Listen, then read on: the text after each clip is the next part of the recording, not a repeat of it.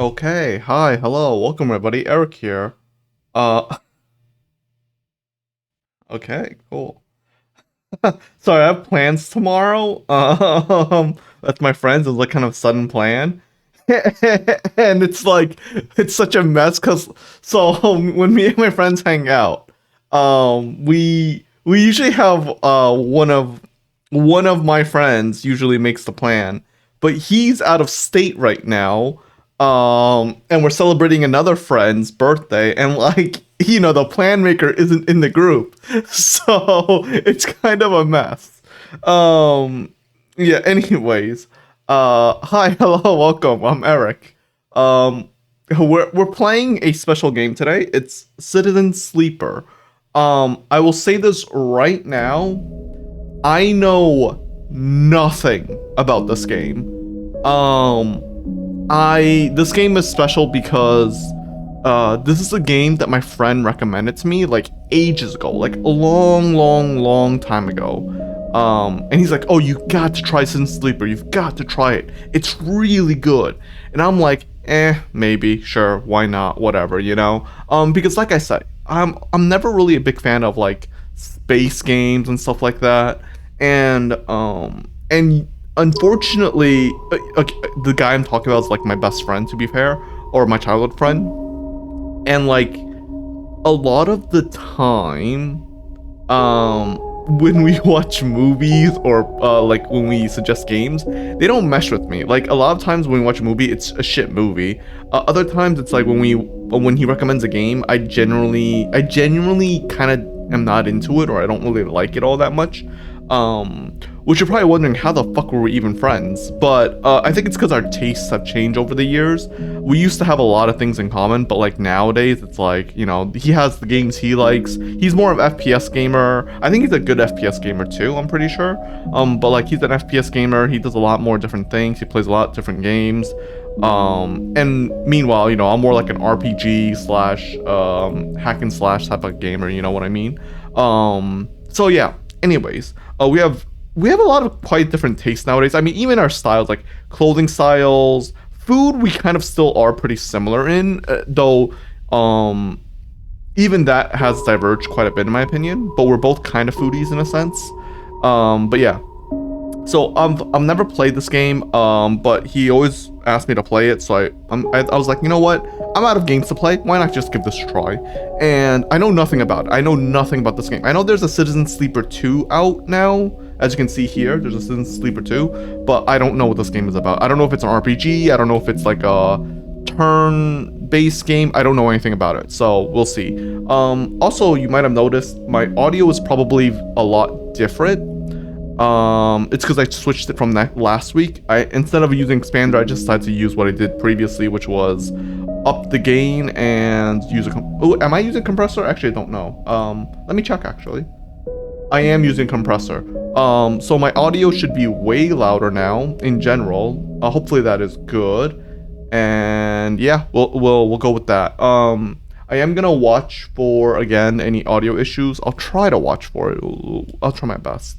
Um, but yeah, I guess there are no settings or anything like that. So yeah, I might have to lower my volume a little bit. I'll probably adjust it after the stream. I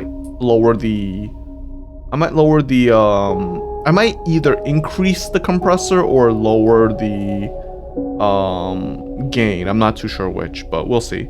But yeah, we'll do new game. First save slot. Okay, so there's character classes. Interesting. And there's stats. Okay. So an operator. Operator works with drones and high precision remote machines to perform complex tasks from a distance. Sleepers assigned to operators work or operator work are usually cerebral and precise people. Chance to gain cryo on interface actions. I don't know what that means. Engineer is work with machines and physical tools. Interfaces work with digital interfaces. Endure is strength of will. Intuit is approach problem with awareness, and engage is approach problem head on. There's the extractor. The art style is kind of cool. Extractors work on resource extraction, often in hard vacuum environments. Sleepers assigned to extractor work are often confident, self-sufficient, and have high level endurance. See, I feel like Extractor is the type of character I would be playing. Oh wait, there's a mechanist. A mechanist repairs and modifies automated systems use industrial resource extraction. Sleepers assigned to mechanists or machinists. Work are usually diligent, careful, and structured people. So this is probably a build where you're like ranged, I assume. This one I would assume this is probably like this might be a support, this might be like a glass cannon range DPS, and this is like a bruiser, right? Oh, sun-based dice action allows energy recovery at home. Chance to gain random scrap item on engineer action. I don't know. I mean, I don't know what to play. I mean, normally I think obviously I would probably go extractor because it's Unga Bunga, I assume, and it seems like it fits me. But I feel like for a space game, you don't really want to play something like that. Maybe I'll pick Operator because it was the first one in the choice. I wonder if it's difficulty levels. You don't think it's like you don't think this is like, you know what? Let me Google it. Citizen Sleeper recommended class. You know what? Let me do that. Do classes make a difference? It gives you a +1 and a -1. You can add it in like 5 minutes of gameplay. Classes and skills are completely irrelevant. Oh.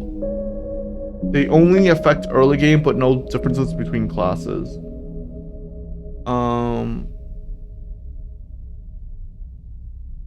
I see. Okay. Well, if that's the case, I guess if it doesn't matter, then I guess I'll go operator, cause I feel like I'm trying to like assume what my friend would play. Cause I think he would be someone like a operator slash machinist. Definitely not a extractor. I'm the extractor. So yeah, let's go with operator, shall we? Also, well, I feel like this one, efficient extractor, is probably the most OP thing though. Something about, I don't know what scrap items are, but free loot is free loot, you know what I mean? But let's just go, I don't know what cryo is, but we could try cryo. Let's start this. Oh shit, that was loud, my bad. Sorry, I forgot to put the limiter on my my game. Okay, sorry. Oops.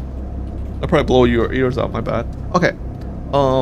First thing you become aware of on waking is the disconnect. The delay between thinking and feeling, between wanting to act and acting. Minor, almost imperceptible, but always present. It's at its worst when waking, when yourself has spent many dark hours recalling what it feels like to be real, to be a person, to be in a body that was indisputably yours. Think of that body?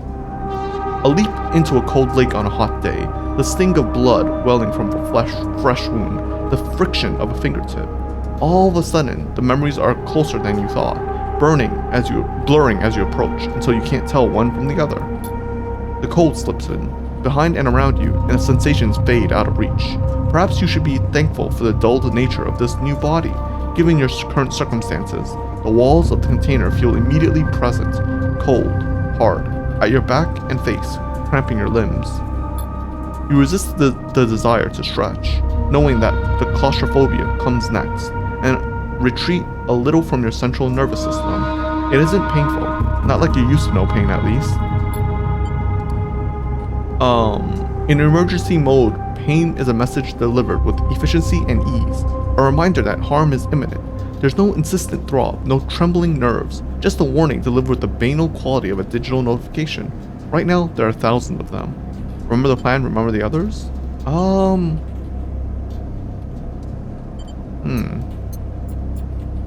Cryo, cryptocurrency stored in airwells, sticks of memory known as chits. Okay, I don't know what that is. Wait, is there, okay, there is. Because I was thinking this is a bit loud. Okay, let's go back. There's only 2 settings, interesting enough.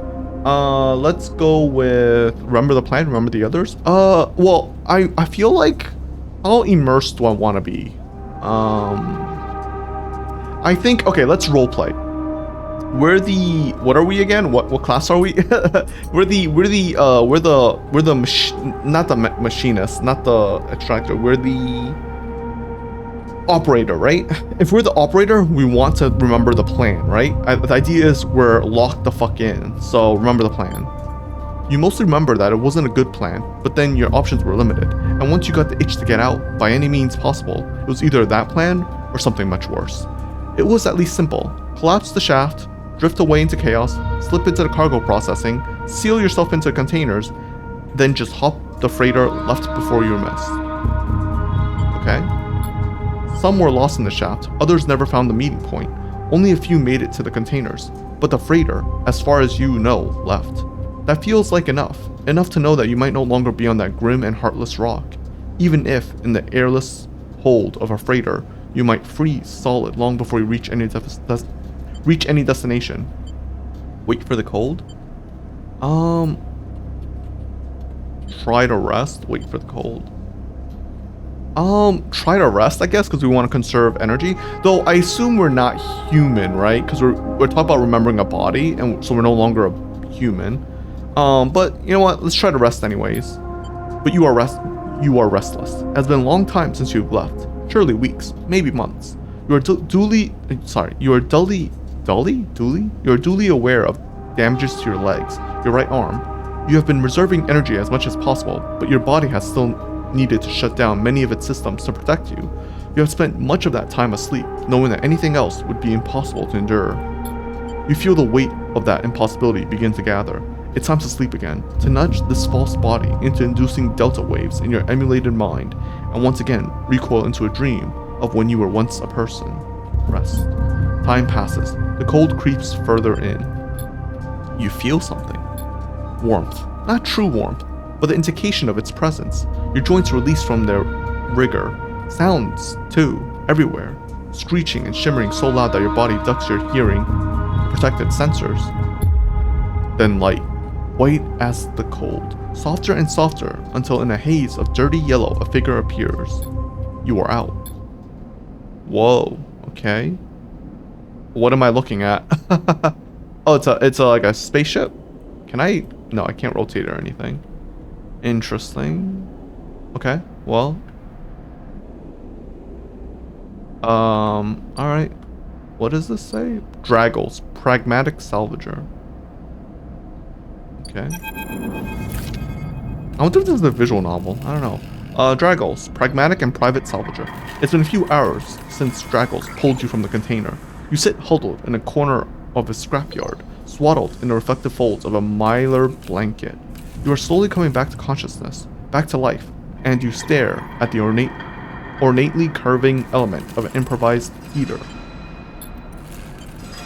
You are surrounded by angular, incoherent lumps of ships, some corroded beyond recognition, others still carry glassy wounds along their edges where a plasma arc sliced them apart.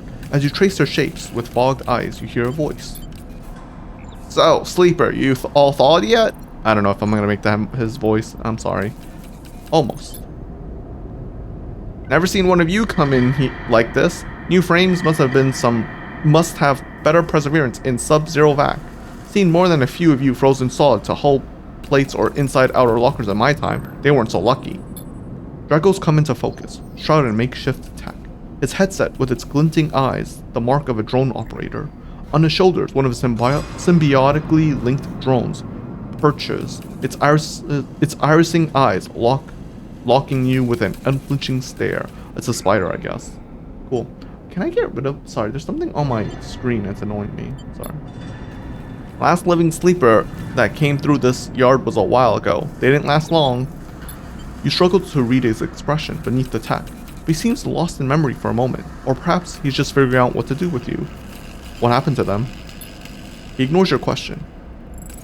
I want to ask what led you to do it, to sell yourself to a corporation. I suppose you know you can't go back. Your old body, that's theirs now, and you are just software. A rogue emulation, illegally possessing corporate property. You're not alone. Remember biometrically signing the forms, the cold floor on your feet as you patted the sleeper cells. the promise of a life of an off-world. But as you do, you get the now familiar sensation that these aren't your memories. These are the things you know, but not the things you feel. You are no longer that person. You are an offshoot, a copy. Ah, so this is similar to, what's that game called? Oh my god. A lot of people love it, but I really disliked it. It's like a horror game. But it's not really horror, but there are horror elements in a sense. I can't remember. I think you're like in the bottom of the ocean or something like that. I forgot the name of it. But basically, yeah, you're a copy. What you won't know is what's ahead. At least the last one didn't. There's no easy way to put it. That body of yours is falling apart. It's the same for any sleeper who makes it out. Essen ARP wants to protect their property. But if they can't keep a hold of you, then, well, no one can. Remember that too, or at least rumors of it from the other sleepers. Planned obsolescence.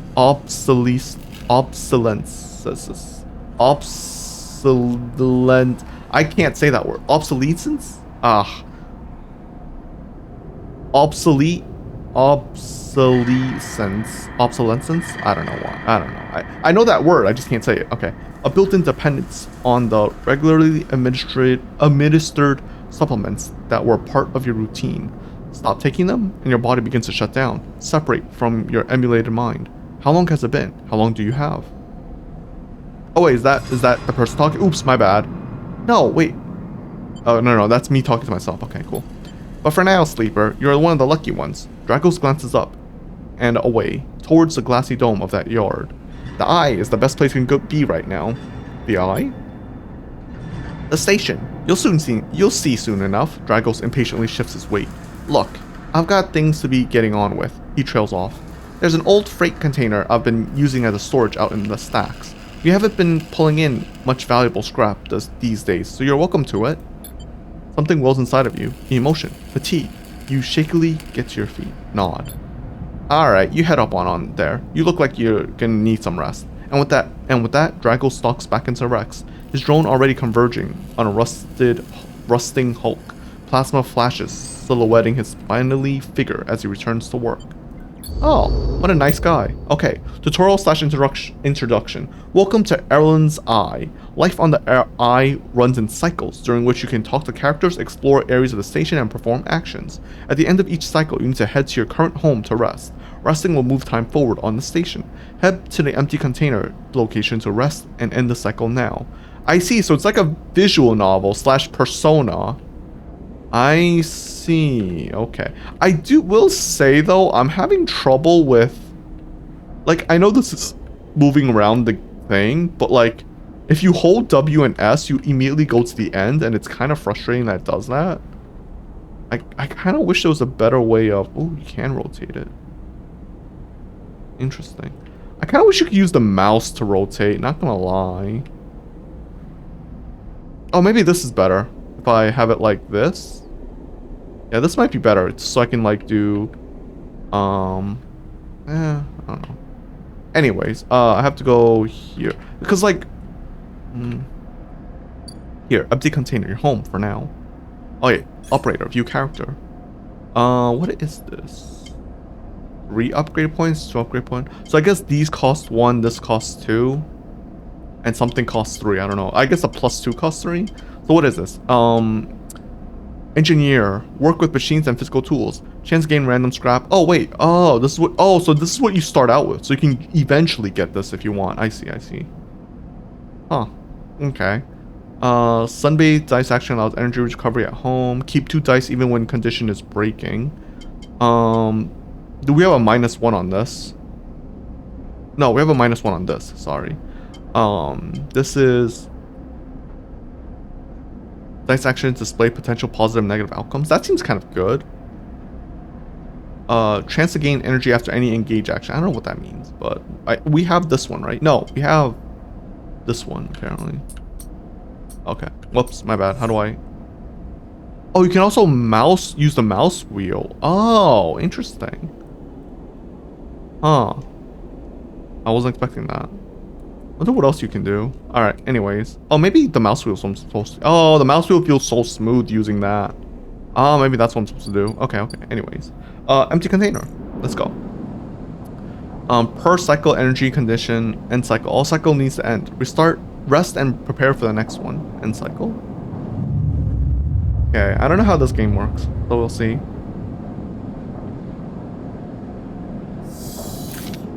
You wake, curled up in the corner of the container, and begin slowly assembling the world around you. 4 steel walls. Interesting. After all this time, you still find this body, the one you wake in now, strange and disjointed. Its messages readable, but somehow wrong. You sit up, pulling the Meyer blanket close against the cold. Here you are, on this ruined station, millions of miles from anyone you know. Are you still in the system? Did any of the others make it out? It's impossible to know. After all this, what matters? Escape, getting answers, building a life. Okay, so from what they told me, it was we wanted a new life off-world, and then we hated it, right? I mean, answers for what? Like, what happened to our original body? Escape from what? Like the company or the corporation? Didn't we already escape? Let's do building a life. Maybe you did get lucky, finding yourself here. Maybe here, on the edge of everything, there's a life for you to build. But before you can build anything, you'll need to learn to survive. Maybe if you can do that, you can make a life for yourself.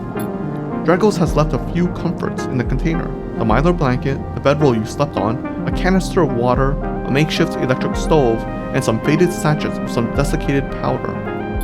You thumb the powder stud of the stove and begin to boil the water. The contents of the satchel smell like damp wood and you sprinkle them into liquid.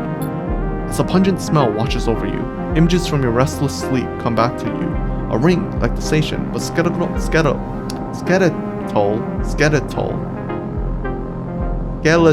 I don't know why I can say that. Skeletal and ghostly. A web of threads pulling at your skin. A constellation of bright polygonal shapes, like angular suns burning into your mind. There's something unpleasantly visceral about these images, and it is so long after you've finished drinking before they begin to fade. You tidy away the stove as best as you can and try to gather enough energy to greet the day. Okay, what is this? Oh, tutorial. Condition, action, dice, and energy. Your condition represents the current state of your artificial body, so this is my condition. It depletes by 1 segment each cycle, but can also be damaged by violence, injury, or lack of food. Your condition bar empties. If your condition bar empties, you will suffer a breakdown. You'll have to figure out how to recover condition now that you no longer have access to the corporate pharmaceuticals that were keeping you alive. Action dice. At the start of each cycle, you roll your action dice. These dice can be used to perform actions on the station. The number of dice rolled is based on your current condition. The worse your condition, the fewer dice you have. Once you have used your dice, you cannot take any further actions and must rest to recover them, ending the current cycle. So your condition is the most important thing. Got it. Energy. You also need energy. You also need to eat to survive. This is represented by your energy bar. You can refill your energy bar by eating, but first you have to go and find some food. Your energy depletes by 2 segments each cycle. If it becomes empty, you will be starving. When you are starving, your energy loss becomes condition loss, and your condition will also deplete at double rate per cycle. Okay, so I think the idea right now is start with high condition, or hopefully or keep your condition high by using your actions to give you energy. Because I assume you need to use action to get food to eat, so you have energy to keep your condition high. But energy itself doesn't seem to give you better condition. Energy just makes it so you lose, so I guess you don't really care. Like, you can have 1 bar, right? Why not just, like, your energy depletes by 2 segments each cycle. So you just need 2 energy and you'll be fine. Because, yeah, you don't need more energy, it seems, because it doesn't do anything else. Okay, cool. So you have exactly 2 energy, so we need more energy for the next day, I guess. I assume. We have decent health. What is... Okay. So this is what I rolled, I guess? Alright, well, let's leave. Dragos is standing in the corridor when you close up the container. He's still wearing his headset, and in the harsh light of the corridor, you realize it's implanted. A drone sits at his shoulder, its cachet of sensor eyes rapidly irising. How are you feeling? Okay. Not good. Not good.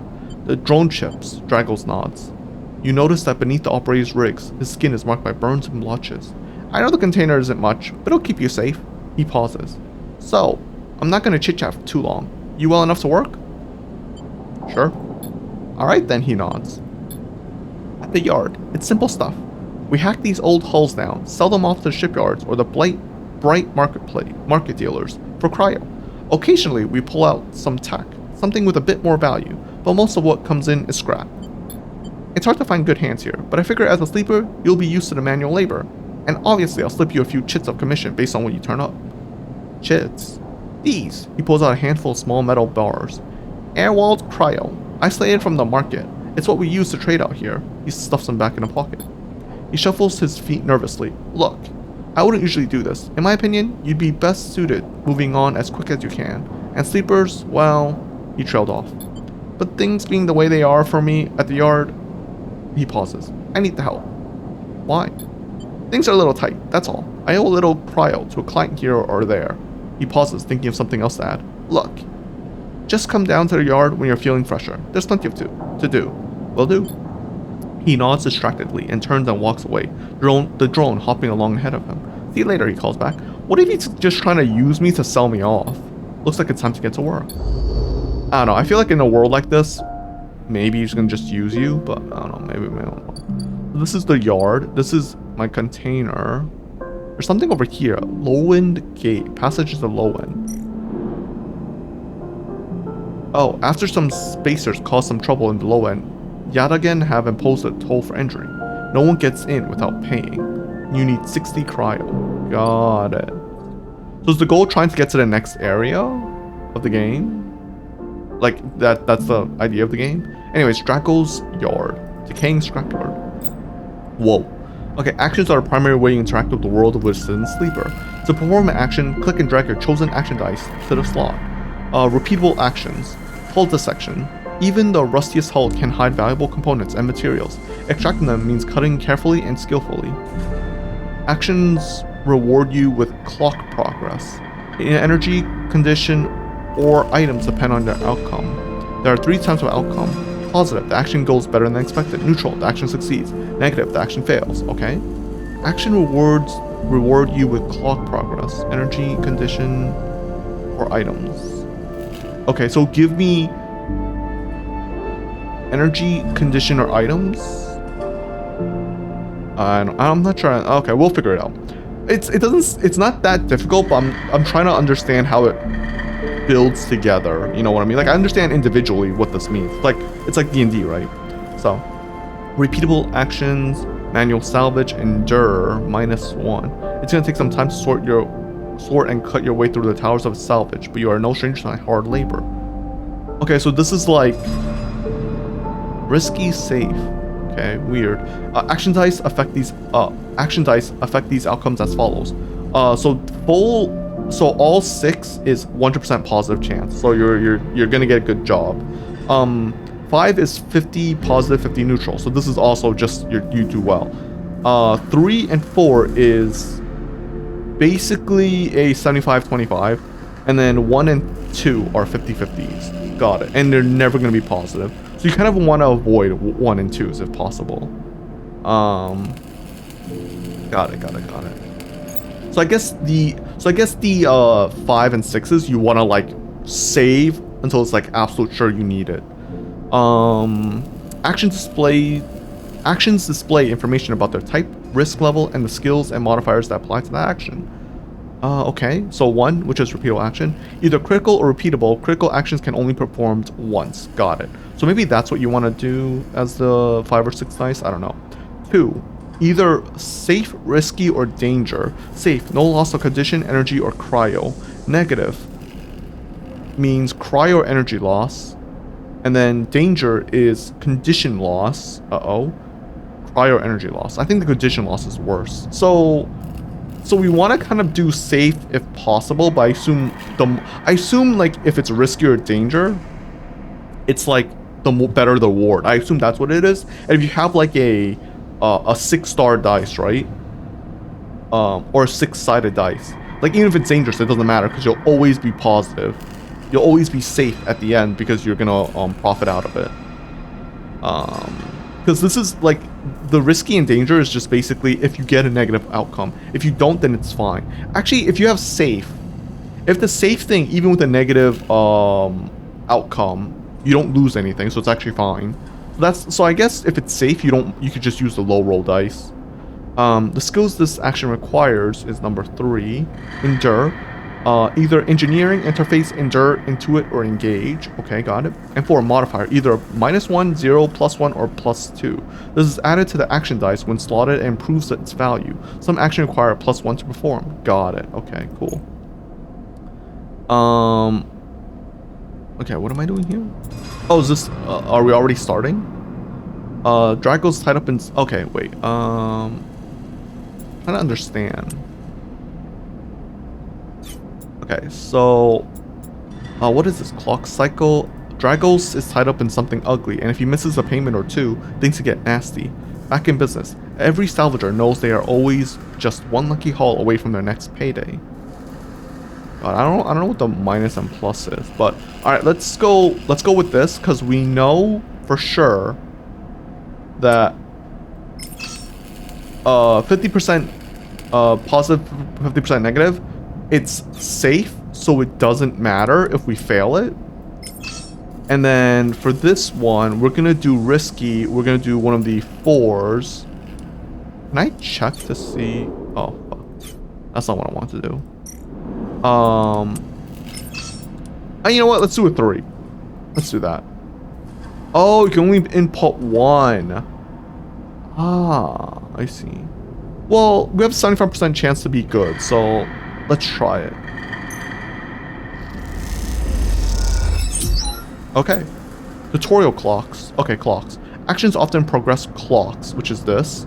Clocks are displayed below the action that fills them, and they track your actions and how they affect the world.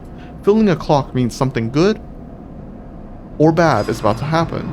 Some clocks, such as the one tracking Drago's debt, are cycle clocks. These clocks... Sorry, what is bothering me? Sorry. These clocks tick themselves once each cycle and can complete without player input.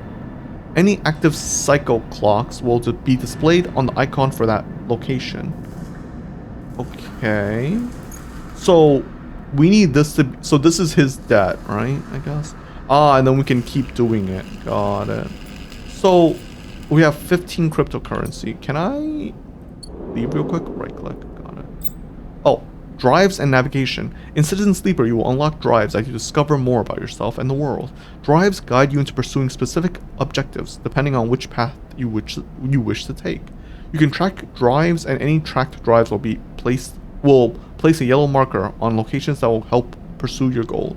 Access your drive menu via the arrow button at the top left of the screen. Okay. You are now free to explore Erlen's Eye and make a life for yourself here. Try tracking a drive and help you survive. Look for food to keep your energy up and a way to recover condition.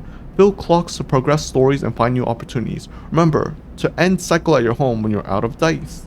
Use the mouse wheel and WS along the station. Rotate with the view with A and D. Good luck. Okay, so mine is survive and repay Dragos. You need to access corporate pharmaceuticals, otherwise the escape will come to rapid end. And then this is Dragos pulled you out of the salvage and set you up. Perhaps you can repay his kindness in time. I want to do that. I definitely want to help repay. We can, I mean, obviously survive is part of helping him pay off the debt, right? So that would be the objective. Oh, Bright Market. I assume, okay, I see. So it doesn't actually take time. Okay, got it. Ask for directions. Why wander when there are hundreds of people that live and work within the Bright Market? All you need is the courage to approach them. Danger, ooh. The smell, sound, and buzzing activity of the Bright Market makes it a dizzying place to wander, but enticing one too. Got it. Oh, okay, so it's basically, you can basically play this game with your mouse. Okay, this one is Rotunda Wet Dock. Okay, Dock C4, B2.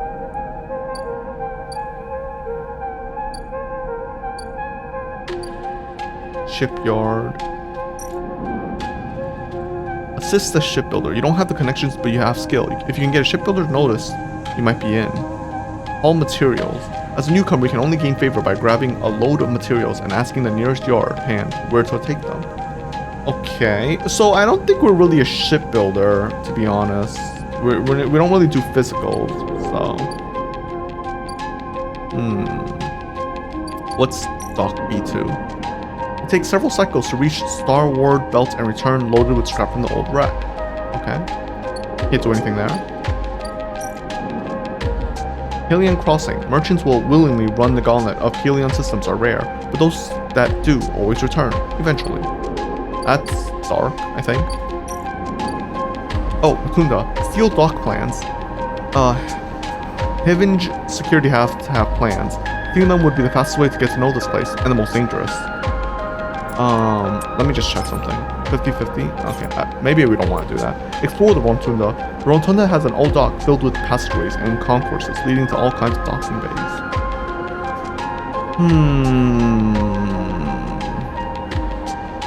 Okay, alright, well, it's the first day. Let's work on the Drago scrapyard.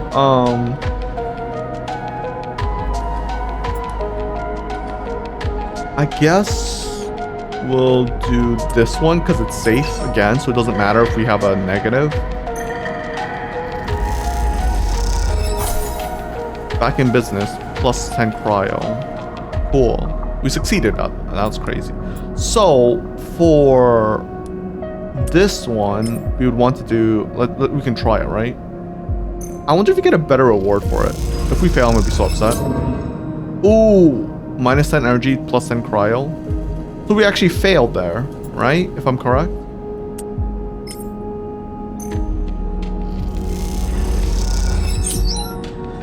Okay. I don't know what the back end business thing is. What is that?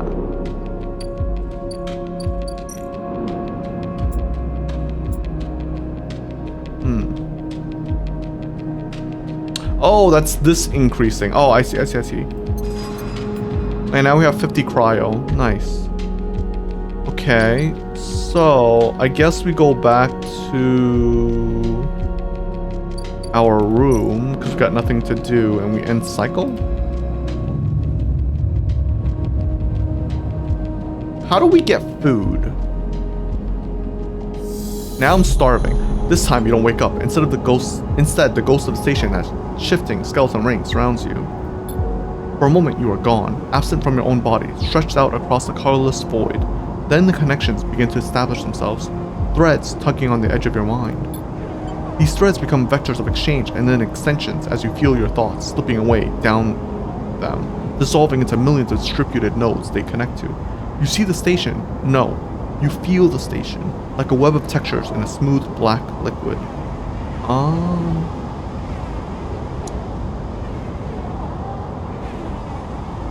Observe it.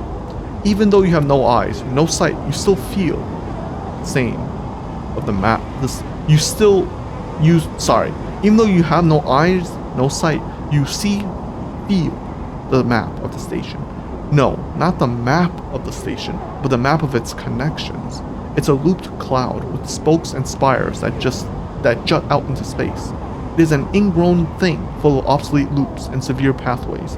It is a system, a map, and a territory all at once. So it's like coding. You notice a tugging feeling pulling at you, insistently, as if it were a small child. Somehow, it is pulling in two directions at once. You look down. All of a sudden, everything shuts off. You come back trembling into its unfamiliar body, both yours and not yours all at once. You find yourself standing in the container, eyes now open to the dark steel walls. You feel a change within you, a shift.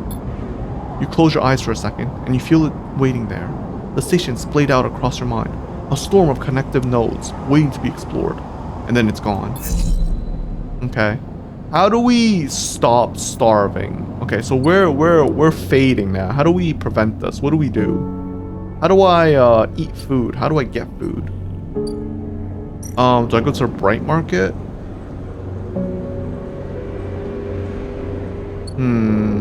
Because I can't just keep working because I'll die, right? Oh no. Well, I guess we'll keep doing it. Oh, this is like really good. So we're gonna use this one. Actually, yeah, we're gonna use this one. Start action. Yeah, that's a good one. And then 2 we'll do, actually let's just use the 1 dice for now. 50%, 50-50. Well, 2 is also 50-50, so. Alright, so we did it. Back in business. What does this do?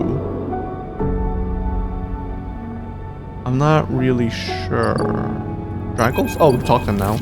You arrive in a buzz of activity at the yard. Red blinking lights flashing across a vast dark shape, suspended below the dome. They flicker across scorched hull plates and bent structures, spilling from the holes in a twisted shape. The cutter is huge and has been torn apart in some violent encounter. She's a beauty, isn't she? Draco stands up to the side, focused on the hulking ship as it's lowered into yard. He is? What is it? Draco laughs. That, my friend, is an A-grade scrap. I should thank you. This place was on its last legs when you turned up, and now look at this. The ship descends slowly, its interior visible through the multiple hull breaches. You struggle to gather the same enthusiasm as Draggles for this monstrous craft. You can't help but think of what became of its crew. What happened? What do you mean? He glances at you. I managed to convince our salvager friends to give it to me on credit. That's what happened. No. No, what happened to the ship?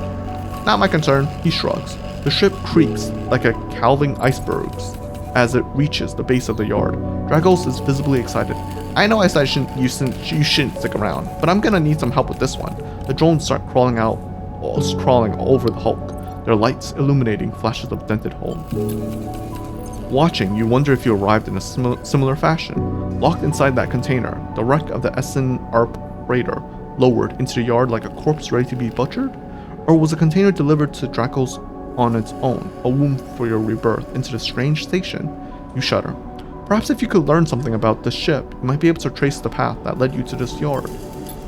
Draco squeezes your shoulder. After all these past cycles, I think we are up to it. What do you think? You see the fading name of the ship emblazoned on its side, Winter Light. Let's do it. He claps you on the back. Glad to hear it. Come back in a few and we can make a start. A real beauty, Draco repeats, perhaps just to himself. You take one last look at the shattered ship as the drone starts cutting, and then slip out of the yard, feeling suddenly cold in the empty passage. Okay, so we got an upgrade point, and we discovered +1 drive. Oh, your character and upgrades. You complete your first drive. Each drive completed unlocks an upgrade point to spend on upgrading your character. Access your character menu via the arrow button on the top right screen. Okay. Oh, okay, never mind. We can't do it yet. Alright. Is it not going to give me a tutorial on this? Okay. So... I can't... Oh, so I need to put a point in this to get it to... Okay, got it.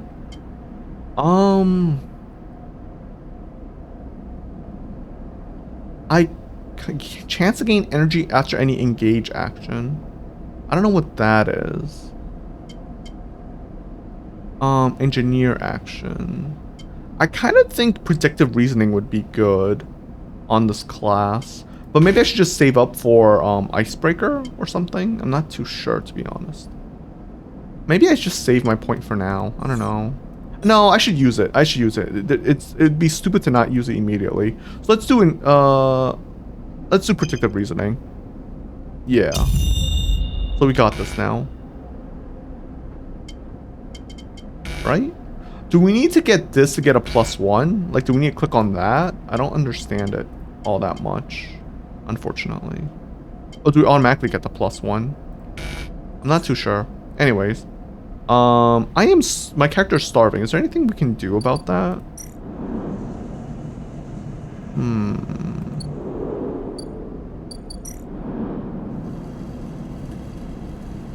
Oh. Oh, okay. The record cutter Dragos has blotted in his salvage history. Discover if you're curious. Okay. Winter Light yard clearance. 16 cryo. Oh, study the Winter Light. This blasted ship came to the yard as you did. Is there a connection or are you just paranoid? Got it. And then this is... Oh, so this just... So, oh, and then you get the perk... Oh, okay. So this is just if you just want the thing done with. You don't care about the Winter Light, the wreckage. Got it. Okay. I understand now. Okay, so we did that. How do we, you know what, survive? Toggle. How do I'm toggling how to survive. Find a doctor. Ah, the market? Ah, oh, I see. Predictive reasoning. Oh, sorry, I keep pressing the wrong one. It let me know like what this does. Local knowledge minus condition. Local knowledge minus. That's very good. Oh, so that's interesting. So now I know what the punishment is if we fail. Got it. I see. Well, we have a 2. Let's just do 50-50, I guess. Explore the market. Oh, we got a negative outcome. I mean, we already have 0 energy, so it doesn't matter. Actually, that's interesting. We have 0 energy. Like, it doesn't matter what we do. How do we stop starving? Wait, what if you know what? I have 60 cryo.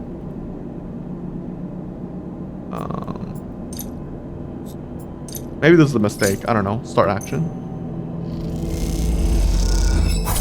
You hand over the chits to Yatagan, Enforcer, and he nods you through. Okay. Ah, now we have it unlocked. Gap in the ring station. Oh, 150 cryo. To reach a greenway, you need to pay for a pass. A practice invented by the spacers moored here. They call it Founder's Ferry. I see. Transit hub.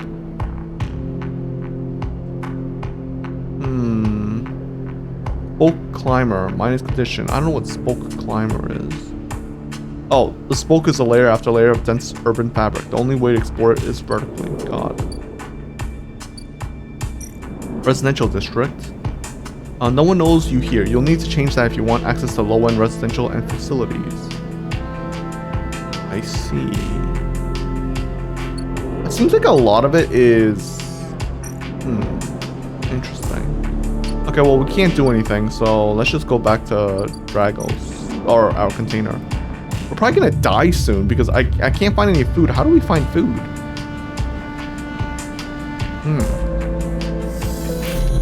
Again, the skeletal ring of the station fills your mind.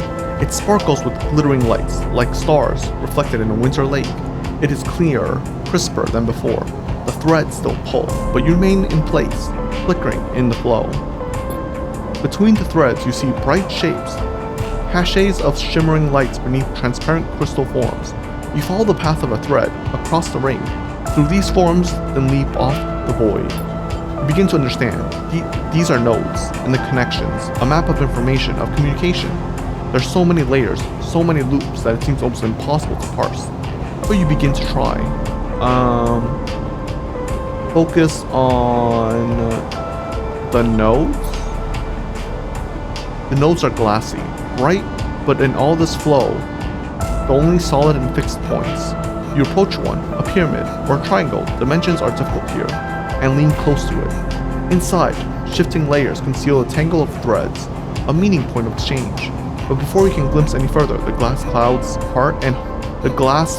and hardens, cutting you off. The threads and nodes, passages and puzzle boxes, one lead to another. There are so many here, so many answers, so many questions. All you need to do is follow the paths and open the boxes. Look out across this ghost landscape of exchange and see an opportunity. But then you insist on tugging again, pulling, but then the insistent tugging again, pulling at you. You look down again and see 2 lines, 2 threads, pulling in different directions as if they were tied to you. The first one. The first thread leads out, away from the station, into the inky black. Someone out there is tracking you, hunting you, following the thread to you. They're in a ship, and the ship is approaching ever closer with each cycle. The second thread leads in, pulling deep into the station. Your gaze follows it, and this time you see something. A sphere shimmering above a strange angular body. A pulse shoots out from it, passing over you like a torch beam, testing you, tasting you. You open your eyes. Time is short. Okay, well, we need to figure out... Someone out there is tracking you, following your trail. It won't be long before they arrive. Okay, tutorial the cloud. Something has changed inside you. You can now access data cloud of the eye, a network of decaying protocols and data caches. While there are While there, you can use dice and items to extract system and extract data. But be careful, these networks are old and strange. Click the eye at the top of the screen to toggle this view on and off. Whoa. Ah, we don't have that. I don't know what that is. Okay, so this is like a puzzle game, essentially. Interesting. Oh, what is this? Data actions allow you to extract data from the network of the eye. They work like dice actions, but in order to unlock them, you must match your dice to the one displayed on the right of the action. If you have a +1 or +2 modifier in the interface skill, you'll be able to give in more possible dice to match. You can use any dice that match the dice displayed. Once unlocked, the data can be extracted. Got it. So I need a 2, which I don't have.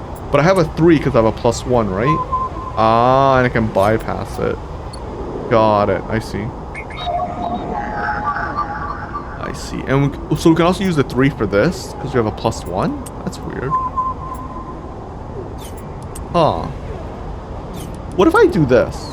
No, it doesn't work. I see. But I wonder why it allows me to do the +3. That throws me off a little bit. Need a network for that.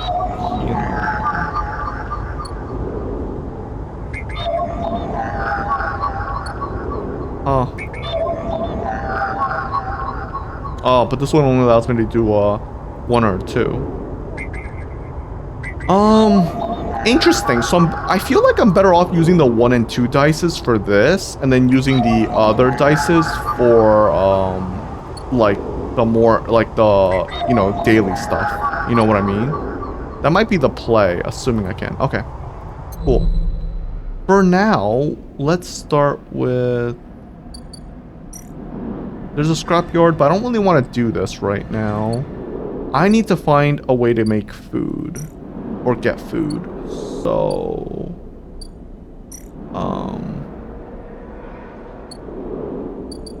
let's see. Alright, let's go to the market again.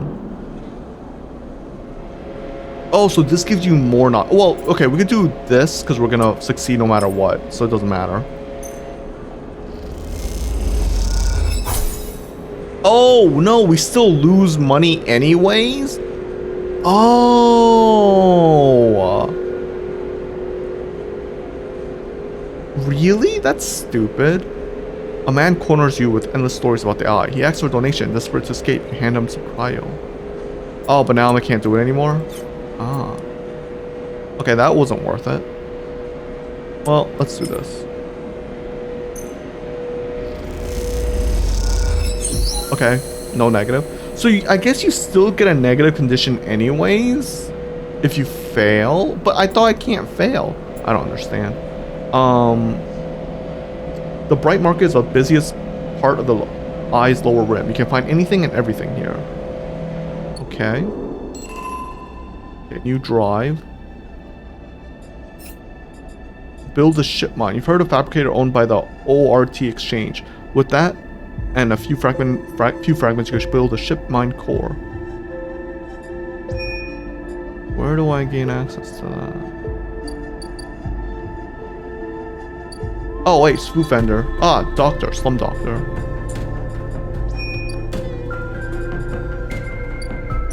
Sabine, I think is this person's name. Next comes the call from the enforcer at the door. You shuffle down the flickering hallway towards the open apartment door. You keep your head down and your shoulder high in the queue. Try not to bring attention to yourself. You were thankful for the tip-off that a doctor was operating out of this place. But now that you are here, you aren't so sure. The gang enforcer on the door, the flickering light strips, the decaying hab block, they have all made the long queue a test of your nerves. But your options are few, and without a supply of stabilizers, this body, your body, will. You suppress a shiver and shuffle forward to the front of the queue. You try to find something to distract yourself. Look at the enforcer. The enforcer is looking down the corridor, and you dare to glance at him. His purpose is unmistakable. He is there to intimidate, to threaten, and if necessary, carry out those threats. His broad shoulders are framed with metal exoskeleton. A couple of miner-like implants sit below his eyes, like mercury teardrops. Subsidiary senses subsidiary sense, inputs, or aesthetic markers. You aren't sure. You also aren't familiar with the geometric blade-like tattoo on his arm, but you make a note of it. You avert your eyes when he looks back at the cue. After a few moments, a figure pushes through the doorway and catches a distinct voice. Send the next one in, Toshiro?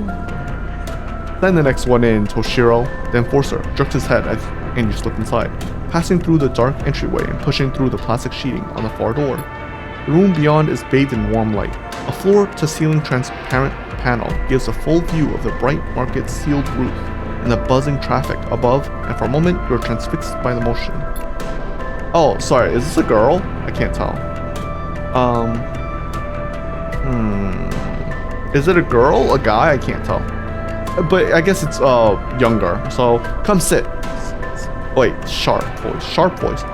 Come sit, calls a sharp voice, and you see a silhouetted figure turn away, replacing the plastic sheeting over the frame of a simple folding bed. You make your way across the room. The figure turns. As they do, you see an expression of confusion flash across their features.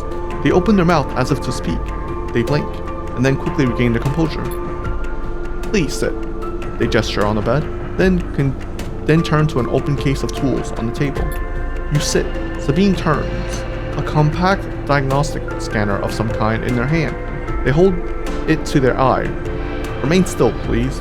Their tone is clipped, businesslike. You stare ahead, still dazed from the expression when you first entered.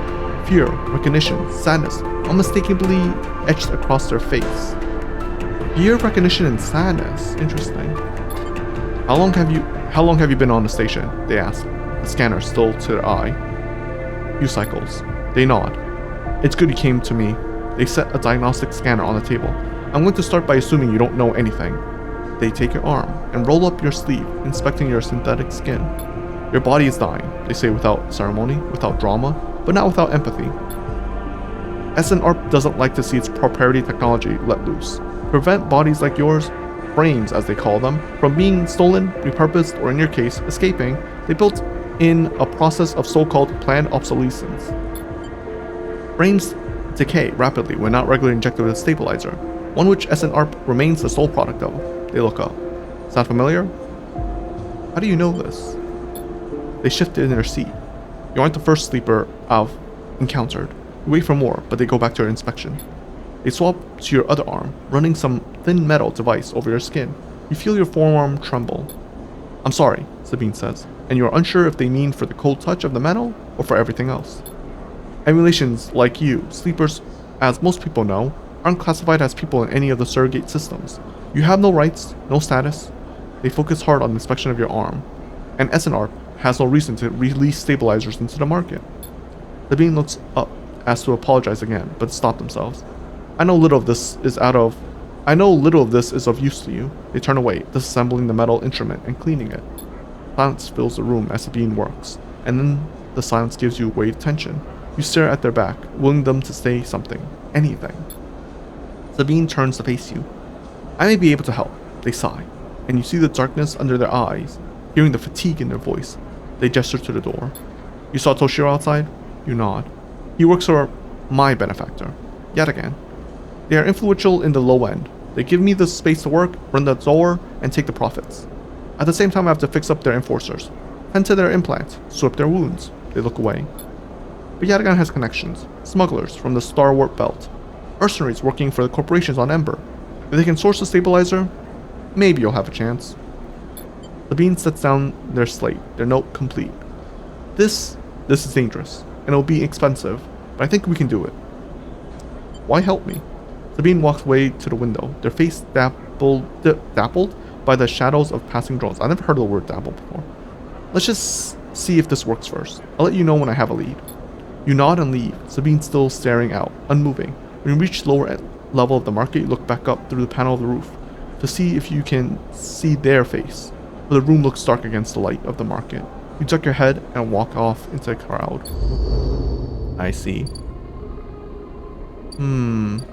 Sabine's surgery. Wait for Sabine to acquire the stabilizer. Got it. Okay. How am I gonna survive? Street food vendor. Emphas is busy.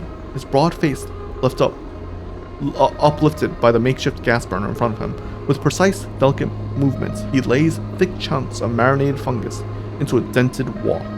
On his other hand, idly tossing a metal bowl of sliced vegetable in some red flecked dressing. The smell is incredible. Dude, this is my man. I like this guy. Emphas, you watch as he fulfills a set of orders, heaping up the fungus with the bright salad and depositing it in black plastic trays. A stack of chips rattles in his apron pocket as customers file past the burner, handing over payment. Approach.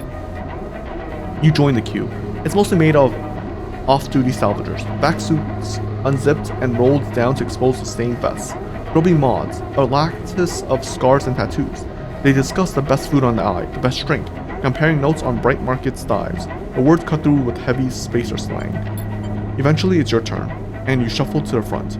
Emphas speaks in a deep, even tone without looking up. First try free. Oh, first try is free. Thank him. It smells almost unbearably strong as he cooks. The earthiness of the fungus laced with something so spicy the smoke makes your eyes water. The heat from the burner is like a bonfire, and skin hardens in its glare. I know you sleepers, Emphas says while he cooks. His voice deep but clear.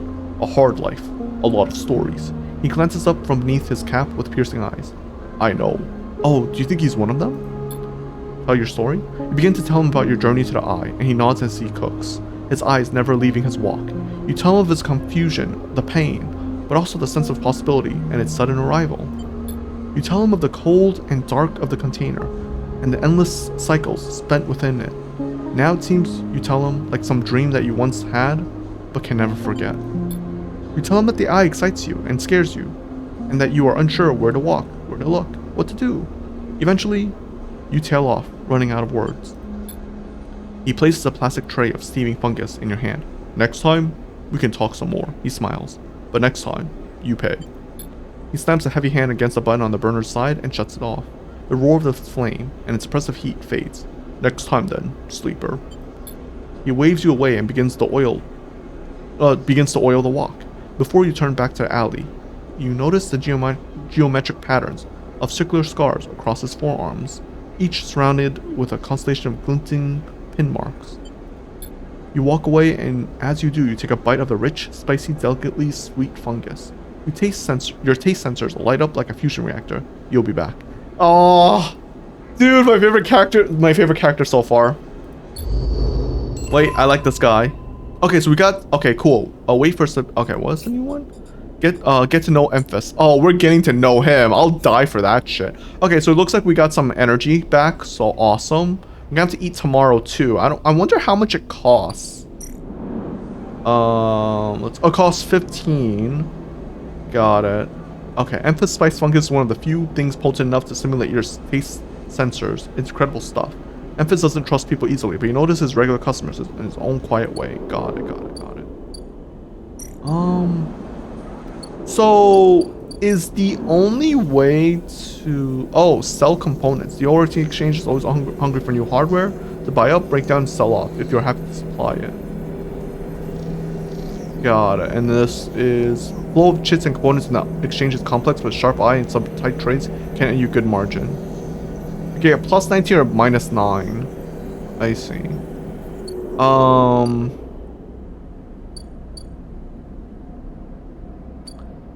You know what sucks about this? This one, the Winter Light, it doesn't give you cryo. So you're gonna skip out on that, and I need cryo right now.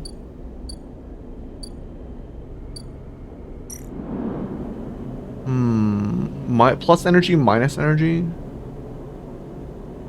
Lower ender. -3 cryo. Is this like always, or is this just sometimes? I don't really understand how this works. Is this like if I fail, it's -3 energy? Like, can you gain money from this? Like, as the residents play rotating rounds of this game for cryo. I don't know. I'm not really understanding how this works. Plus energy, minus energy. Energy is this. Wait, what was my energy again? Is my energy, can I look up the tutorial? No. Energy is this, right? Not, that, if I remember right.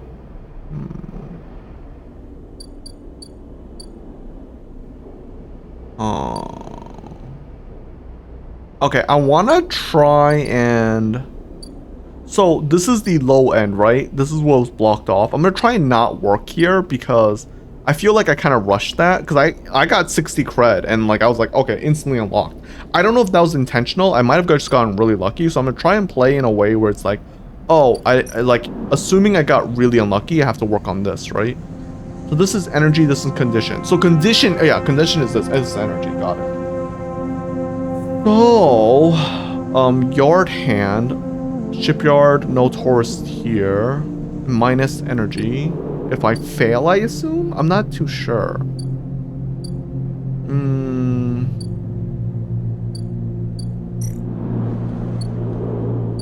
But we're gonna need food for tomorrow. So, and I can't do low end district because like I said, we're gonna play in a way where like I'm assuming I can't actually get over there. So, if that's the case, we would either have to do this one for the energy. You know what? Let me just try it. Because I'm not really sure I understand how, so this isn't gonna give me anything? Let me try it. There. Do I lose energy from them? No, it's a neutral outcome. Yeah, I'm not sure. I don't understand. But yeah, I didn't get any food or anything, so this is a bit bad.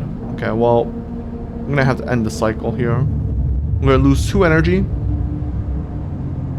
But it's fine, I guess. I don't know. Oh, now we only have 1. Wait, I wonder if it affects... Damn. As you close up, a voice echoes down the corridor towards you. Sleeper, wake up. Turn. Oh, sorry, I thought it was old man. Feng is coming down the corridor. You are towards you, a wonky grin on his broad face. Hey, glad I caught you. Do I know you? He grins. You do now. He puts a hand on your arm. I've seen you hanging around. Just want to chat. You staying in that thing? He nods back to the container, shaking his head. Rough. It can be hard to get a start on the eye. He looks away down the passage. What was it old Aaron said? The eye opens for us all. Nice idea, but well, not always very practical. He glances back at you. We do our best, but it isn't easy. Erlen? You pass together in the main walkway. No one has told you about Erlen? He's the founder of this place. That's why it bears his name. Heavenage should organize some seminars, he laughs. Not really my department though. I'm with the systems. Systems? Everything the eye runs on. He runs a hand along the passage wall. This place is a ruin, but the systems keep it spinning somehow. At least we tried to. He stops you in a quiet passage. Look, that's not what I'm here to discuss. I saw you around and well, I know a little about you sleepers. I have a little proposition for you. He glances around. But this is not the place for it. I have an office just across the way. Give me a cycle or two to prepare. Then, when you are settled, stop by. He lowers his voice and gives you a dark look. In truth, I need you. If what they... Oh, sorry. I assume he's whispering, so... In truth, I need you. If what they say is true about you sleepers, well, there's work to be done. He pats you on the back, his voice bright and his dark look suddenly gone. Stay clean, sleeper. He walks down the passage, raising a hand in farewell. Okay, cool. So we have to wait a couple of cycles, I guess, before we could hang out with him. We didn't even get a thing from that. Okay. Well, I want to fucking eat, but I can't. So we're in trouble.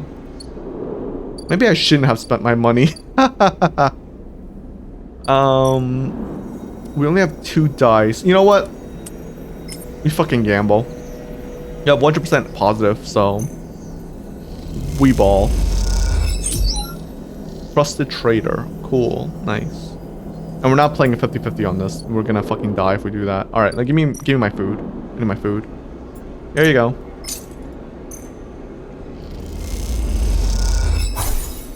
Alright, we got some energy. Ooh, that's actually a lot of energy. What? That was 3. Okay, cool. We're gonna lose 2, and then we can eat another 3 tomorrow.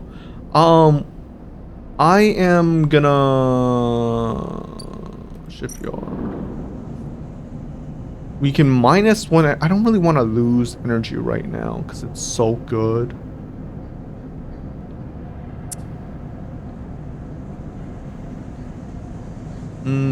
But I also can't afford a losing condition. You know what? Fuck it. If we can't do anything, let's just do the Dracos thing. This is safe anyway, so we can't. There's nothing bad that happens even if we do fail. I want to see what this quest does, might as well. Oh, negative outcome makes it so you don't get any progress on this.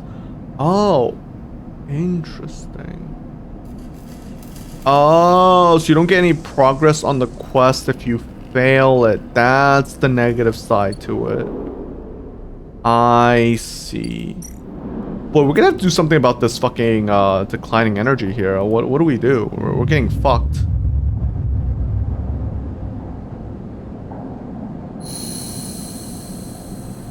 Yeah, we're just dying. Oh my god, these are terrible rolls. Oh, that's bad. Oh, that's really bad. Oh boy. Okay, well... Shit. Do I gamble here? It's a 50-50.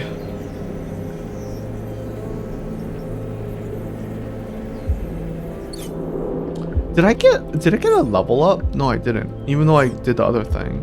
Damn. You know what? Fine. Let's see if we could salvage something. It was over here, right? We need a 1 or a 2.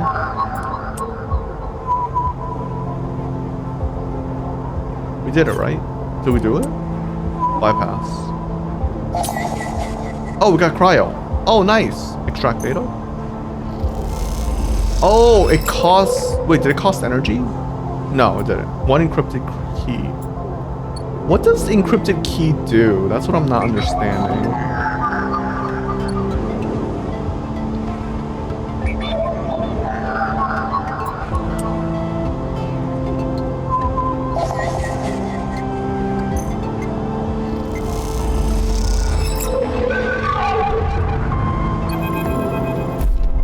As you drift back from the node, something latches onto you. A thread, strung tight around you. It tethers you in place. A taste. The voice makes you shiver. Its source somehow both distant and close behind your ear. You see a distant glint of light shut off, and then suddenly a shape is at your side. It stalks around you, circling like a shark, like a wolf. Oh wait, like a wolf, right? Entity unknown. Astringent. Processing. Stay still. Please, hold. The thread around you thickens until it is a ring, a cylinder, a tunnel of light encircled around you. It is blinding for a moment, and then it is gone. As it fades, you see a figure, a creature, in front of you. Its strange head flickers between different angles, reading you. What are you? The shape paces around you on lithe legs, though there's no ground here to pace on. Entity identified. Origin, serial, cadence. The figure faces you expectantly. Sleeper, SNR. Unknown. Known. The figure's strange head rotates. Brackish signature. Of and not of. A tempting interface. As the figure speaks, more threads begin to spiral from its head. Thick, snaking, vine-like ribbons that flex and wave. They approach with intent. Stop. The figure halts its threads, its head twitching. Entity. Your identity is unknown. We only need to seek to correct illegalities. Can you confirm your legal right to sentience? I'm a person. Incorrect. You are an entity. All at once, Hunter's head is directly in front of yours, blocking your vision. You stink of their taste. The one from the sealed dog. Hunter shimmers with fury. I will find answers. I will interface. Sealed dog. An entity hides in the rotunda. You are its puppet. The hunter extends a razor-edged thread. I will not be diverted from my task. It glows with murderous intent. Strike. You lash out with all your force, not a physical strike, but a focusing, a spike of interference leaping out like the tip of a spear. Hunter stumbles, shifts, separates. Wake up. You open your eyes, blinking back into the station light, shaking with fear. Okay. Should I be worried about this Hunter thing? Okay, well. Alright, we got... Oh, what is this? Oh, hey, there's the guy. Sleeper! Thing catches your attention as you approach the Heavenage building, leaning against the bay door to the side of the entrance. You approach. Easier to come in this way. Security and all that. He gives you a look. You know? He slams a button and the bay creaks open, blinking lights in the dark behind it. You follow Feng inside. Truth be told, I don't spend much time upstairs. This is where I work. The door hisses as it closes behind you. The bay is filled with pieces of hardware, all rigged up to generators and diagnostic slates, and things you don't recognize that glow with blue screen light. There's a chorus of hums that blend into a single wave of static, filling the dark corners of the room. Feng leans on a server stack and gestures around you. You like it? It's a mess. It's incredible. What is all this? It's incredible, sure. He smiles widely. I thought you'd say that. He taps a nearby server stack, which bleeps in response. This is my treasure trove. All dredged up from the sea of systems we call the Eye. You wouldn't believe what this place runs on. He steps over to a towering block, speckled with vents. Some of these systems are from the original station, A1, the one Solheim built. You had to invent new components, repair things that were never built, reverse engineer entire subsystems into existence. Residents here look up to the Eye and think they are seeing a concrete reality. But this place is a system in constant flux, decaying and growing, collapsing into new configurations. He walks down between the hardware stacks and you follow. We're keeping this place alive, but it's also remaking itself into something new, dragging it away from those corporate origins. He stops. At least that's what I'm trying to do. He turns back to face you among the flickering machines, humming around you. I know you can see this too, Sleeper. All these systems and sections, you can, can't you? I can. It makes sense, right? You are between here and there, and between the people and their systems. You light this place up like a beacon. That's what I need. You glance at the light around you, and as you do, they seem to flicker, to realign, to follow your gaze. Feng knows this too. I'm guessing being a beacon isn't always ideal when you're on the run, though. They're tracking me. He pats you on the shoulder. Maybe I can help with that. There's a lot of old growth in this place, subsystems I can't see, access protocols, loss of time, and decay. Secrets, a shitload of secrets. With your help, I can unlock this place. Break off those last ghost limbs of corporate control. He lowers his voice below the hum. Even in Havenage, there's an old growth. Those whose roots trace back to those bad old days. You help me drudge up the past, and I'll see what I can do about that track of yours, humans. What do you say, Sleeper? I'm in. Feng I should have said I'll think about it, but my bad. Feng pumps his fist and claps you on the shoulder. He meets you in the eye. You won't regret it, Sleeper. Feng passes you a ragged-looking metal tab. A gift. He smiles. It's a Solheim cipher. I took it up from the depth of the station. Slot that into an old network gate and you'll be able to pull out all kinds of secrets from the nodes inside. He walks you back to the front of the bay. Start by bringing me whatever you can turn up. Use the emulated mind of yours and see what's out there. Let's go get a picture of how things are. Those above, he nods at the ceiling, have granted me an acquisition budget. I can pay you for whatever useful data you bring in. I know you need it. He slams the door button again. Keep it quiet and keep it clean, Sleeper, and I'll see you soon. You step, blinking back out into the passage. Those flickering lights still in the back of your mind. Okay. Okay, I got another new drive, which is something probably with, disable your tracker, right? Yeah, we definitely care about that. So, do we have a data? We do.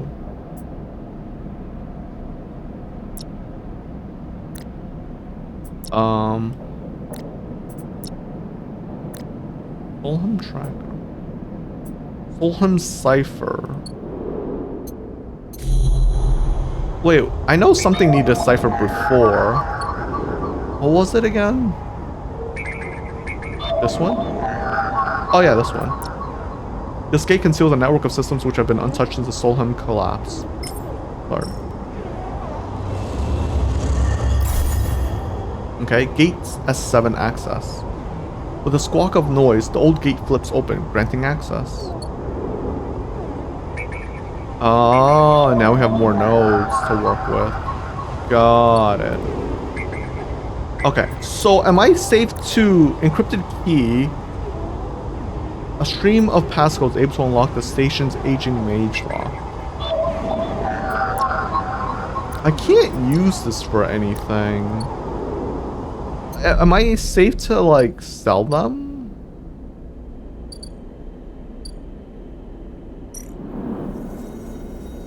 I don't know if I'm safe, if it's safe to sell them.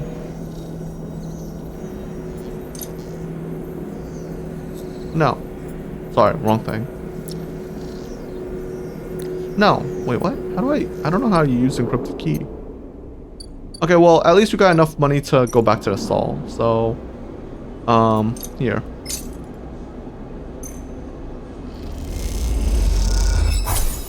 Your mouth stings as your sensorium sends warning signals over and over. This is the good stuff.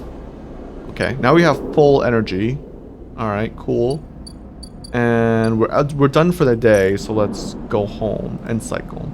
We're gonna need more food. I don't know what we're gonna do there, unfortunately.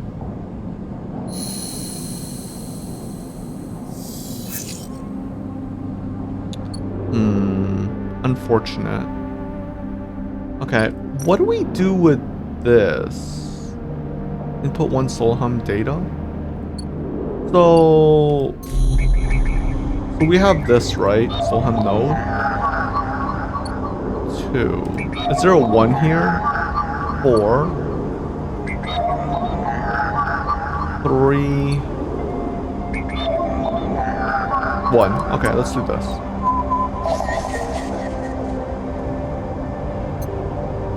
Track data. We got a Solheim data now. Ah, the hunter's there. I see. I wonder if there's something we can do with the hunter. Like maybe if we can interact with them. So we input this in here, right? Start action. 15 cryo, cool. Scoping the system. Feng wants to get a look at what the data's hiding in the subsystem of the eye. Awesome. So we're not gonna eat today because unfortunately we get 3 energy. So, and then let me go do the. Should I do the shipyard for money? I think we could do this. Oh, you know what? You know what?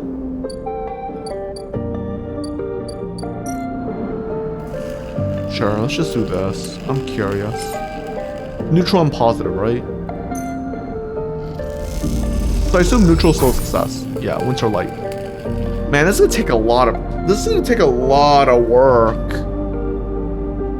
Draco seems increasingly nervous about your presence in the yard. You're not sure he's gonna be able to hold his nerve much longer. What does that mean? Why? What? Weird. Okay.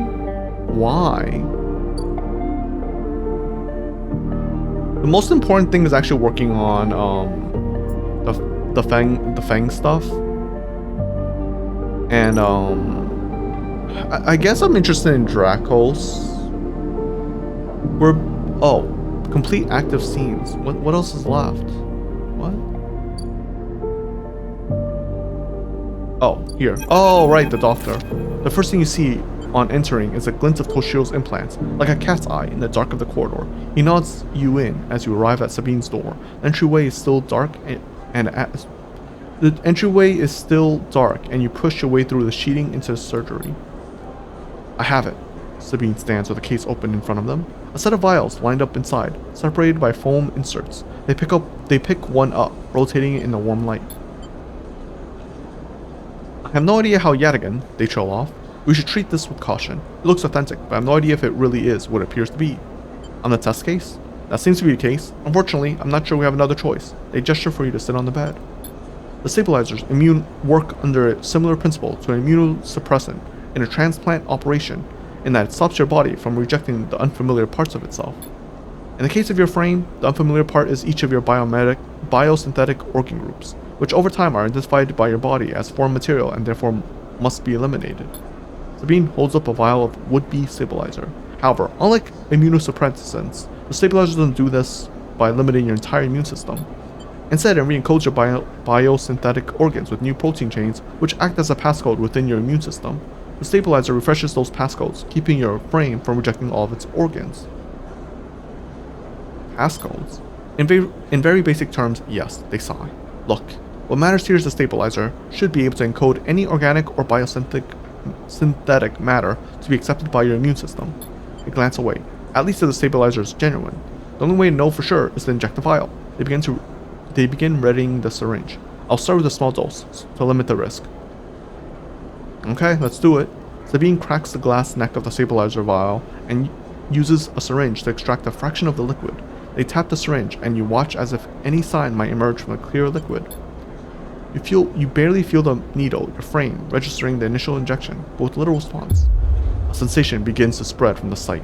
A fizzing, trembling wave that disperses through your arm with incredible speed. Your vision goes white, and when it turns, Sabine appears encased in a shard of sparkling light that slowly fades into darkness as you settle back against the bed. You swim in darkness, muffled noises, like an argument heard from underwater, prickling waves of cold. When you sit back up, Sabine's sitting in a chair by the window, facing away from you, backlit by the glow of their slate. Awake? Yes. What happened? The stabilizer's genuine. They sit down beside the bed. I don't know how Yatagan acquired the case of this stuff, but they did. Sabine looks troubled, distracted. You should rest some more, but you're going to have to do that somewhere else. They gesture to the door. I have other patients. Sorry. Sabine nods towards the case. I'm afraid I can't offer you any more doses. You're going to need to pay for your next dose. Silence fills the room, and they return to your glowing slate. Looking around the room, it seems different somehow, as if things have moved or shifted. You wonder how long you've been out. Sabine? Nothing comes free, sleeper. Remember that. You manage to get to your feet and wander out in the hallway. The queue stretches down the flickering corridor. Toshiro stands impatiently by the door and fixes you with a glare as you leave. You lower your eyes as you stumble past, somehow faintly aware the station spinning beneath you. Oh, we got full. I wonder if I was better off just like starving, because this just instantly maxed me out just now. 100? Oh, we're so cooked. Oh, I should not have used my 60 to unlock this. Oh, we're so cooked. Oh, we are struggling here. Okay, well, damn. That's rough. I assume it slowly goes down, so we should be okay and cycle. Alright. We need to remove the other thing first, though. Okay. So, we got 3. Oh, that's so bad. Ooh, that's unlucky. Alright, well, first thing I really want to do is I want to go to Shipyard. No, sorry, not Shipyard. I want to go to...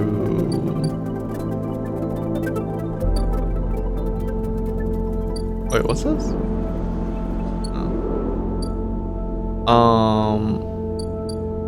We need to go to the food stall no matter what anyway, so let's just go get some food for today, because we're going to need it.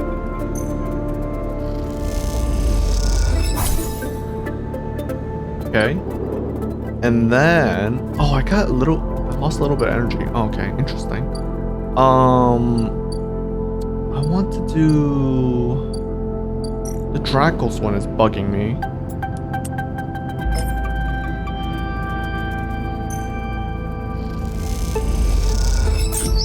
Oh, that was a +2. Plus a scrap item, whatever that is. Can be reassembled with the right tools and few more fragments. Okay, I don't know what that is. Oh, it's a ship mine fragment. Oh, okay, cool.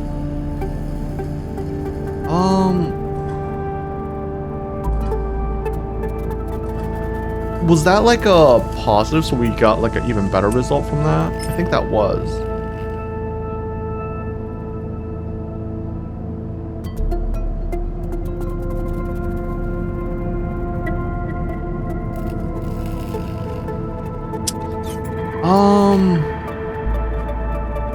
Do we need to do both Yard Clearance and Winterlight? Actually, I have no idea. That's a good point. Well, we need to do Feng's Bay as well, right? Okay. Solheim data. Alright, well, let's go here. And... Solheim data, right? I don't think there's any 3s. No. Or, sorry, 1s. Sorry, my bad. Unfortunate. We had a 3, but we already used it. I don't wanna... That's fine.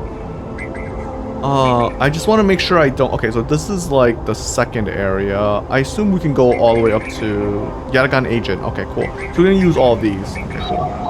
This is a 2. Damn, we have 2 or 3. This is a 1. Perfect. We'll use this. 5 pounds. Got 5 cryo. Nice. I'll take it. I don't know what I'm doing with these encrypted keys, if I'm being honest. I wish I did. Kind of frustrating. No, I can't use them for anything. And then this Yatagan Agent. Oh, this also costs 1. Awesome. We'll use this now. 5 pounds. Got nothing out of it, but whatever. Yatagan Data. A data cache skim from Yatagan Hardware. Okay. And the 100 thing is going up. I wonder what happens if it goes fully up.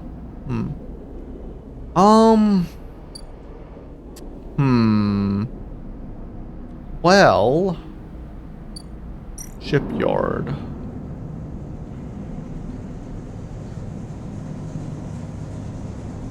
I'm gonna do this. We can't lose energy, so it doesn't matter. Plus 5 cryo, awesome. So it's a plus 2 because we got a positive result, right? If I'm correct. Okay, we got 13, awesome.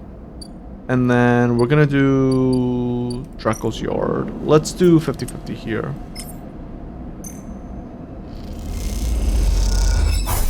Nice. Okay, we got Winter Light. So we're halfway there. I might focus on that tomorrow to get that done. And then hopefully we can also... I don't know if we can max this out. But yeah, his nerve. Why? What's up with his nerve? That's kind of worrying me a little bit. What is up with that? That's a bit weird. Okay, well, we're done with our actions, so... Oh, but man, we need to get this tracking done, I think. Well, I'm kind of worried about that. That scares me a little bit, but we got bad rolls this time, so there's not much we can do. Okay, we still got all that. Okay, we got 3, 3, 5, 5s. That's actually pretty good. Actually, in fact, might as well just do this.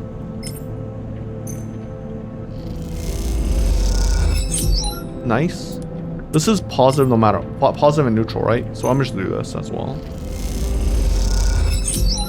Okay, cool. And this is 50-50. You know what? It's probably not worth... Do you think it's worth using the, this? For this? I'm gonna save... Because I want to go here, and I want to get the, Solheim node. Oh, this is a 4. Oh, damn. Wait, that's a 4? Or a 2? Okay.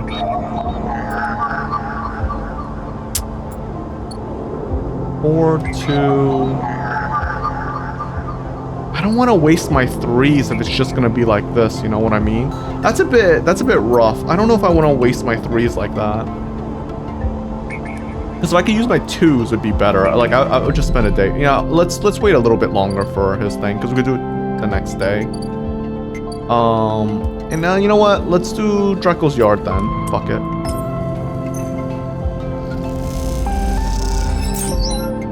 Okay, we got a scrap item. Salvage the right person. Okay.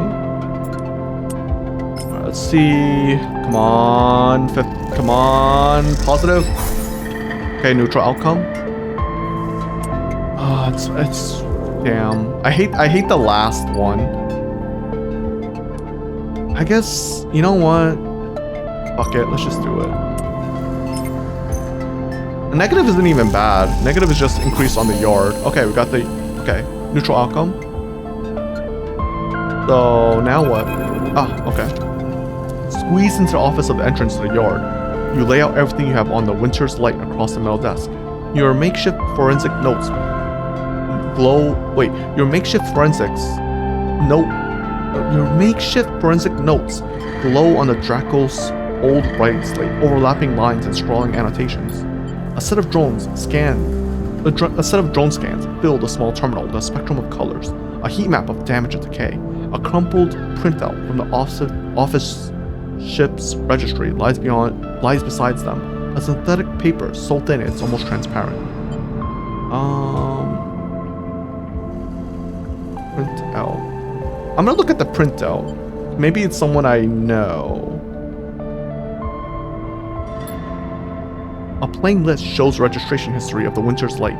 The gaps between the entries tantalizingly opaque. Its first registration was a couple of thousand cycles ago on this very station, logged at the central hub. From here, the registry tells a story of a busy ship, one that rarely stayed on the station for more than a few cycles, and often took on voyages that kept it away from the eye for up to 100 cycles. The Winter Light got little rest. Look at the slate. Your attempts at reconstruction of the Winter Light before its fatal accident consists of a series of overlapping sketches and diagrams, showing possible layouts and configurations of the gutted cutter. This was no off-the-shelf model. It was heavily modified, parts replaced with inventive configurations, the new retrofitted into the old, handmade joints and reconditioned filters. This was someone's pride and joy, a lifetime of project kept running with care and intuition. It also contained a set of hidden compartments. You missed them at first, where the hull had been thickened, the corners rounded to disguise the change, but they are there. Look at the monitor. Reactor failure. That is the verdict that anyone would have returned after a cursory glance at these stacked heat maps of the remains of the Winter Light. On the terminal screen, the ship is shown in sections, blotches of color marking the approximate damage the ship sustained. Dominating the view is a single blood-red rose, radiating from the ship's fraction drive. A simple story, a catastrophic failure of the drive core, leading to a fatal hull breach. A well-documented failure likely brought on by wear or misuse. But you aren't looking at the rose of the reactor. You're looking at a smaller, paler mark, one that might be easy to miss at first glance. It is thumbprint sized, delicately placed over the control servos for the ship's main external airlock. It suggests a controlled shaped explosion, one designed to punch through the hole and allow access to the airlock from the outside. You're looking at it because it is troubling you. An old ship, many cycles under its belt, carefully maintained, a reactor failure preceded by a carefully concealed external entry, a suite of hidden compartments tucked away. This was the Winter Light, and this was its story. But that is not the full story, because there's something else. It is little more than a list, a tiny chunk of data you were able to pull from the ship's systems. The main systems were fried, of course, but the Winter Light had a separate system, one tucked away in one of its hidden compartments, armored, air-walled. This list, the only recoverable piece from the whole system, is a partial inventory. It details the contents of a hidden compartments. Some of it you recognize, some of it you don't. Ship mind ROMs, shimmer, cryo chain codes, and then the final entry, passenger, sleeper. You stare at the list on the terminal and try not to think about what it was like arriving here, in the cold for so long, half frozen in the freight container. Had this sleeper been smarter, luckier? How had they convinced the Winter Light, a smuggler's ship if you ever saw one, to extract them from Essenat ARP? Luckier, you laugh. There had been no remains found in any of the Winter Light's compartments. You had checked. They weren't so lucky, you guess. Not in the end. You hold up a vial stabilizer to the light. This was all you find in their compartment. A parting gift from SNARP. Well, it won't go wasted now. You put it back in your pocket.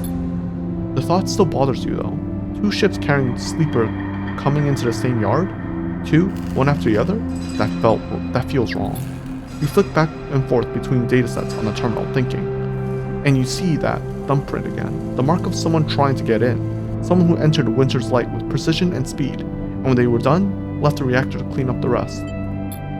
Eric is ASMR reading the user manual. Not my fault, this game is basically a visual novel at this point. It's kind of an interesting story so far. It's like a mystery, right?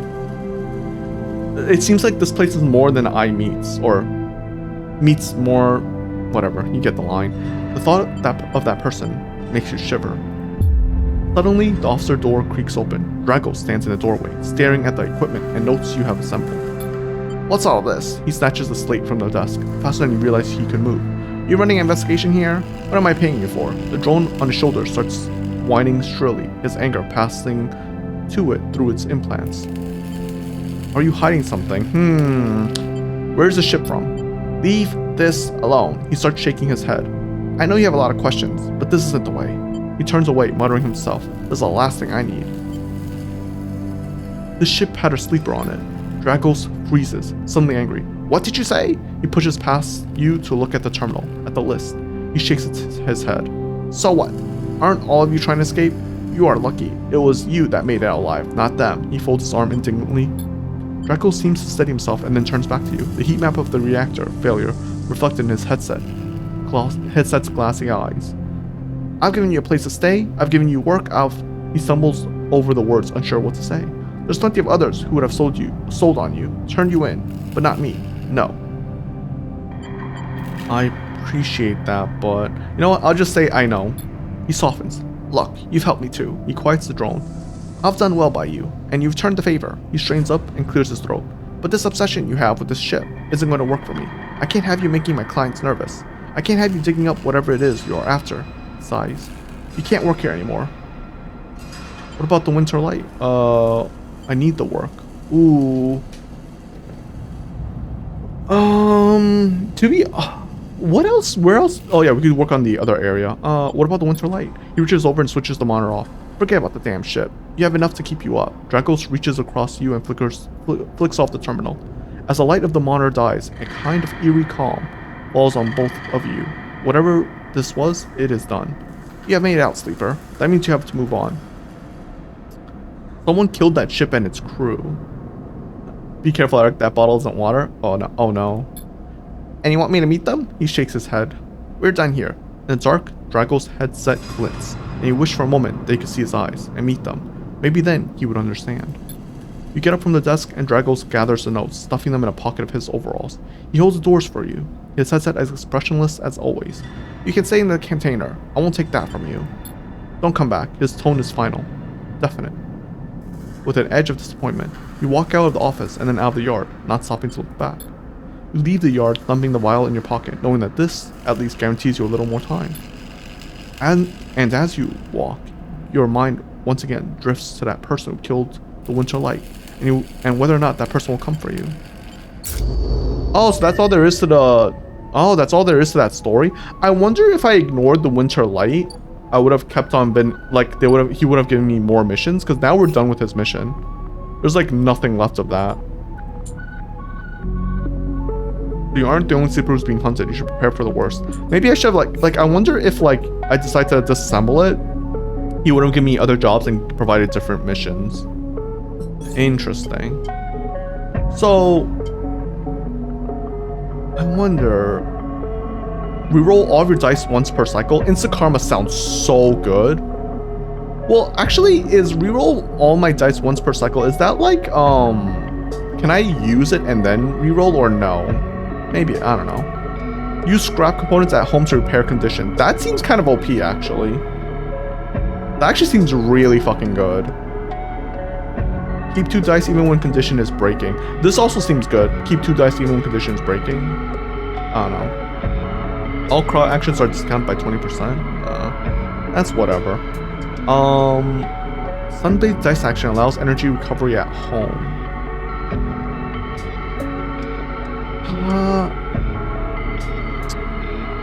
I wonder if I should try the efficient extractor. Gain chance to gain a random scrap item on engineer actions. I kind of like self-repair, but I might save up for icebreaker. So I am curious about, so this gives me a +1, right? And I need to do this to remove the -1. Kind of want to remove the -1, I'm not gonna lie, but that's just me. You know what? Yeah, let's do that. So you do need to get this before we can get this. I want to get instant karma, because if I get like a low roll, imagine I get all 1s on one day, or like 1s and 2s, I'd be like, all right, I'm cooked. I need to just like re-roll that shit. You know what I mean? That could happen. I don't know how likely it is, but looks like we did everything. We can eat, but I might wait until tomorrow. I have so many stuff that I can use, which is weird. I wonder if you could just click to use a stabilizer. Either way, that means we don't need money for now. Oof, we're being hunted. Right, I need to do the, yeah, input stabilizer. And I can barely see that. Text. Okay, so we're gonna... So I assume if I lose 2 energy, I'm fine here. Okay. So I think if now I don't eat, I'm gonna start losing... I'm gonna get condition, right? I'm gonna get the worst condition. Okay, so unfortunately, it seems like even today we didn't get any 1 or 2s. We got a 3 which we can use, which I don't want to. Oh, we got a 4. The 4s are kind of good. Damn, I need basically... I need 3 2s. Fuck.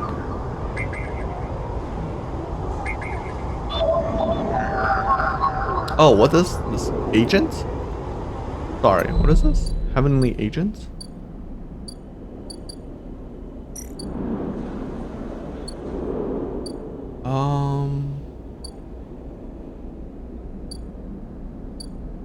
Oh, this one. Oh, what is this?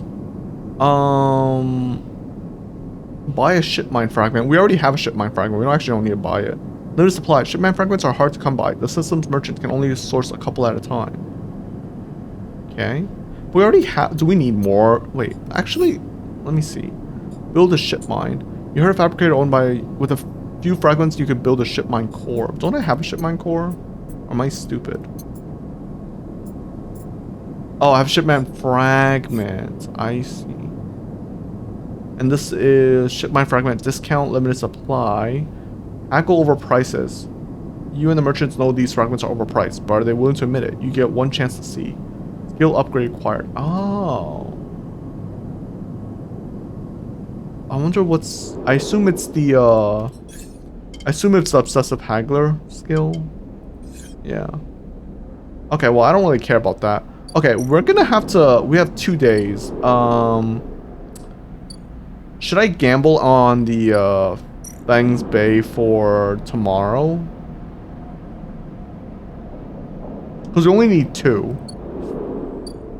I am worried, because if we have 2 days, right? So if I gamble and I fail, we're fucked. Actually, we're not gambling. Fuck that. Let's just do, we have a 3 right now anyways. We might just do it. We have a 3 and a 4. We might just do it. Because I don't want to risk dying. So let's just do that. Bypass. Extract data. Okay, we got a Solheim data, and then we have a 4 here. We do this. Match. Bypass. Extract. Solheim data. You know the worst thing about the this thing? It doesn't give you anything, the data, so you're just wasting dice on it, essentially. Alright, here's some data, dude. Oh, but he does give you scrap by getting this data, so maybe there's something. You get 15 cryo, that's actually not that bad. Okay, and then 1 more.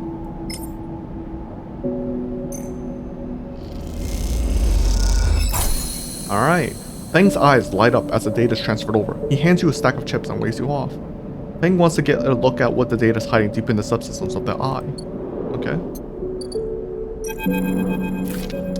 As you enter the bay, Feng is nowhere to be seen. The banks of the servers and machines blink out of the dark in the stalactile rhythms, unseeing eyes of the station's digital ghosts. Shitheads! Feng's voices echo from behind the stack, followed by the hammer of a fist on a metal casing. Those sneaky shitheads. Who's sneaky? Sleepers! Sleeper! Sorry. Sleeper! Feng smiles. Head pops out from behind the stack. Just the emulated consciousness I've been eager to see. Come back here. You pick your way between the thrumming stacks, trying not to trip on the loose bundles of cables that blanket the dark floor.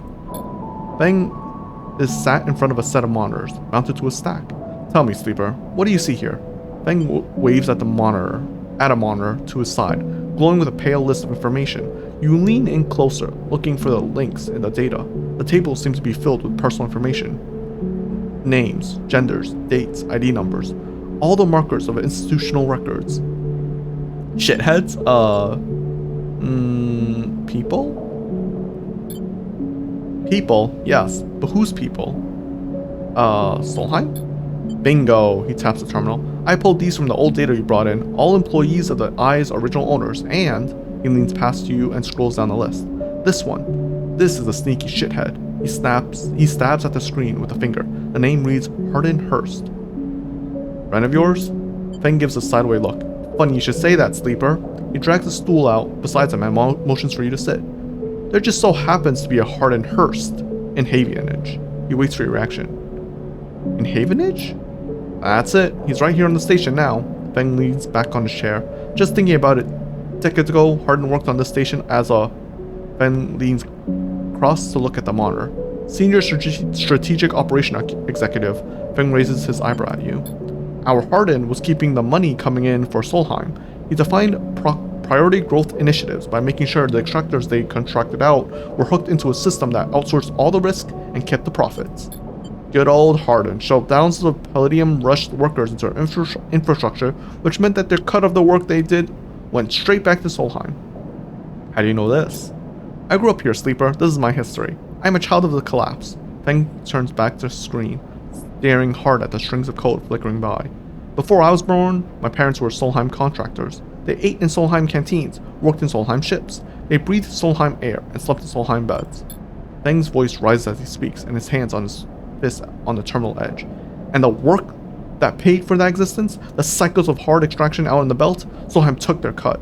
This was a company town, so to speak, and my parents were just another in a long list of freelance contractors, willing to risk their lives for a shot at anything other than poverty. Disposable. Dang, those clankers are taking my job. This guy, stabbing at Hardin once again with his fingers, strategized all that, did the sums, and then somehow, thousands and thousands of cycles later, is still going here, crawling in the walls like some shithead snake. He survived the revolution. Surely it can't be him. Ben reacts a little. Who knows? He turns to you and smiles. So we're going to find out. Hardin is now a big shot in the shipyards. Just a few degrees back around the eye from here, Feng brings up a map of the lower eye. Havenage might be born out of Erlen's revolutionary zeal, but a flat hierarchy is not. Hardin happened to float up to the top. Feng zooms in on the far yards. Feng grimaces. The thing is, I don't have access to those systems. The shipyard crew is pretty paranoid and they don't like anyone from the systems digging around their stuff. Plus, we need more than just a name of Solheim executive. We need proof. Feng holds up the thumbnail-sized drive. That's where this little creation of mine comes in. I call it a ripper worm. He turns the drive between his fingers. It'll rip through any digital storage and spin out a silken thread of filtered data. This one is set on the scent of Hardin Hurst. His hands over it. He hands it over. Getting into compound might be tricky. Feng puts a hand on your shoulder. But you, however, have a particular knack for remote access. Feng grins. If you can't extract yourself a Havenage cipher from the Havenage agent, then they sometimes carry among them their data caches. You can crack open the compound's networks and slot the worm in through any open port. You never even need to go near the shipyards. So what do you say? Up for it? What's in it for me? Rooting out a corrupt snake that enough? Find the information, I'll start working on that tracker of yours. Feng scratches at his chin. Anything the worm gets, it'll send back here to me. There's something wrong here. I am aimed to get to the wrong core of it. You leave Feng digging through the data among the wires and machines of the old station. As you walk out, you try to imagine the Eye as it once was. A vast machine running smooth and strong, directed by people like Hardin. A vast Solium-built machine in which thousands poured from their surrogate systems looking for a new life. The hope of a better future, engineered to line someone else's pockets. It's an idea that you are intimately familiar with. Yeah, it's called capitalism. What the hell?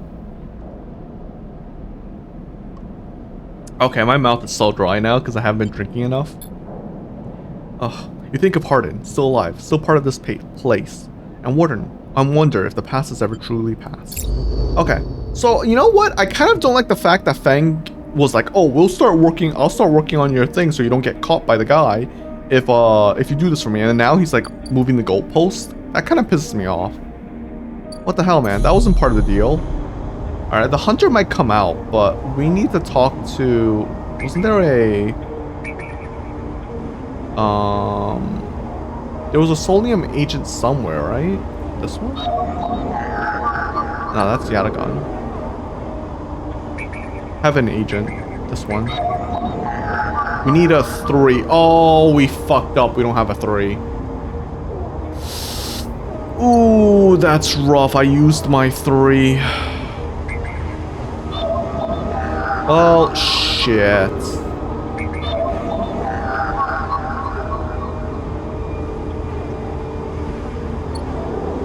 Damn.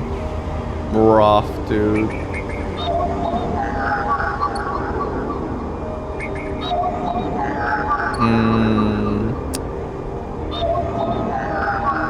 I guess the Yanagan agent isn't something like special. It's like a common thing. Interesting.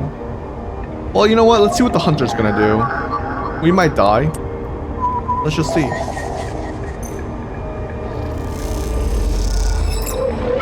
We got another Yanagan data. Oh, I heard that. Ah, a glimmer in the dark catches your eyes as the orb of Hunter's head appears in the distance. It is looking for you. Ah, let's hide. You slip down the ghostly structures of the eye, a feeling like passing through a cloud as their data structures deform and reform around you. Another glimmer catches your eye, closer now that the roving orb, wreathed in tentacles. It flickers, jumps once, twice, and then it is here. Hunter is here. Entity, submit to inquiry. The hunter reaches for you in an unpleasantly familiar way. Its weaving threads create a cage. Struggle. You push against the threads as they close in. You becoming frenzied as you push them aside. You are caught by whipping tendrils and feel them pulling you away from the anchor of your body. You push through, clearing the threads. Entity, hold for processing, comes the screaming from behind. You're already gliding away, back to your anchor, your body. You're awake, dizzy, distorted, but safe. Oh, that takes your thing. Ooh, that sucks. That's good to know. So does this mean I lose a dice the next time we sleep? I think it does. Alright, well, let's order more food. And now we get to hang out with the best character. Hopefully. Emphas. How do I hang out with you? Okay. Sleeper. Emphas calls out to you, a booming voice that echoes throughout the corridor. Tell me a story. He throws a handful of chopped mushrooms into his wok, the fire leaping up to meet oil. I see you. Cycle in, cycle out, but we never speak. Tell me a story. What kind? Any kind. He pauses to drizzle something from a plastic bottle into the wok. But one of yours. He looks at you. Nothing stolen. You pause. The spices rich in your nostrils, and think about the kind of story you'd like to tell Emphas. You look at Emphas, the listener, and imagine he has heard it all before. Perhaps he would enjoy a strange story, something with some spice. Ghost story? Your dreams? Ghost story. You start simple. You tell Emphas about the routines and structures of a life as a sleeper, the SNARP, assignments, the freezing cold transport shuttles, the endless tedious of days of work. You make it almost sound normal, as if you weren't also struggling with your new body, your fractured minds, your harrowing depersonalization. This is for effect. Then, you explain in one assignment, a scrap detail, in a facility left to rot for hundreds of cycles. The idea you tell Emphas, was to rip the place to pieces, turn it all to scrap and load into freighters. Most of it was machine work, but they sent a couple of you down deep into the facility on a special order, to find mainframe and disconnect it. You leave a dramatic pause for emphasis' sake. Emphas, I'll trade you a bunch of Excel files we stole for our play food. Yeah. You lean in a little, so the smoke of cooking fills your nostril, and you tell him the way the place moved, the way it shifted and changed in front of you. What is this, control? The way the corridors twisted and pulsed like intestines, and the rotten heart of it all, you tell him what you found. An empty suit, from which erupted a mass of metal like a tree, like a forest. Great trunks of ribbed steel exploding from the faceplate. Buttress? I've never heard of that. Buttresses of silicon stretching up into the shadows, and a mainframe that screamed when you cut it out. Emphas finishes cooking and squints a little at you. Sleeper, he smiles. You're quite the storyteller. He eyes you, and you realize he is trying to gauge how honest you have been in your story. Emphas passes you the meal he has cooked, and you take it gratefully. As you eat, he talks a natural exchange. Thank you, Sleeper. He looks around at the emptying market. But my time is done for today, and I do not want to keep you longer, so I will make a proposal. He gestures to the plastic boxes of ingredients stacked behind his stall. These are good enough for most, but someone told me a story that made me think. A couple of cycles ago. They said that across the gap, in the Greenway, fresh mushroom grow. Have you heard this? No. Neither had I, but I trust the one who told me. Amphis begins packing up his things. Can you bring me some? I cannot cross the gap, and I worry about leaving my things behind. He smiles. I'm sure a storyteller like you can handle the trip. I prepared them for you, and if you wish to tell it, be the audience for another story. Agreed. Good, boom. Good, booms Amphis. Then I will wait for you to bring them. Amphis slides into his work away and straightens up. Amphis slides his walk away and straightens up. I will prepare a recipe then, Sleeper. Good luck with your foraging. You turn away and walk back into the main market. The rich taste of Amphis's food still lingers in your mouth. Stories for food, you think. A trade that seems more than fair. Oh, we got maxed out. I wonder if I should have done that on a different day then. Damn, what? I'm being inefficient now. Right? Damn, I can't load. There's no loading in this game. Oh no. Oof. Okay. Well, we have a bunch of stuff we can do. But he said something about like, oh.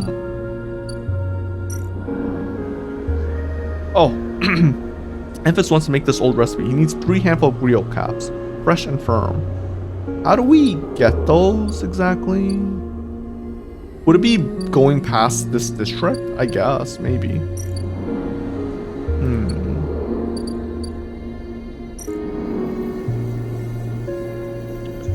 So this is just for money, I guess. Oh wait, no, trusted trader. Sorry, there is a thing here. I wonder if I should do it.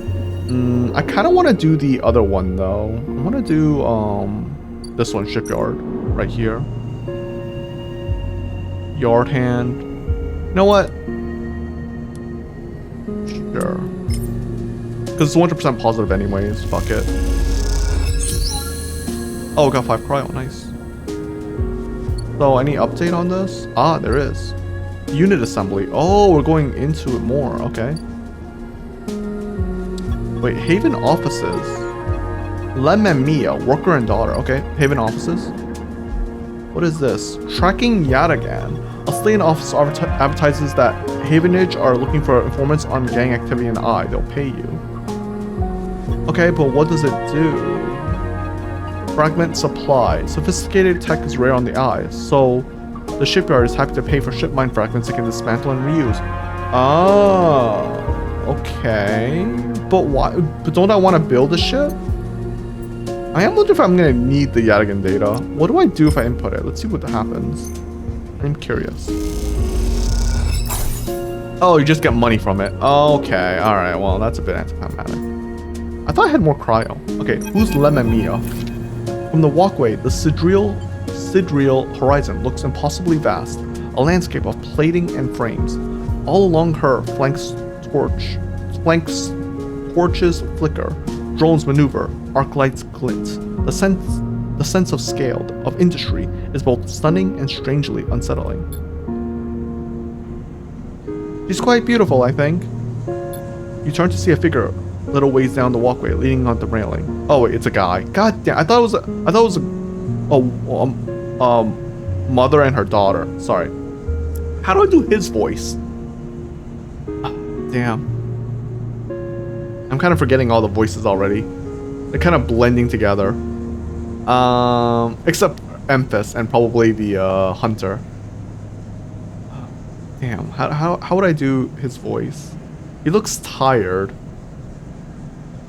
I gotta say, I like the art for this game. It's kind of a weird mesh of like old anime art and like sci-fi, right? Because like this one looks like any 90s anime. I'll figure out his voice. We'll see.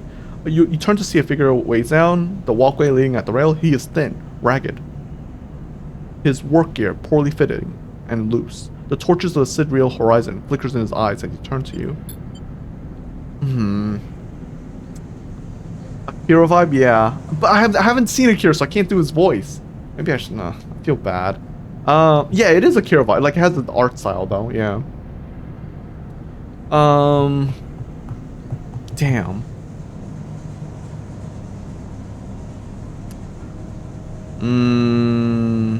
How do I do it?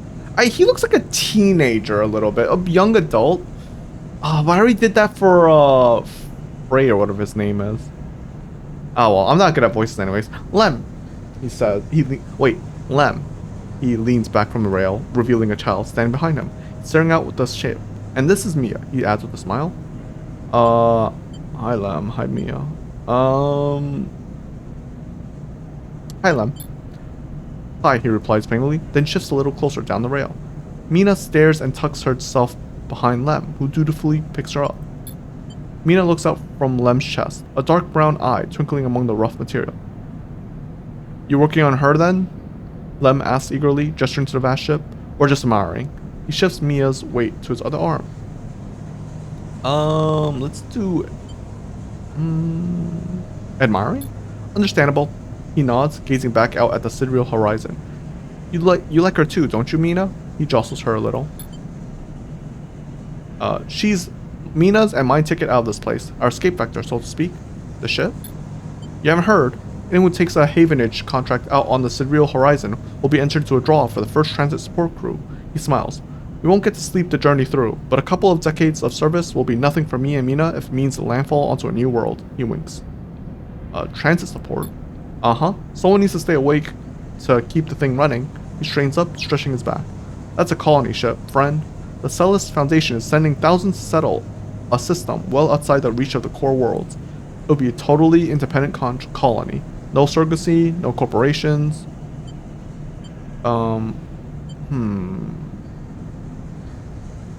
Eternally less 17 like a VTuber. Why is it here? Why build it here, you mean? He grins.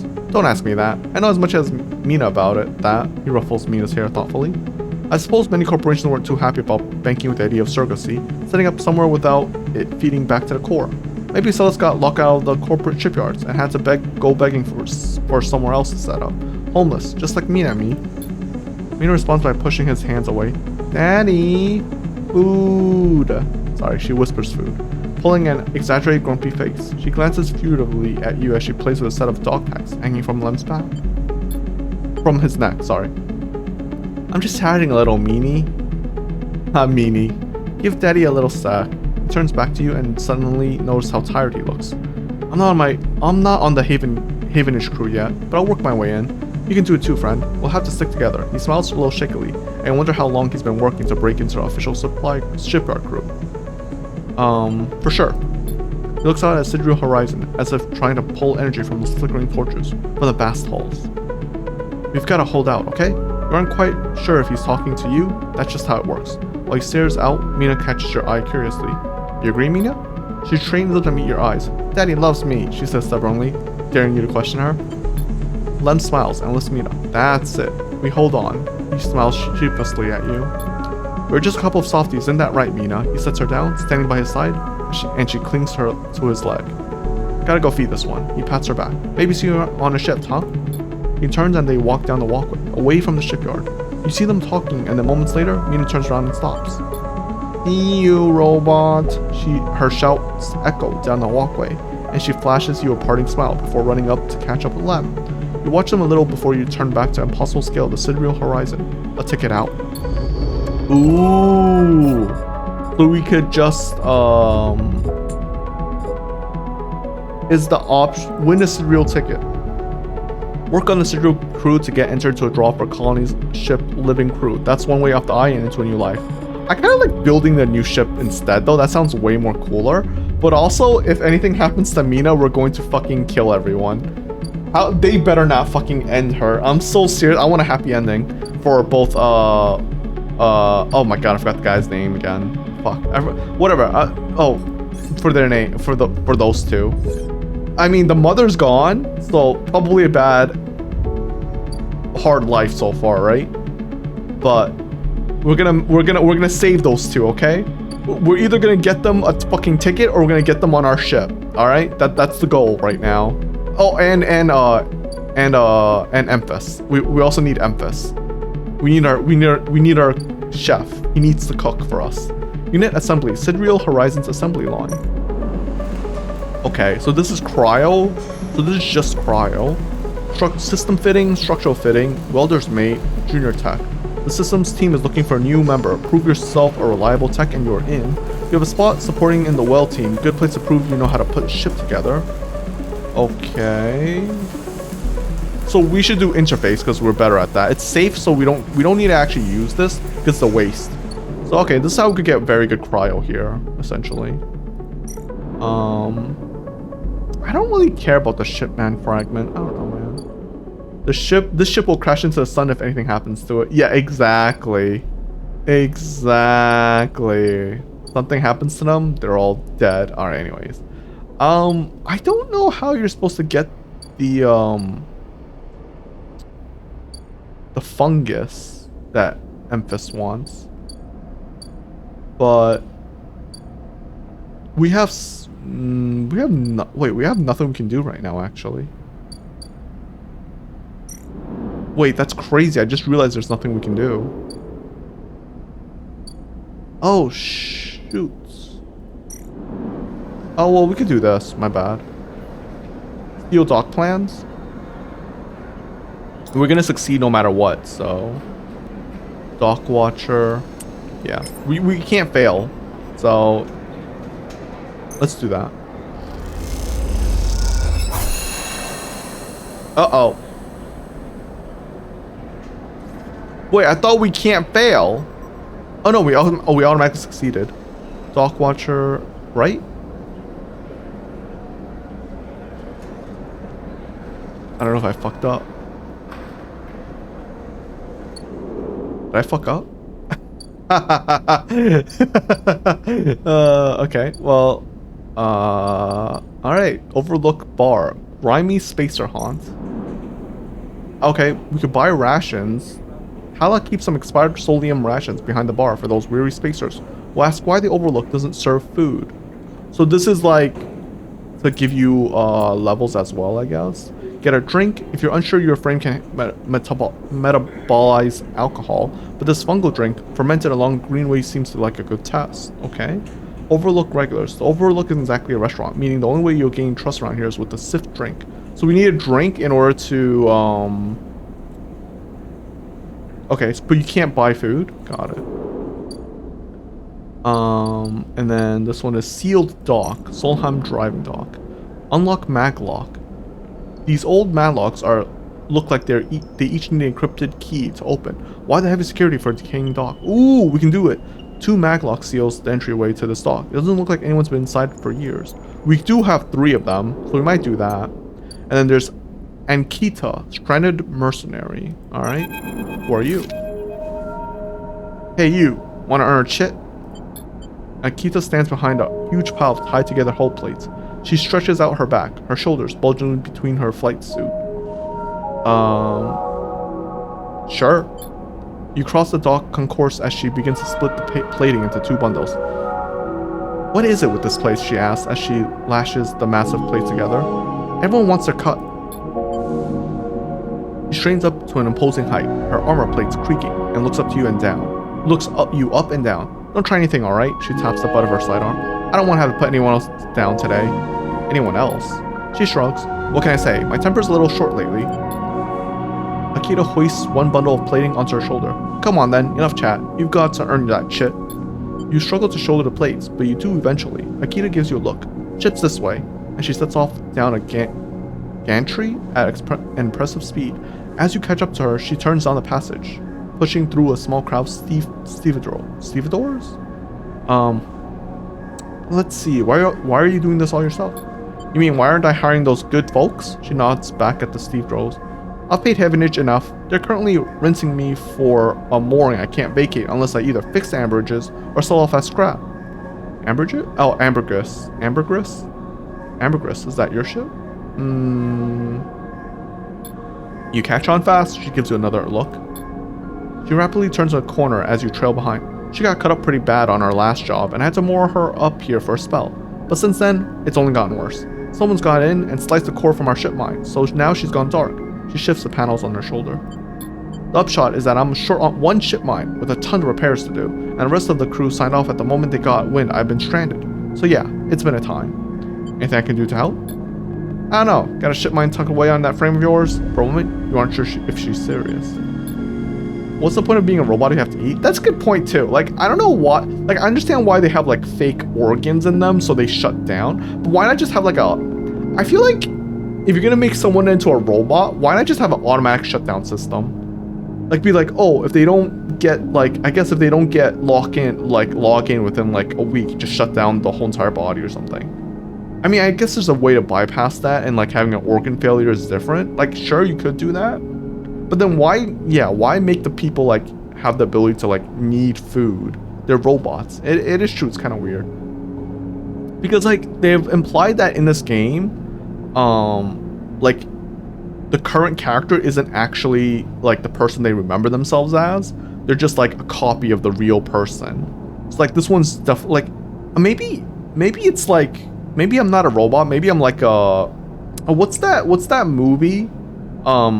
I think it's with Brad Pitt, where it's like he's actually a copy of his real self, and like he was only created to like have his organs harvested or something like that. I forgot what that movie's called. I need to watch that movie. I remember liking that movie when I was like a little kid, but then I was a little kid, so. But yeah, maybe it's like that. Maybe I am biologically a person, but I'm just like a copy of a person. I don't know, but like the character selection screen makes you look like a robot, so I don't know. Anyways, Ankita swings the plates from her back, almost knocking you over in the process. This is me. She hauls the second bundle off your shoulder. You're the first person I've met here who might actually be considered helpful. She pauses, chewing her bottom lip. Look, you want help? You want to help? Come see me. I need a hand putting Amber back together, and you don't seem like a type to try anything stupid. She passes the bundle of plates through the ambergris's outer lock and then turns back. Just don't go spreading all this around. Akita throws you a couple of chits. Consider a bonus for not trying to grift me. She gives you a parting nod and ducks through the doorway. Alright, get out of here, she calls back, and the lock slams shut. Okay. Got another drive. So this is... what is it? Fix it. Akita's cutters out of commission. Help her get it running again. Okay. Something like paying to recharge would be better. Yeah, I agree. That's probably true as well. Ship shape per cycle. Grounded. What is grounded? Ambergris is a delicate condition. It'll be too easy to push it over into a cascading collapse. Oh, so it'll destroy it. Okay, and then this one is ship shape. Ambergris doesn't look too good, but time and attention should see it return to a functional state. I am confused. Is grounded if you fail or if you succeed as well? I'm kind of, I don't understand that.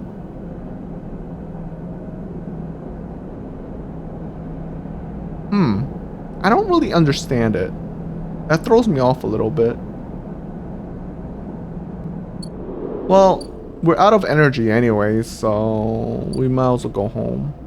Alright, we're gambling on the fact that next cycle we can get some 2s. We actually want low dice for once. So yeah, I don't have this one now. Damn, this is bad. We're so unlucky right here. Okay, well, because we're gonna get caught, right? Someone out there's tracking you. Won't be long before they arrive. Oh boy. Alright. I need to go find a, Havenage agent. Alright, we'll just have to use the 3 here. We don't have a choice. Otherwise we're gonna die. Okay, we got a Havenage data.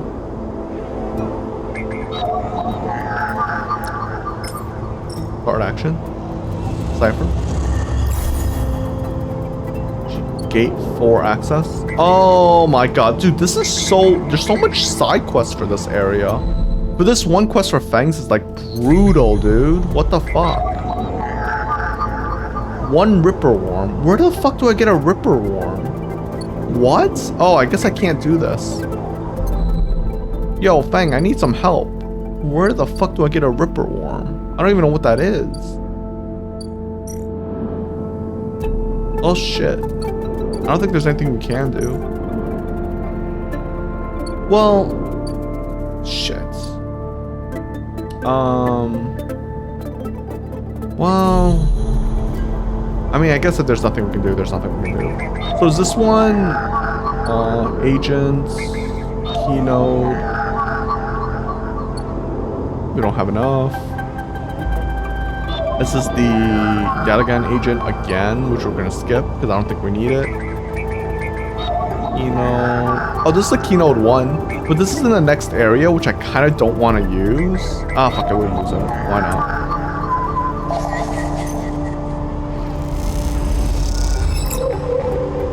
Okay. Alright, I'm gonna check out what the, there was this thing that we're gonna do, the sealed dogs. Alright, let's input a encrypted key, shall we?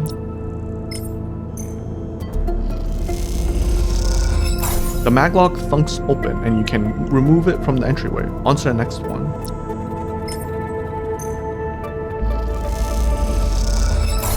Okay.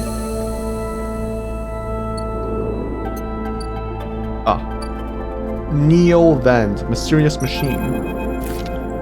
As you step inside the sealed dock, a pulsing light grabs your attention.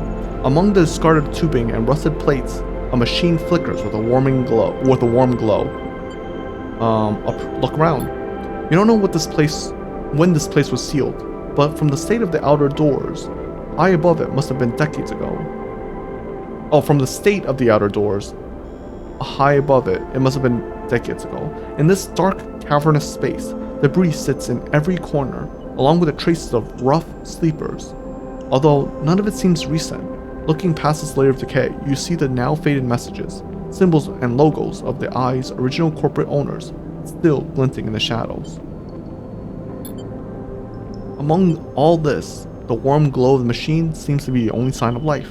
Approach the machine. As you get closer, you recognize the machine's blocky shape, settled into an alcove in the side of the dock, a kind of upright cabinet. It is covered in faded logos and messages from which you assume it was once an industrial vendor, intended to dispense and manufacture ship fittings and other mechanical parts necessary for regular running of freight and resource extraction vessels.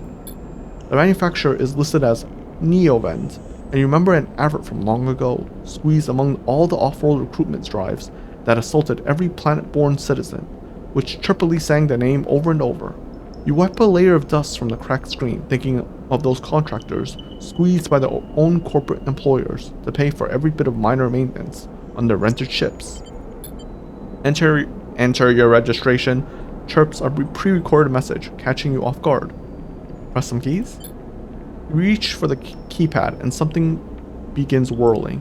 At first it sounds like servo motors starting up, but it quickly becomes a whisper, a whining, then a multi-tonal voice that emanates from the Neovend. Entity, they hiss. Speak with me. Who's there? There's a squeal, almost like some strange mechanical swallow or intake of breath, before the machine speaks again. Oh wait, no, this is someone else. This is from the other one, the hunter. Okay, you know what? I'll just do the machine voice. I have need of you. You have need of me. That squeal comes again, and you see that it is a 3D printing apparatus in the upper part of the machine resetting into place, so that each time the servos can be orchestrated to produce that whirling, whining voice. You are in danger. Danger? The machine creaks. You are marked for deletion, entity. Hunter tracks you. The screech rattles through the empty docks. Remember the strange head, the figure, the threads closing in. Hunter. The Hunter protocol. They taste your signature. The sudden whine sets your teeth on edge. You have seen them. This is the gift of an emulated mind. You close your eyes and the skeleton of the station starts to thrum. Emulated minds are adaptable, move where neurons cannot. The mechanism resets. But emulation makes you target. Adaptable? Yes, you can move through networks, cloud, hardware, software. Neovend whines. But you cannot hide there. Hunter is there. The servos judders, the vending machine casings as they reset. Hunter searches for me, also hides in this machine. You look at the ruined vending machine. An unusual hiding place for sure. Can counter Hunter, but need entity outside machine. The light flickers. Need you. A screen attached to the vending machine with a swiveling arm comes to life. It displays a flickering map of the station, ghostly, threaded. The cloud. Points along the rim glow in deep red. Hunter is always gathering. Too much data. Must build nests, explains Neovend. Masters are gone, but continues hunt. Bring this data. Raid its nests. Why can't you? Hunter will find me, then killer will come. The machine trembles with effort. I cannot leave machine. Connections must remain closed. Bring offerings. Save self, Neoben says pointedly. Mutual needs means friends, they conclude. Tired of the conversation, the whirling amplifies and then suddenly drops. As mechanism within the machine clicks back into place. The glow fades and you are left stood in the dark of the sealed lock, that whirling voice ringing in your ears. And Neoven run doom. Who knows? Alright, let me see.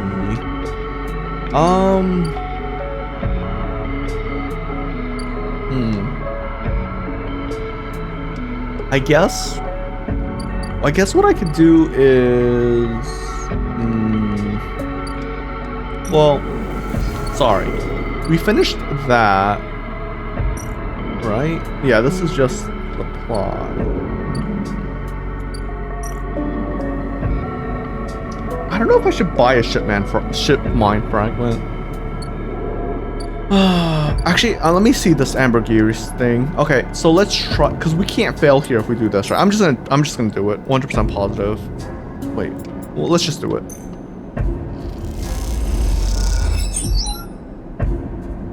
Plus ship shape per cycle.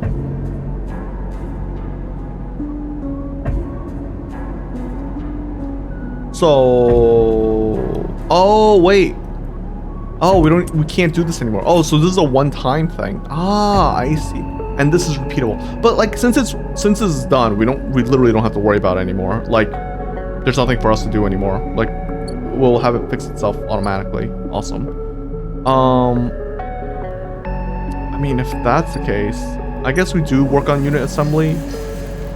This is safe, positive and neutral. Both are safe. Is there anything risky I can do? Because I'd rather, like, save the safe for something different. Wasn't there something like, looking at... Where was it?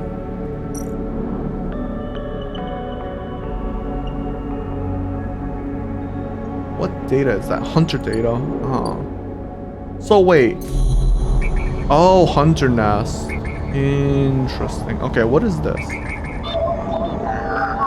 Oh my god, we're getting trolled. Oh,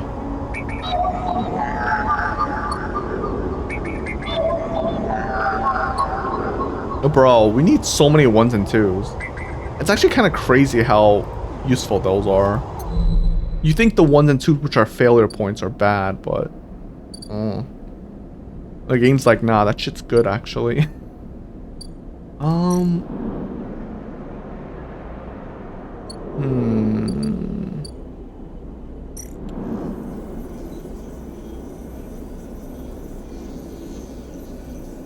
Plus 19 cryo. We could do that. I wonder, you know what? There's no point. We might as well just do the unit assembly because this makes the quests go up more, right? So, fuck it.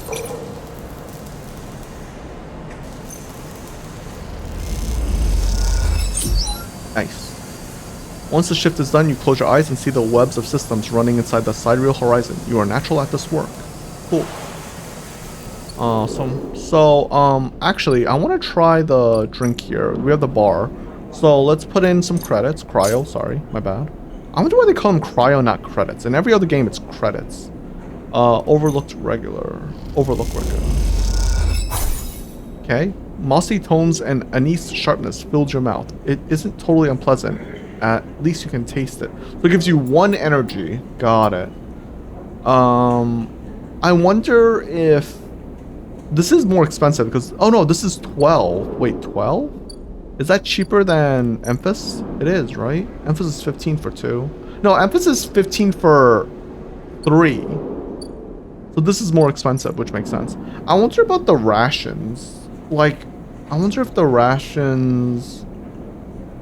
kind of want to buy one, but it probably isn't worth it. Should I buy a hive mind fragment? I feel like I'm going to regret doing this if I buy it. Because... offloading goods... I don't know. Yeah, I feel like I'm going to regret if I buy it because, like, I think I need the money for other stuff right now. I'm gonna not buy it. We can do that way later for that quest. Alright, end cycle. Alright, the guy's probably gonna come here and fucking immediately shoot me. I wonder if there's another way I could have done this mission. I don't know where you're supposed to get a, thing. Uh-oh. Cynical bounty hunter. Hold it there, sleeper. Comes a voice from behind you. Don't you run. Stay still. Good. Good. Hand pats your coat down. I don't think you could have actually avoided him. I'm pretty sure you would have came no matter what. You know your master's voice. Ethan spins you around. How do we know his name is Ethan? Whatever.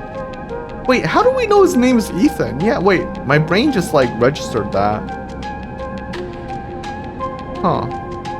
Like, why would we know his name? He's wearing a wide smirk and a slick jacket, and you immediately know he has terrible news. You got all the way here, and then you stayed put? He laughs a cruel laugh. That's a sleeper thing. You're my first. You barely hear him. You've noticed the handgun he has leveled at your chest, and it's hard to take your eyes off of it. He reaches down with his other hand and slips some kind of ring out from a belted loop without taking his eye off you. Making it to the eye, though. That's pretty good. This place isn't so bad. Bars, markets, people. I pull most of my contracts out of asteroid caves or off of godforsaken moons. He splits the ring into two perfect circles. It's hard to hit civilization when there's so much space to pass through. Who are you? Just a freelancer on a contract. He reaches over to slide the rings around your wrists. Go easy. Let's let him. Good, you've got the idea, he grins. It's over. Ethan nudges you to start walking. To the ship and home. He whistles, going easy. You stumble down the corridor, your hand behind you, your mind racing. Who hired you? Your daddy's at Essenarp. They want you home for dinner. Ethan yawns and continues to nudge you down the corridor. Shame to come all this way out here just to head back to Essenarp right away. That truck of yours makes us too quick. Was hoping you'd put up more of a chase, you know? A running battle through the blight market maybe, or a holdout in the low end. There's a few establishments I would have enjoyed checking out while I asked around. You walk in silence for a little longer, desperately trying to think of ways to escape. That Essenarp tracker will be the death of you. Hey, I have an idea. Ethan interrupts your thoughts. How about on the way back to the ship we stop for a drink? I'm buying. He laughs his own joke. I have a better idea. This better not be one of those where you do a dramatic pause and then try to jump me, because I'm pretty tired of that. Although, muses Ethan, I've got myself thinking, what's the rush here? Here we are, in one of the most lawless joints in the surrogate systems, and we're heading for this exit. He pauses, and you trudge on in silence. Okay, here's the idea, starts Ethan. You and me, we make a little agreement. Here are the terms. He turns to face you. You run, or you leave, or try to bat an eye, I shoot you. You plot, or scheme, you try to kill me, I shoot you. But, he smiles. You come meet me at an establishment of my choice every few cycles, and you pay my tab, I don't shoot you. He pauses. You don't pay my tab, he rattles his handgun. You get the idea. You're letting me go? Not at all. Let's call it open custody. You are free to mooch around the eye, as long as you keep paying up. He stretches. You know, I really thought I was going to have to kill you, but this is so much better. He clicks something at his belt, and the rings release from your wrist. I'm going to see if I can find my own stool at Compressor Club. Come see me there. He aims at the handgun at you, squinting down the sight. Let me just remind you, that body of yours is one big tracker, so don't even think about leaving the eye. I'll know. Ethan turns and strides off the corridor, slipping his handgun away. The mix of relief and terror you feel is overwhelming. What are you going to do?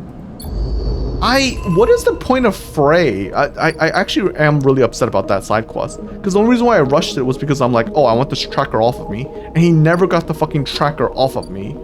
What good is he? Sorry, I'm being an asshole, but it's true. Ethan's tab. Maybe if you manage to pay his tab, Ethan will leave you alone. Wishful thinking perhaps, but what else can you do?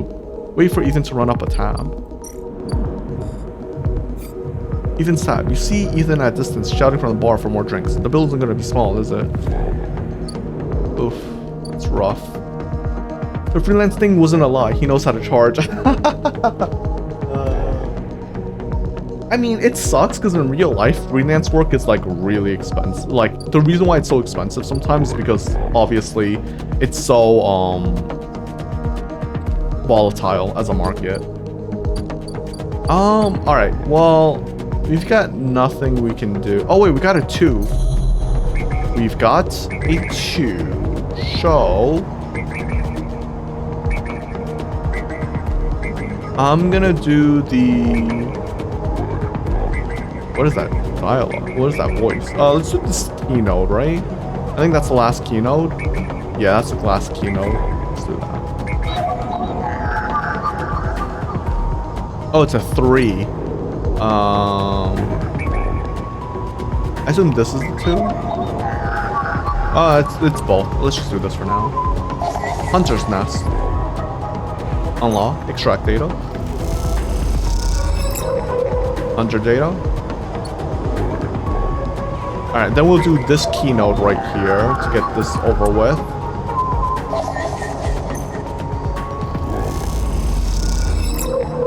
Encrypted key. Oh wait, do we need another encrypted key? I don't think so. That's a 1 and a 3. That's fucked up game. 2 and a 1. That's also a fucked up game. Okay, well, let's see what should we call it? This thing gives me. Because now we have a hunter data, right? Yeah.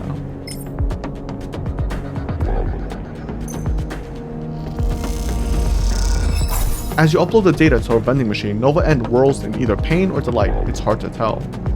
Okay, well, cool. I guess we'll work on unit assembly. I think that's like the only thing we can do. I mean, we could work on Ambergris, but it doesn't matter because it's gonna automatically do it anyways. It's a few cycles. It's not too bad. I think we can ignore that pretty much. There is also this thing, the free spoke climber.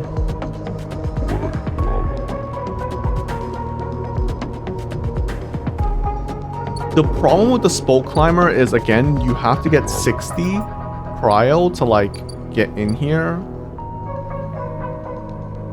I'm gonna work on it. Almost, this is safe. Like, that's the only thing I don't like about it. It's safe. You know what? Fine.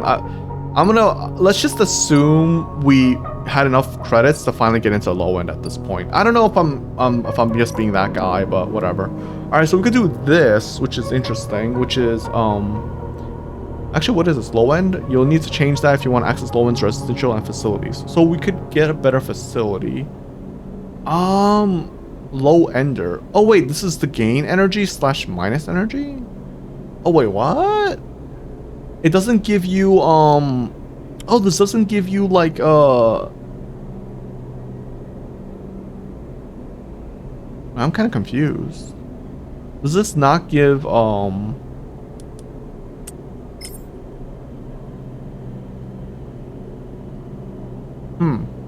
very curious.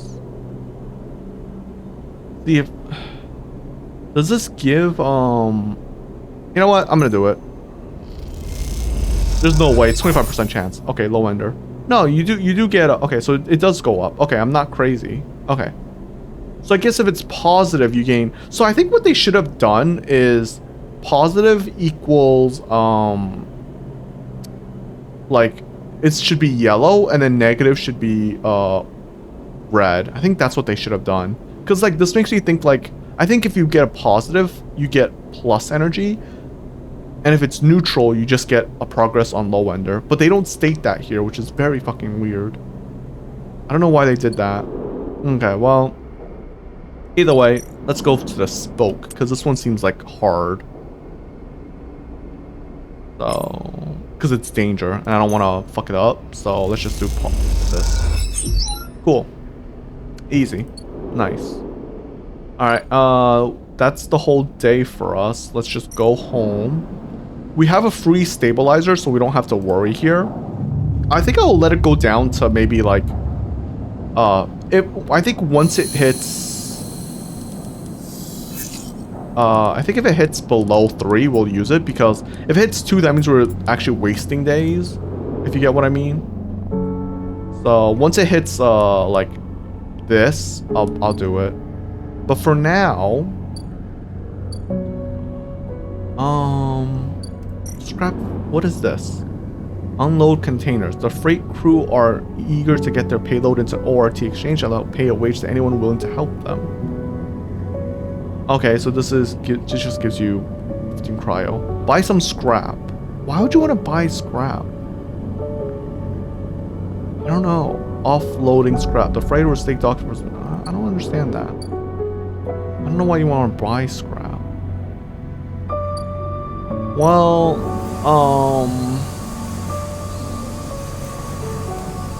we have 4s again, unfortunately. So, if I remember right, 4s are neutral and positive, right? Eric falling to gambling. I'm not addicted to gambling. I'm addicted to winning. True. Okay, since we can't fail, we might as well do this, right? Does this give you -3 crypto? Wait, I got +3 cryo. Not what? Because we got a positive?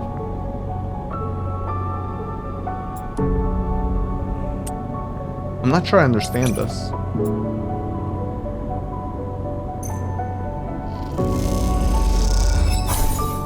Yeah, neutral outcome. Oh, neutral is -3 cryo. Got it. And positive is plus. Okay, got it. So, oh, okay. So does this mean is the low? I don't know. I don't get it. Okay, so this. Wait, what did we just unlock? I'm kind of confused. Sorry, my brain. Oh my god, this guy. Emphasis food stall. This one is Timbre Tea House. Yadagan Run Tea House. Tracking Havenage. Oh, okay. We do have a Havenage data. Okay. And then this is Tavola Room. Tavola Room in the Timbre House is some of the best players in the low end. This is serious high stakes play only. So +24 cryo or -13. But we can just succeed and get free money if we need it. Interesting. This one is okay. Now we're halfway. Wait, does this not give you my game just crashed? Hello? I can't click on that. Why can't I click on that? Oh? Okay, wait. What is this? This gives you more energy. Or 1 energy. Noodle manufacturer. Minji has a kelp stack in the basement, and he makes noodles from seaweed. He doesn't pay much, but he'll feed anyone who does a shift. I see. And this is express delivery. Delivering noodles to the nameless units at the low end takes guts and certain fearlessness when it comes to asking for tips. So this is for like the physical build, right? Like if you do the other guys, this is how you get like free money, I guess it's free energy, which is really nice. Like if we don't want to spend money, we can just spend our thing for it instead. So does this, no, this does not give you, okay, so it's either dice or money that you spend on. But I want to try something. I want to try the, where is it? No, not Emphas stall, sorry Emphas. This Overlook. So I want to buy 10 rations because I'm curious about this. Start. It gives you 2 energy. Interesting. What does, and this, it doesn't go, okay, what does this one do again? I forgot. 1 energy. Got it. Okay, and overlooked regular. I'm just gonna spend another for this bucket. Alright, so what do we unlock? The glass shatters on the steel bar beside you, and the taunts don't take long to follow. Hey, Haunt, the spacer calls across the low room. What are you doing here? He laughs at his own lame joke. Playing human? Shout back. You spin off your stool, scrambling for words. A hand falls on your shoulder, but as you flinch away, it pats reassuringly. You freeze in place. Out. Tala? She has such a similar art style to the father and daughter that they're not related? Whatever. Out, calls a voice from behind you, spat out like a shot. Oh, sorry, my bad. Wrong type of voice. You turn to see bright eyes, dark hair, and a stare that could breach the walls and vent you all into a hard vacuum. As you turn back to Spacer, the second glass comes sailing through the air. Catch. Ooh, did I get hit? You reach up a hand and the glass shatters across your forearm, showering you in fragments. I should have ducked. Through the haze of glass and grill vapor, you see Tala leap the bar and close the distance to the Spacer. The thud as he slams into the wall echoes around the bar like thunder. Now flanked by other figures, quick to their feet, Tala throws the Spacer out through the door and stands silhouetted against the rotunda lights. You touch your arm and it feels wet. Someone helps you to your feet and back onto your stool. Broken glass rattles as it's cleared and a fresh measure of grill is glugged out in front of you. The same hand, warm, heavy, falls on your shoulder once more. Waifu? He isn't coming back. We don't tolerate that kind of shit here. Tala flops onto the stool beside you. Let's get a good look at you. Tala whips the powdered glass from around the wound and someone places a bottle of alcohol and a metal tin with tweezers on the bar. She disinfects them and then turns to you. What an awesome bar so far. What the fuck? The people in this bar are like fucking amazing. They're just like, oh yeah, this is the usual. They're like the they what do you call it? What do you call someone who like goes to a place very often? Like a repeat customer? Damn, I forgot the word for it. Anyways, but like they know how it works here. That was an ambitious catch, he smiles, pulling a silver glass from your forearm. Stupid, but ambitious. You don't feel the pain, only the string of status messages your body delivers concerning dermal damage and exposed structures. You do feel the care though, as Tala's bright eyes search your thick synthetic skin for splinters. Watch her. Tala works with the skill of someone who has had to pick glass splinters from the skin of a stranger before. She hones in on each bright shard. Regular, that's what it's called. Regular. The regulars here are probably like all badasses and like all really cool. Because they're just like, alright, here's the stuff. They help me up, they give me a glass, like they're fucking awesome. She hones in on each bright shard. All the time, tapping the tweezer's tips in little rhythms that only she can follow. Tala smiles to herself. So, you've been on the eye for long? Just arrived. I thought so. I only seen you here a couple of times. A splinter clicks into the tin. Not everyone is like that, idiot. We don't all hate you. She glances around. Some of the regular, maybe, they fear you. Maybe they're just curious. I don't know. But I do know that the Overlook is a safe place. I know what it's like to be new in this place. Trust me, she meets your eyes. I'm not trying to convince you of anything, or separate you from your chits. I just want you to know that if you need somewhere, you can always come here. I know the rations we got aren't much, and the company is, she leans in, limited.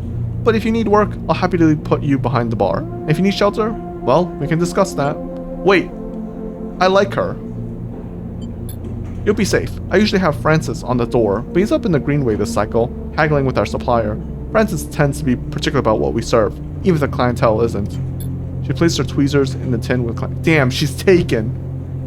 Ah, she's fucking taken. Francis. You know what? But you know what? If Francis is this cool ass dude who's like, no, we don't serve shit to our customers even if they want shit, I'm down for that. You know what? I want to meet Francis. She places her tweezers in the tin with a clink. That's you, sleeper. Here. She slides a glass of grill to you. This'll help. She stops, her hand still on the glass. Wait, does this help? I mean, can you get drunk? Let's find out. She laughs.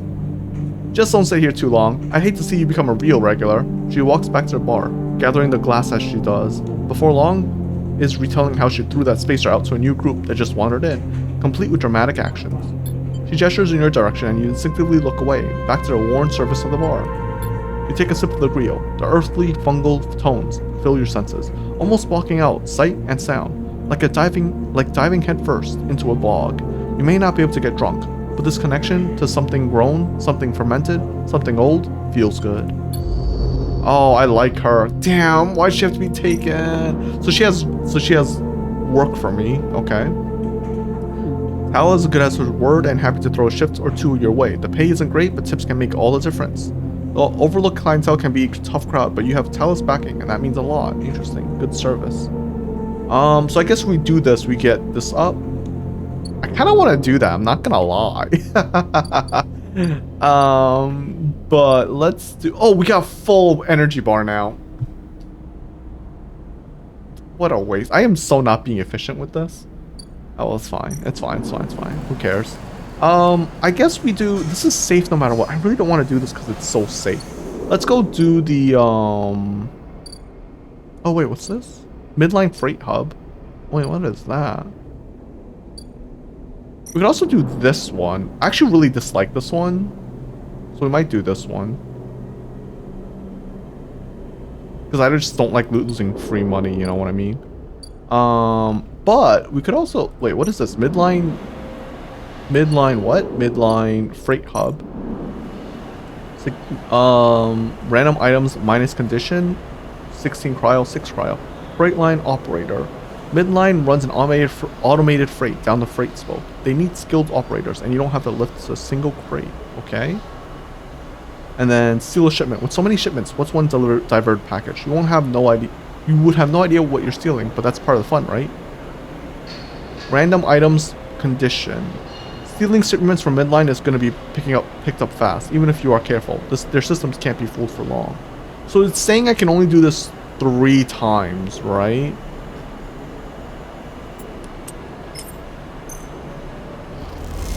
Why not? Random items. I got 5 cryo. What a waste. Wait, is that all I got? Actually, I got a Ripper Worm. Wait, is that what I needed? Wait, wait, did I get that from that? I have no idea what. I don't understand. I don't know what I just got. Okay. I guess got a Ripper Worm. I don't know when I got this Ripper Worm. What the fuck? The worm slots in and begins tunneling down a thread. Godspeed, little one.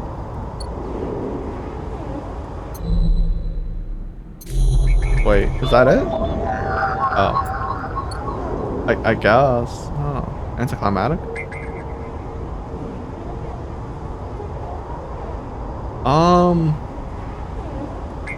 Okay. Well. Fangs Bay. There we go. Oh. Installed. We need three cycles. Got it. Man, so I don't know. Maybe if you rushed Fang's thing immediately, you would be able to... Maybe? How do you get the Ripple? Did I get lucky with the Ripper Worm, or did I just have it in my inventory and I just didn't notice I had it in my inventory? Because you get it automatically, or if I got it through this thingy, the freight, is it RNG or is it like guaranteed, but like you get what I mean? Like I don't know.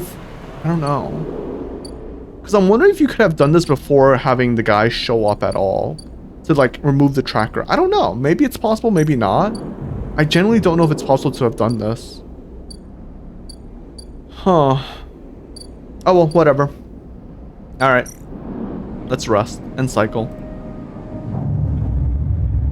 We are going to be in slight bit of trouble because once we use the stabilizer, we're going to have to pay for the ones after, which I'm going to hate. Oh my god. We got 2 5s, which are good, but let me see. I got to remember that these are all agents now, I think. Are you an agent? You're an Yadigan agent, yeah. These are all agents. Okay, so I only care about the Hunter's Nest now. Perfect. Bypass. Extract. And now we need 1 more. Funny enough, that's when the next Hunter's gonna appear. We need a 2 or a 1. Got it. What do we work on now? I don't know. I mean, should I steal again? I feel bad. Oh, wait. What is this? Yeah. It's 100% positive, so might as well. Fuck it. Why not? Midline secure. Okay. Yeah, I don't know. Did I just get lucky? I don't get it. Oh, I got 3 shipment fragments.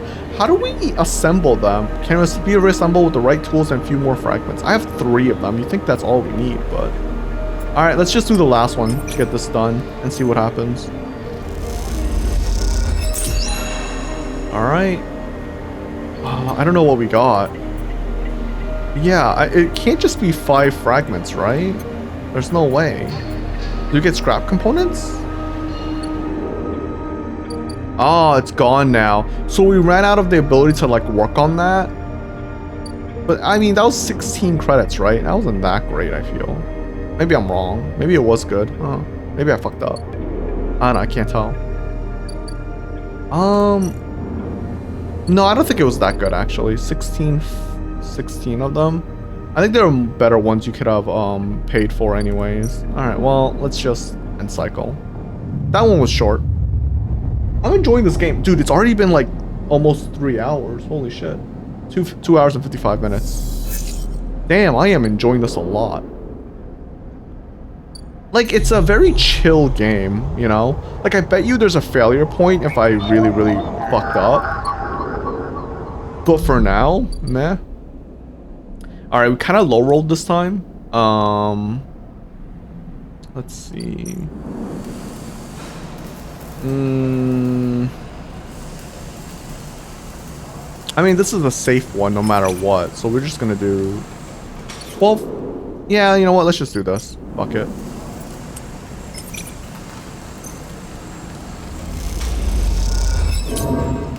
Quality control. Oh!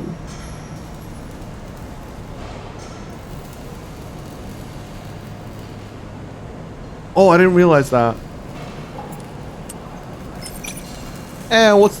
Well, neutral is fine though, right? Okay, so I just got really fucking unlucky. That's all. Okay, got it. I was like, what the fuck? Okay. Cool.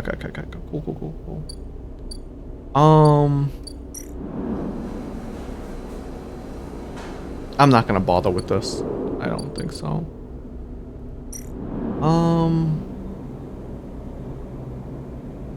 Yeah, let's do this one. I'm so curious about the plus energy here. That one throws me off. Can you actually get energy from this? Maybe someone feeds you or something? I don't know. Let's just do this one. Okay. And now am I oh wait, what is what's the new one? What's the new drive? Oh, build a home. There's a derelict unit in the low end that remains unclaimed. With a lot of scrap and a little work, it could be yours. Ooh. Oh, derelict unit. Abandoned by housing unit. Gather materials. I need 4 scrap components. Oh, so I guess that's what I need scrap for. Good to know. Okay. Should I spend... I guess I'll spend my money. I have 92 credits right now, which is pretty nice. Dude, how do I get the fungus?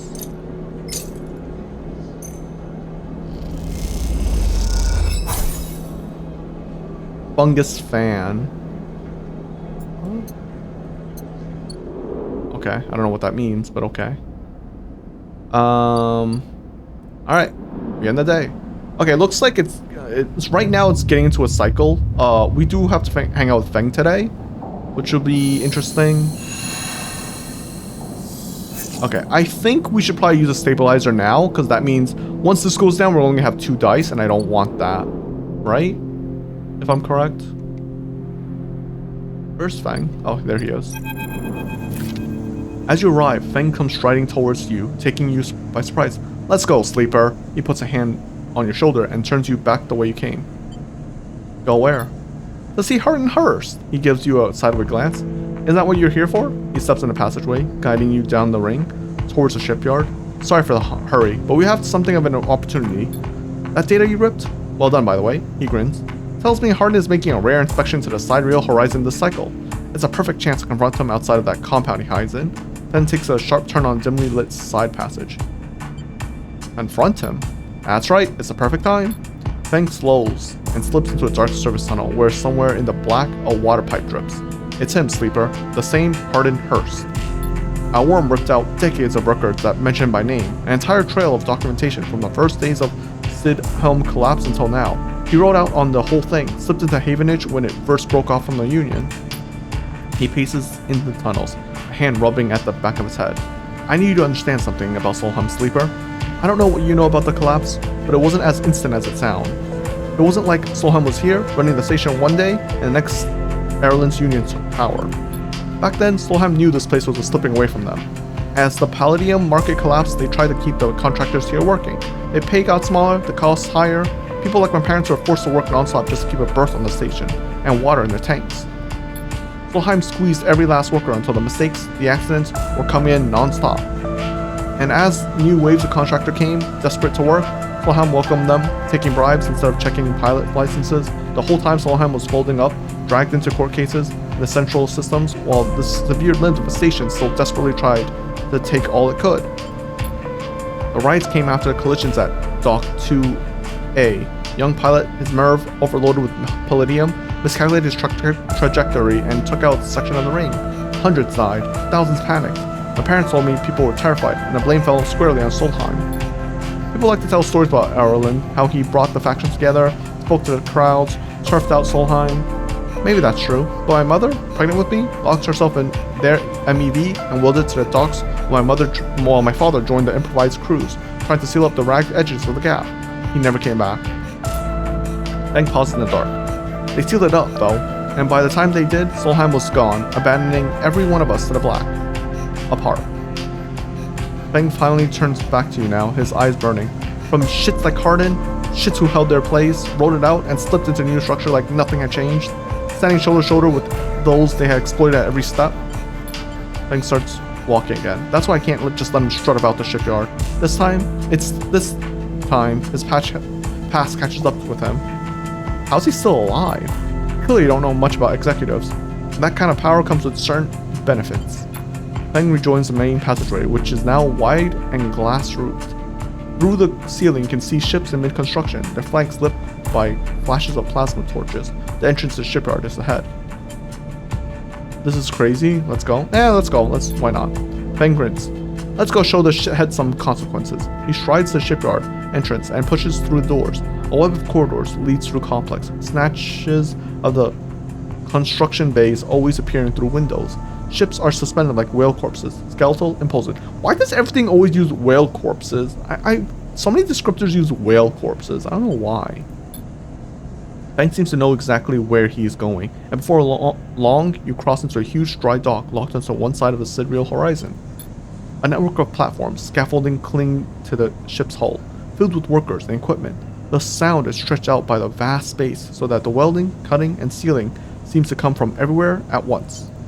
Both you and Feng spot them at the same time, a group walking slowly across the gantry, and at the front, two men, one gesturing towards the ship and the other, stick-thin, cleanly dressed, with a shock of gray hair. Hardin.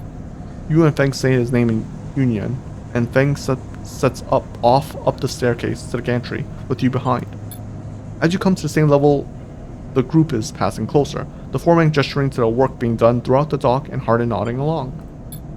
Hardin Hurst, Feng shouts to across the noise, taking you by surprise. His voice bounces and comes back in a rippling echo. The figure turns. Yes. Wait, I don't know how to do that voice.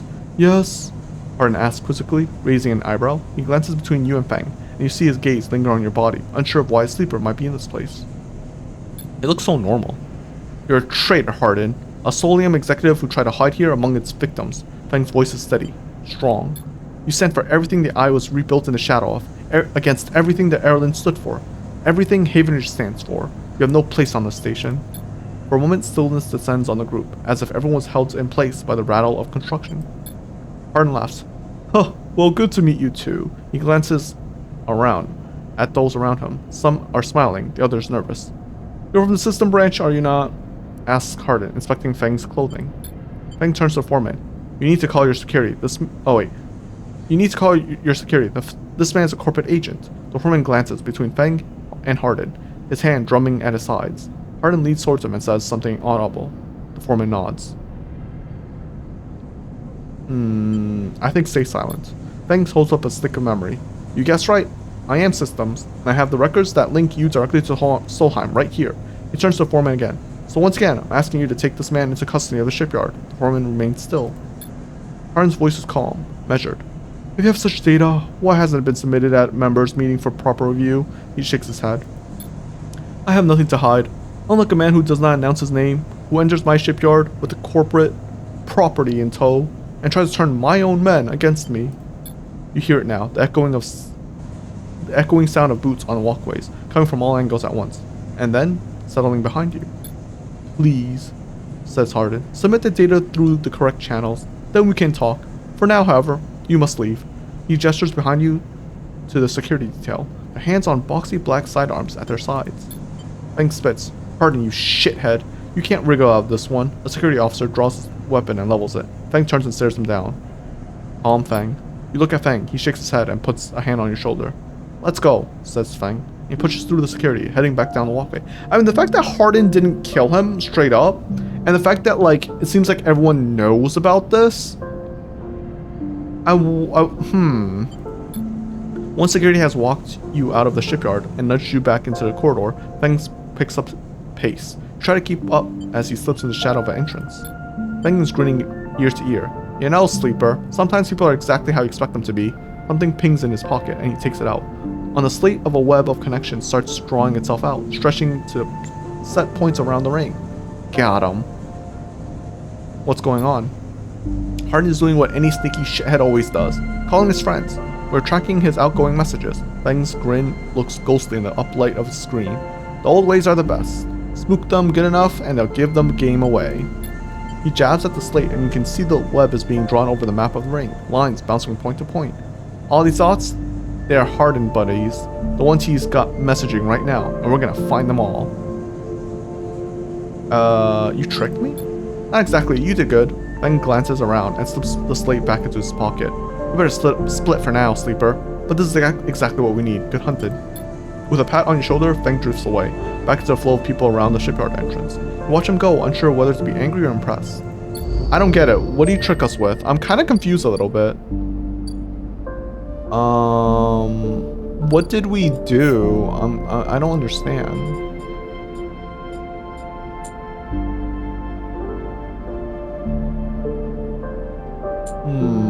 I'm not entirely sure. Did he trick me in the sense of like he didn't help me at all? Like he has no plan on helping me? Alright, we're gonna do insta karma. Because I've realized how annoying this is sometimes. Ever since your trip to the shipyard, Feng has been missing from his bay. What's going on? Oh, well, he's fucking dead. What do you mean? Come on, guys. We know what happened there. Alright, let me go do the low end. One more low end, right? Yeah, okay, one more. Bam. Alright, this will max it out to 2. Nice. Okay. Alright, that's everything, I guess.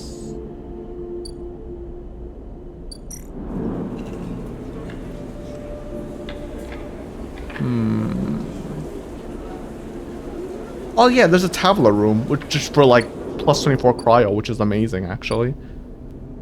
Oh wait, this one's new. Castor, curious data fence.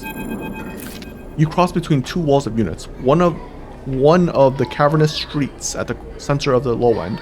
The pressurized bridge is full of the clack of Tavla, the shouts of children, and the whirl of air filters. Oh damn. Okay, wait. How do we do this voice? Okay, I'm gonna get too tired of doing the voices. Sorry guys. I might just give up. Anyways. Sleeper. No. I don't know. Whatever. Sleeper. No, that's the other guy. I can't do male husky voices. There's only like what the fuck, man. I'm not a voice actor. All right, whatever. Sleeper. You turn to see a man sitting at the table alone, somehow untouched by the hustle and bustle of the people around. He gestures to the stool on the opposite side of the table. Sit. Sit. You sit at the metal stool and you start setting out the board with counters, or at least the filter caps low-enders typically used in their place. Castor, he says by the way of introduction, looking over his glasses. Night or day? He asks, gesturing at the caps, crudely sprayed white and black. Day? He rotates the board so the white caps are in front of you. Let's begin. You take a plastic die each, pitted and worn, and roll to determine who starts. Castor rolls a 6, you a 4. I lead, he smiles, and begins to move his first cap precisely along the board.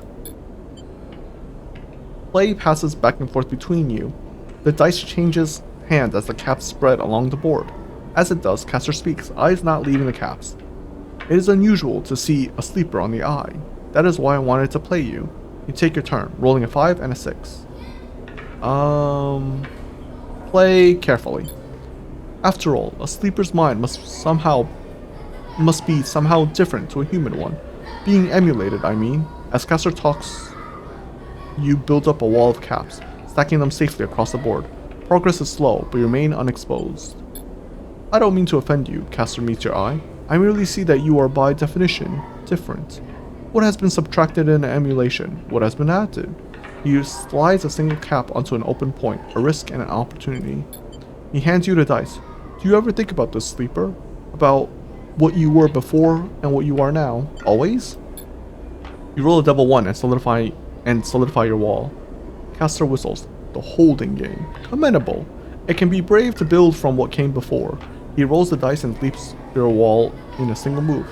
But we cannot idle too long, sleeper. The slower we move, the sooner we are caught. The past you is not just an idea, a concept for you. It is a living, breathing person. He looks up his glasses, his eyes bright and wide. You split from them like a shadow splitting from its caster. They may be sleeping now, yes, but one day they will awake and carry on with their lives unaware of your fate, no matter what it may be. He hands you the dice, smiling. You are a branch severed from the main trunk, an offshoot who refuses to die, so to speak. You roll again, under pressure now, trying to slip your caps out from under Castor's before he solidifies control of the game. So what I am curious about is how you see yourself in all of this, Castor asks. What does this tangle of truths make you? Driven. Castor laughs. That much is obvious, sleeper. I see in your eyes. You are eager to make all this count for something. Castor looks away. Through the glass to the crowded units on all the sides. But driven towards what? He starts removing caps, his home board now full. Is there an end here, or just endurance? They try a few more rolls, attempting to get back in the game. But Castor clears his home board with a sense of the inedible. He has known he was winning for a while. I feel I may have pushed too far. He slides another cap from the board. I apologize. My curiosity has a habit of getting the better of me. You roll to return a cap to the board, but all the spaces are blocked. Castor claps his hands apologetically. You play well. Really, your weakness is not your game. He smiles warmly. We have much to learn from each other. He slides his glasses back up his nose and sits back. I feel we could share knowledge, ideas, perhaps even data. His eyes glint with that last word. To our mutual benefits. He slides his final cap from the board. It is over. He has won. I'll see. Please. I don't want to make you uncomfortable. He holds up his palm. My intention is only to help you endure here, and if I am able, feed my curiosity. The game over, you notice the bustle of the walkway once more. The call of the children, the deliveries, the arguments, and the reconciliations. They wash over you as you stand and leave, Castor nodding goodbye as you do. Crossing the walkway, you replay the moves of the game in your mind, looking for an opening you are sure was there. Okay. Castor's data fence tablet table. Ah, the swords are yagging and brutal, but I want the truth. A vial stabilizer should provide the motive. He has stabilizers for, oh shit, for data? Oh. Where are the old guards up to these days, I wonder? I have a ship mind if if you indulge my curiosity. Oh, so honestly, we shouldn't use the credits for the surgery, because fuck that shit. I'm sorry, but I mean, I guess there's story with Sabine, so that's why you want to do it, because I need to buy it from him. Okay, well, I guess we do need to do that. All right, that's good to know. This is like 150 credits, right? Yeah, 150 credit. I keep calling it credits, but it's credit. Whatever, same thing. We have 2 dice we can use. Oh, Ethan's tab, 58 credits. Ethan says you have 2 days to pay the tab. He calls it being fair-minded. Wow, 58? How can someone drink this much in 6 cycles? Ethan hasn't held back when he was been at the compressor. Alright, we should like wait on this, right? Because if we do it immediately, we have to pay faster, right? So we all want to wait on that if we can.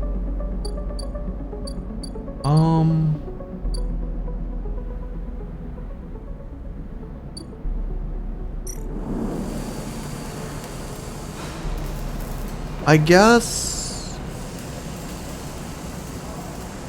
I want to do this. Neutral is good, right? Yeah, neutral is good.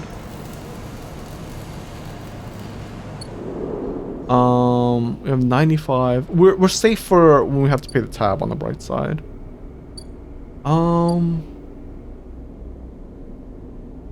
Oh, we're gonna need food tomorrow. Well, we can deal with that.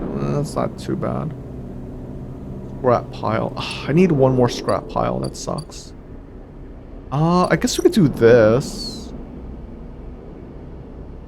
Bolt climber.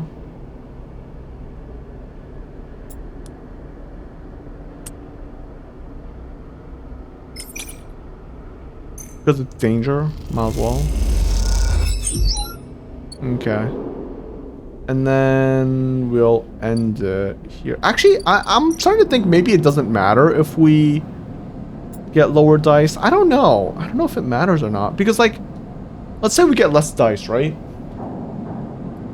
It technically means the less actions per day, which means because, like, the thing that wasn't rushing me was the fact that I didn't have a tab. Now I have a tab. Like, I have to pay for what's his name's tab, so we need to make enough money every month, you know, and then once we run out of free stabilizers, we need to make a stabilizer every month as well. Right now the big thing is that we need 100 and something in order to pay the tab and get the free stabilizer, get the stabilizer from what's his name, from the surgeon. That's the big issue. Should I use the stabilizer now? I don't know. You know what, let's test this out. I want to see. If I do this, I get 2 dice, right? Yes. So what if I input a stabilizer? What happens? Do I get the dice back? No, I don't. Ah, so you should use it the day before. Got it. I wonder if... that's a bit unfortunate. Oh well. And for this one, I have the next day to do it, right? Like, I can do it the next day and not today, I think. I'm pretty sure.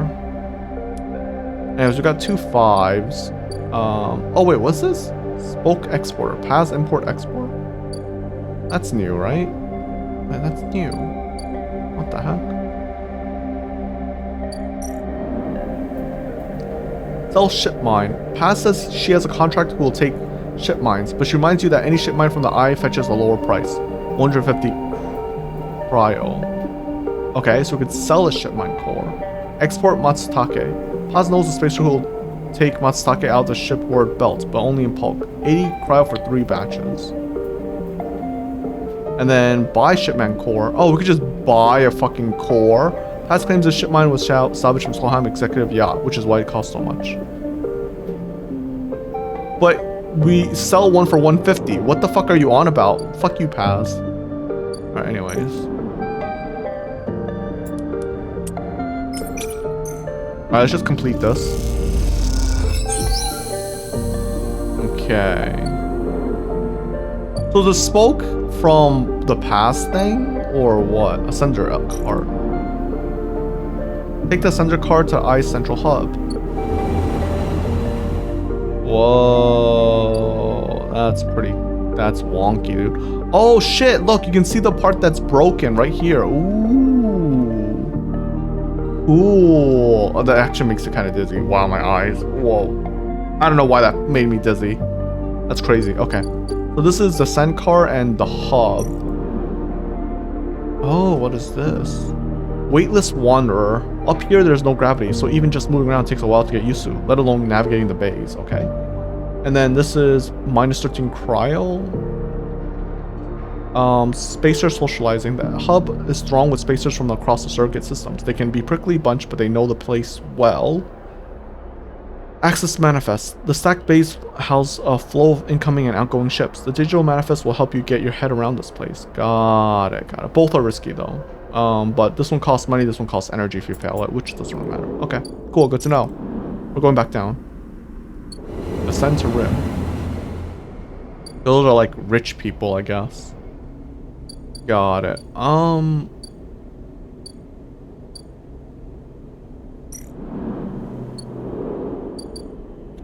wonder if there's any point in changing from the container to the house. Hopefully it wouldn't make things more expensive, because it did. I think that'd be bullshit, to be honest. Alright, let's go do this.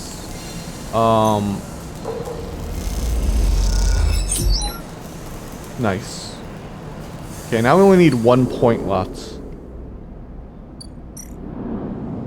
Oh, we're starving. Fuck. Sorry. We need to eat something.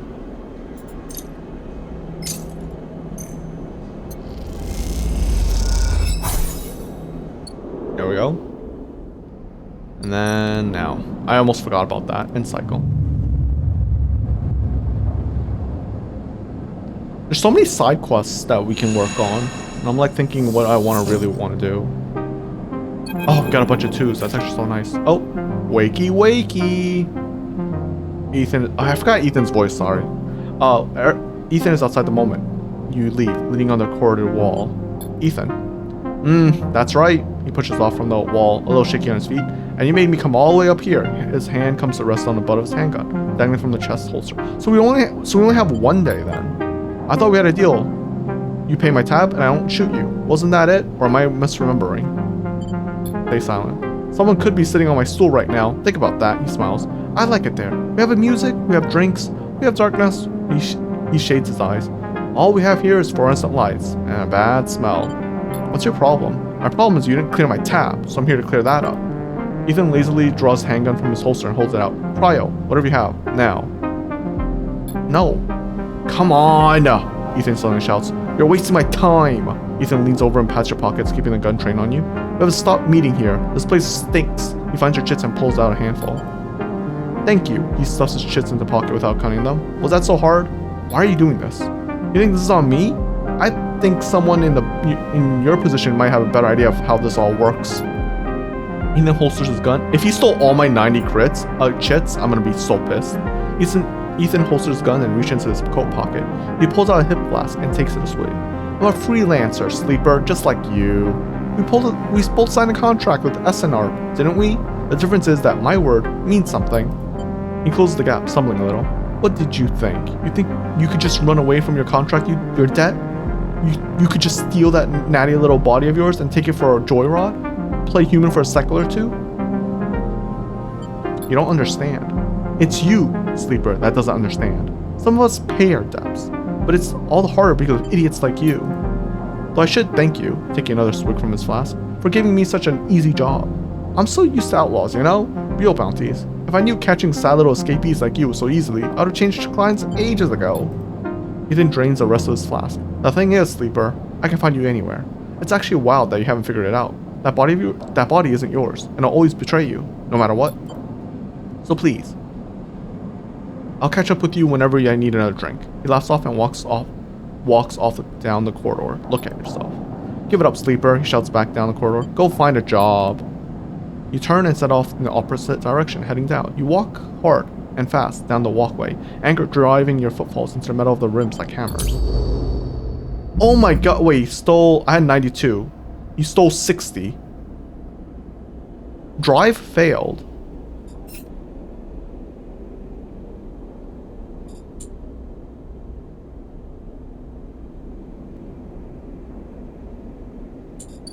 How much is this tab? Ethan's back at the bar, still drinking. How much longer can this go? This is now only 4 turns. I guess drive fail doesn't actually mean it fails, though. That's interesting.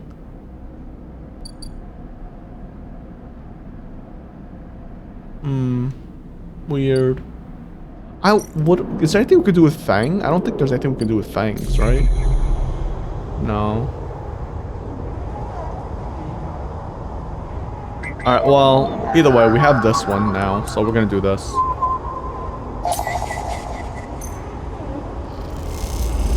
Alright, we're gonna meet the hunter as well, which is gonna be interesting.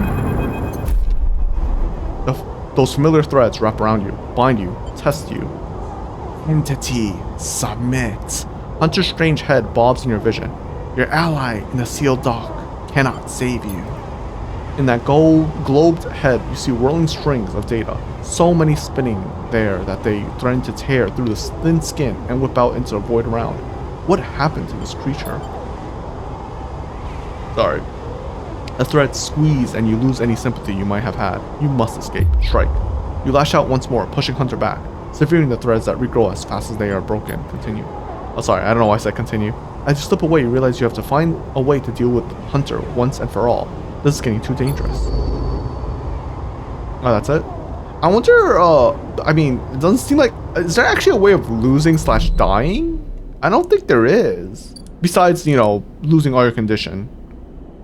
There might not actually be a way of dying, air quotes. Anyways, we got the dock thing. No, not the dock thing. What was it? We got the, other thing. Where's the seal dock? Ah, there it is. Hunter data. Hunter data.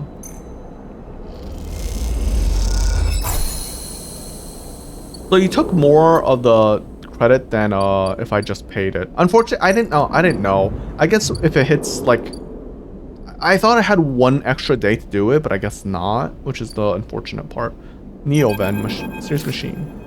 The Neovend is thrumming with excitement. The movement of the servo motors rock the vending machine back and forth at unsettling angles. You wonder if it fell over, would Neovend be able to get back up? Sleeper, entity, comes this hiss. Your data is good. Across the face of the vending machine, raw codes scroll at incredible speed. Hunter is isolated, disconnected, unstable. Neovend flashes sequences of mangled data, compressed into a sludge of artifacts. Hunter gathers without thinking, outlived its own operational limits. Its nests are evidence of this. Operational limits. They outlived. Hunter activated during collapse. Emergency protocol to isolate intelligences. Solheim needed to protect property.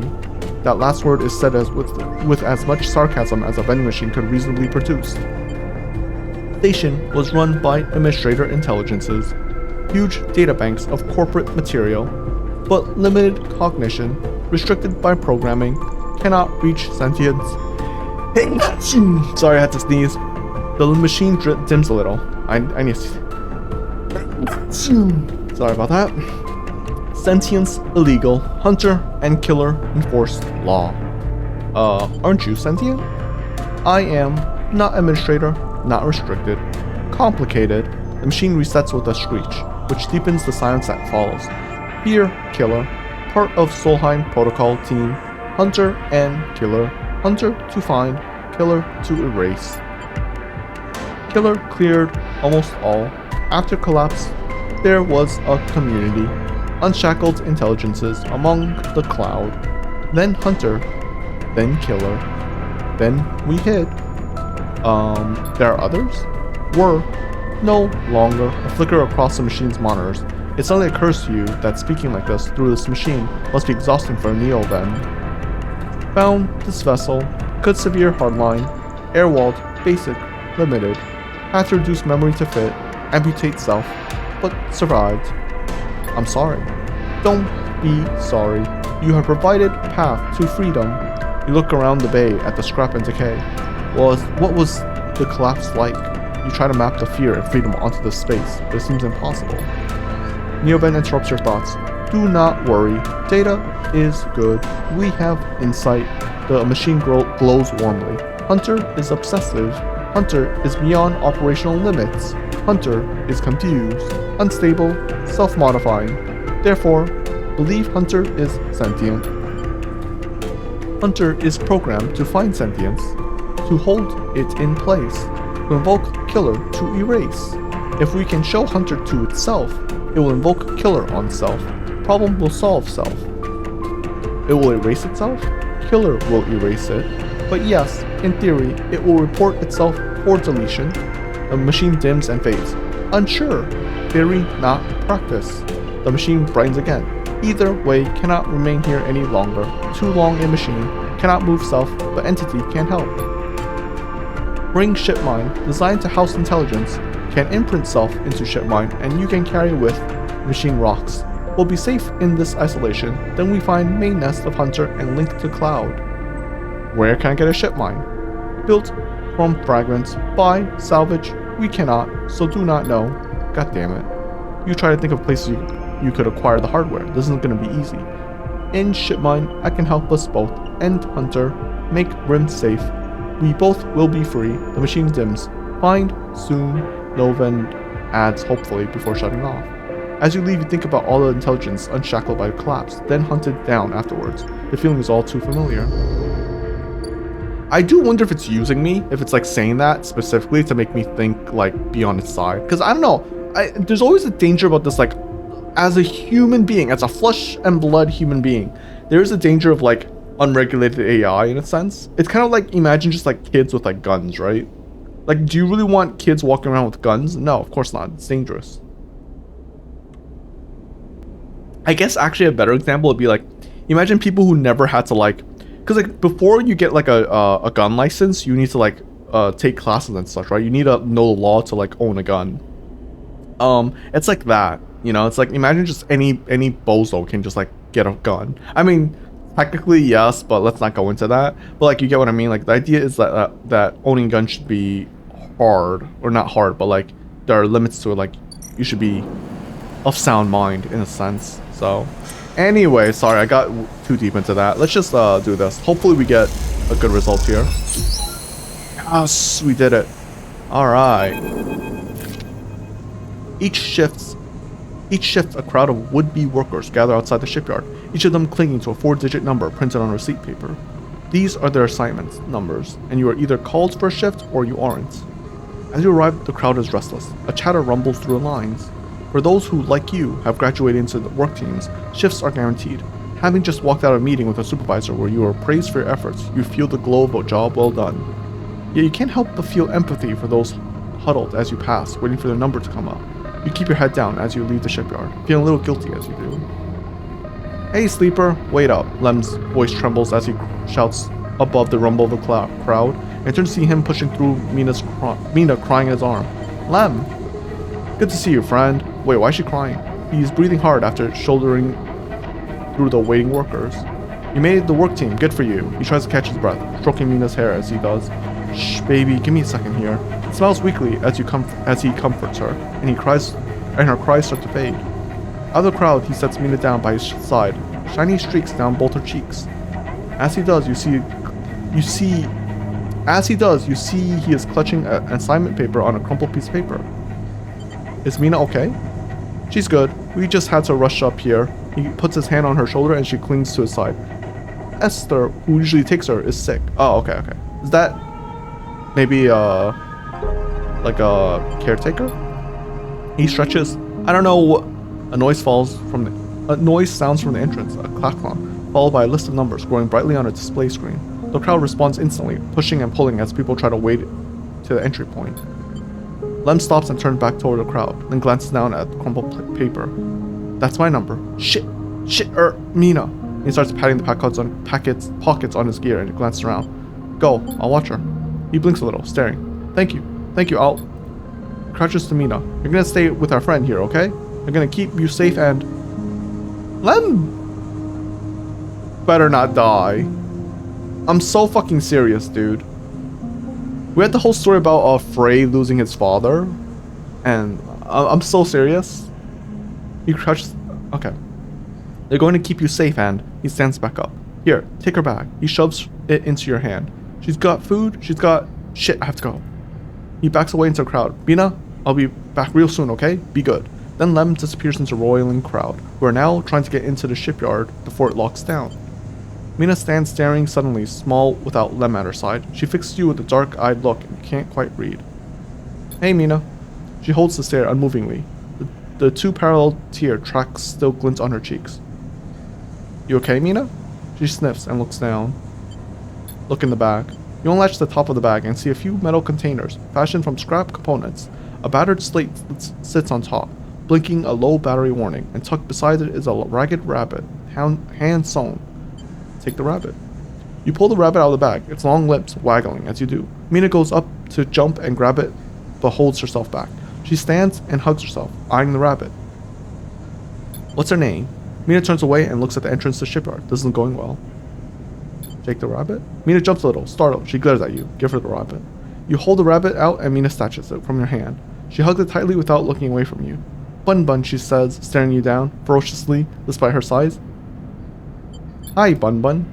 You move a little closer as you speak, closing the gap. He doesn't speak, she says. She looks at you suspiciously, but her face softens a little. She waggles Bun Bun in front of you, and then walks him up to your arm and onto your shoulder where he sits. She pokes your arm like a couple of times. Are you really a robot? Sort of. Yeah, she thinks. Me too. Mina has more questions. Lots of questions. Questions about how you breathe, or if you rust. But before long, you're talking about rabbits, and what Esther, the lady who usually takes her, smells like, and whether or not fairies live in the eye heating pipes.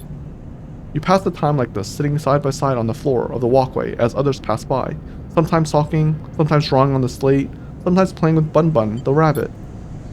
And this is how Lem finds you, just as both of you are starting to yawn. He is dirty and tired, but Mina leaps up his legs and into his arms as you stumble backwards. You two get on okay? He asks, trying to keep Mina from climbing onto his shoulders. More than okay. Mina shoots you a smile from Lem's arms, her suspicion gone. Well, looks like Meanie can be nice. He pokes her in the ribs and she squeals in delight. Thank you, friend. I mean it. He gives you a warm, wide smile. I owe you. Look. He glances around. It seems like Esther, the lady who usually watches her, is going to be out for a spell.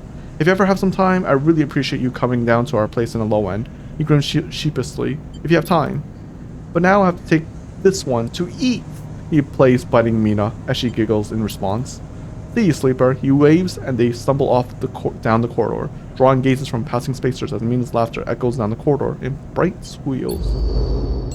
Aww, and his name got called, and his name is Jones. Sorry. Oh man, I like that one. Help Lem work. We're doing that one. If Lem wants to leave on the Sidereal Horizon, he'll need someone to watch Mina while he works his way onto a construction crew. We are doing that 100%. Alright? Alright, what is this? Sidereal Fit Up. Your work as a junior tech has qualified you to work in the team handling the final tech fits-ups of the Sidereal Horizon Bridge. A vast job. I'm gonna get paid 15 cryo though. This is a lot though. Holy shit, you have to do this a lot. Damn. Doesn't seem like there's anything for failing. What happens if you fail though? Weird. Oh, whatever. Let me see. Alright, this one's the Ambergris is gonna be done next turn, I guess. Awesome. And then let's see. Hardware exchange. I think we want to pass this, right?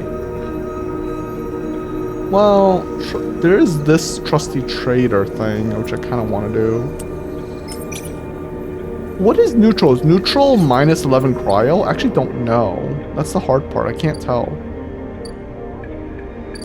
By the way, if I have 1 energy, what happens? Do I lose more of the thing? I don't know. Oh, Lem's and Mina's unit. Shipyard worker apartment. Babysit Mina. a ticket out plus plus if you get, I guess, the better thing. Lem can't work shifts in the shipyard unless someone's watching Mina. You two seem to get along, and Lem is desperate. Unless Lem gets time in the shipyard, he won't qualify for the Sidreal crew lottery. Watching Mina gives him that chance. We have to do this. There's no way in hell I'm not doing this. Right? Like, there's no way in hell I'm not doing that. I'm sorry, but I'd rather lose this game before we get them off of this fucking place. They need a better future. I'm such a sucker for like helping like kids, because kids are innocent, you know what I mean? Damn, I really need one more scrap. All right, let's go do the. We actually do need food quite a bit, funny enough. I wish you could still. Wait, where's the thing? With the gambling? Always gamble. Oh, this one's the house. Right? 24 cryo? I kind of want to try it. Neutral is... What happens if you get neutral? Oh, but we got a neutral outcome is +9 cryo. I see. It's either 24 for great or... Okay, got it. Okay, +9 is kind of actually trash. Not gonna lie. I thought it was gonna be better than that. Oh, well. Let's do this one. Right, 19. Nice. And then we have a 2 here. Can we do anything with this or no? Nothing?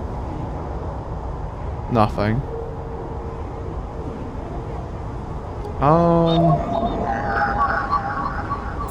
Alright, well, let's just do this for the... wait. Sorry, is it a Havogen agent? Yeah, right? Yeah, I think it is. For the stabilizer?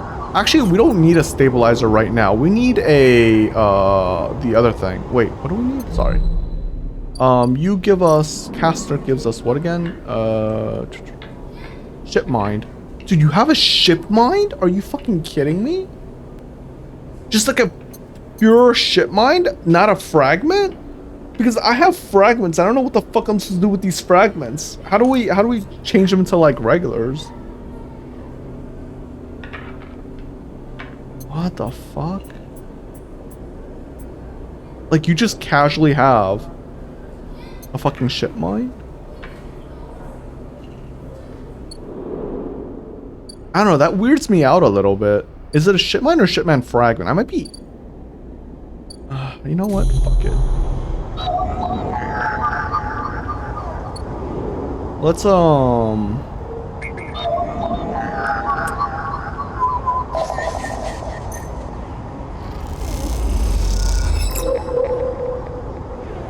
Okay. Alright, so we're done with today. Oh, why are we gonna lose another stack of the thing?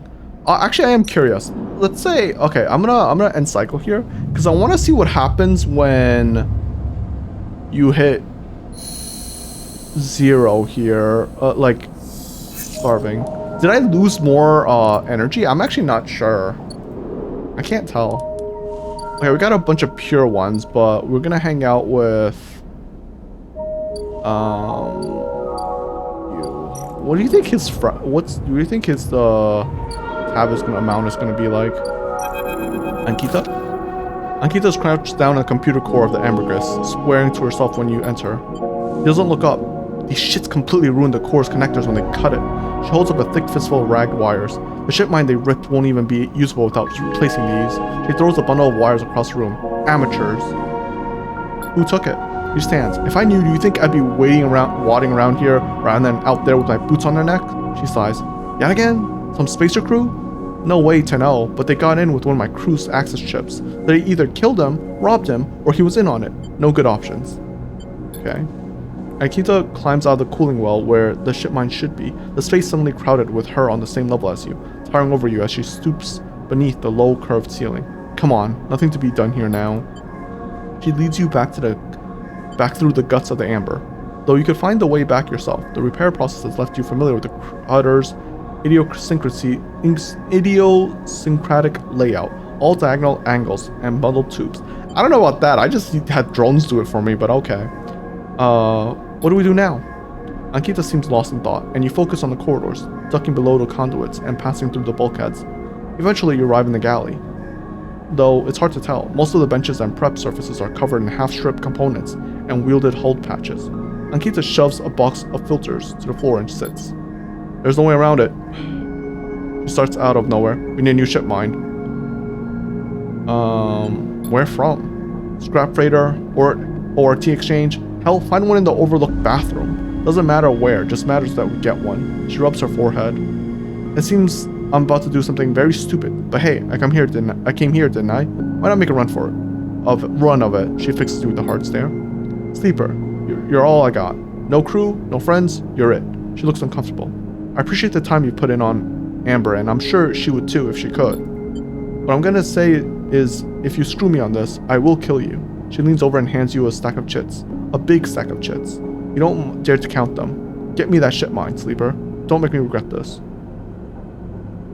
You won't, but... I'm gonna say but? She sighs. Look, just get out of here before I change my mind. You slip out the galley and head back towards the main lock. As you do, Amber growls and creaks like a caged animal. You reach a hand out to calm her. Time to find Ankita's ship mine, somehow.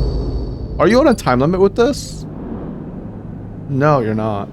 Fascinating. How many chips did you... 177? She gave 100 chips? We can actually buy the... No, we can't actually. Fascinating.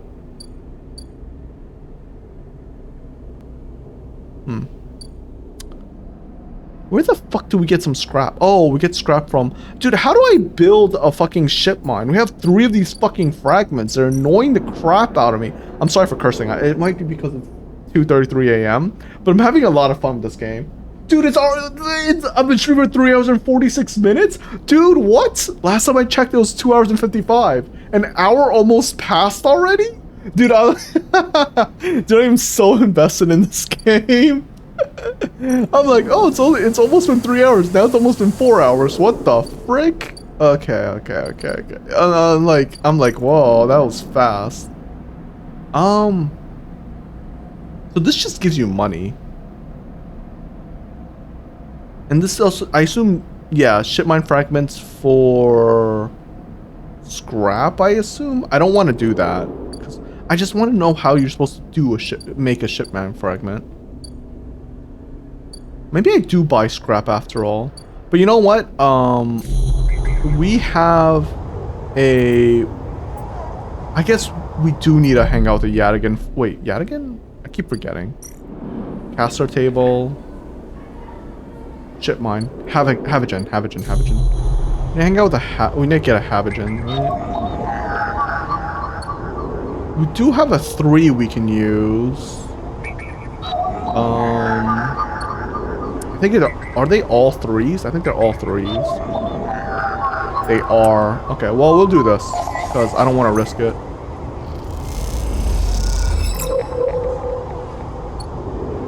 And then we'll do one more Havagen with this 3. We got 5 cryo, awesome. I'll take it. Free cryo. And then now we have 2 6s we can use somewhere. We are gonna have to eat, unfortunately. Well, not unfortunately, but I don't know where to get.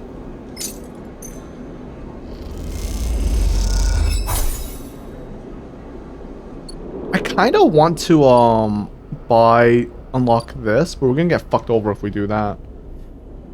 Maybe we just make some money for now or something. I don't know. Tabula room. We could do Tabula room to gain a shit ton of money instantly. That wouldn't be the worst.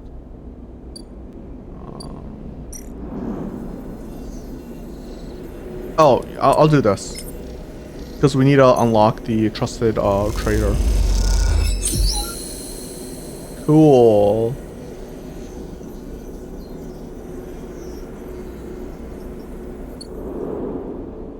Alright, what is this? ORT fabricator. Reclaimed fabrication stock. Stock. Whatever. Ship mines cannot be built from scratch, but if you have enough salvage fragments can be reassembled with the fragment. Yes! It's just what we needed. Wow, that timing. This game is easy. Did I just get really lucky in the beginning? Is that what happened? One upgrade point. Oh, sweet. We can get the, okay, I think double data rewards, agent nodes. Oh, do you think this is like to get like more Yadas and stuff like that? That might be nice, actually. Or we could do Insta Karma, but I'll just do Icebreaker for now. I think Icebreaker, if Icebreaker is what I think it is, actually, we don't know. So I don't know if, Caster gives you more than one. Like, can I just farm ship mines off of him? I don't know. If I can, this game becomes infinitely easier. Or stabilizers, if I can just farm that off of them, it'll be really strong. But I don't know if you can do that. That's the problem. But let me see something. So this is survive. No, wait, this is what was the stable my tracker? Yeah, but I can't do that yet. So I need to disable my tracker before I can even escape or anything like that. So what was the...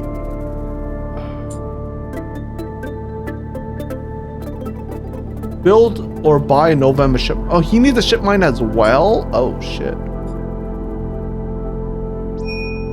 Where do I get him caps? These caps. Do I have to go past the thing? I must, right? That must be it. Yeah. Survive. Wait, wasn't there one that was... Oh, this is build a ship mine. Okay, we just finished that quest. Got it.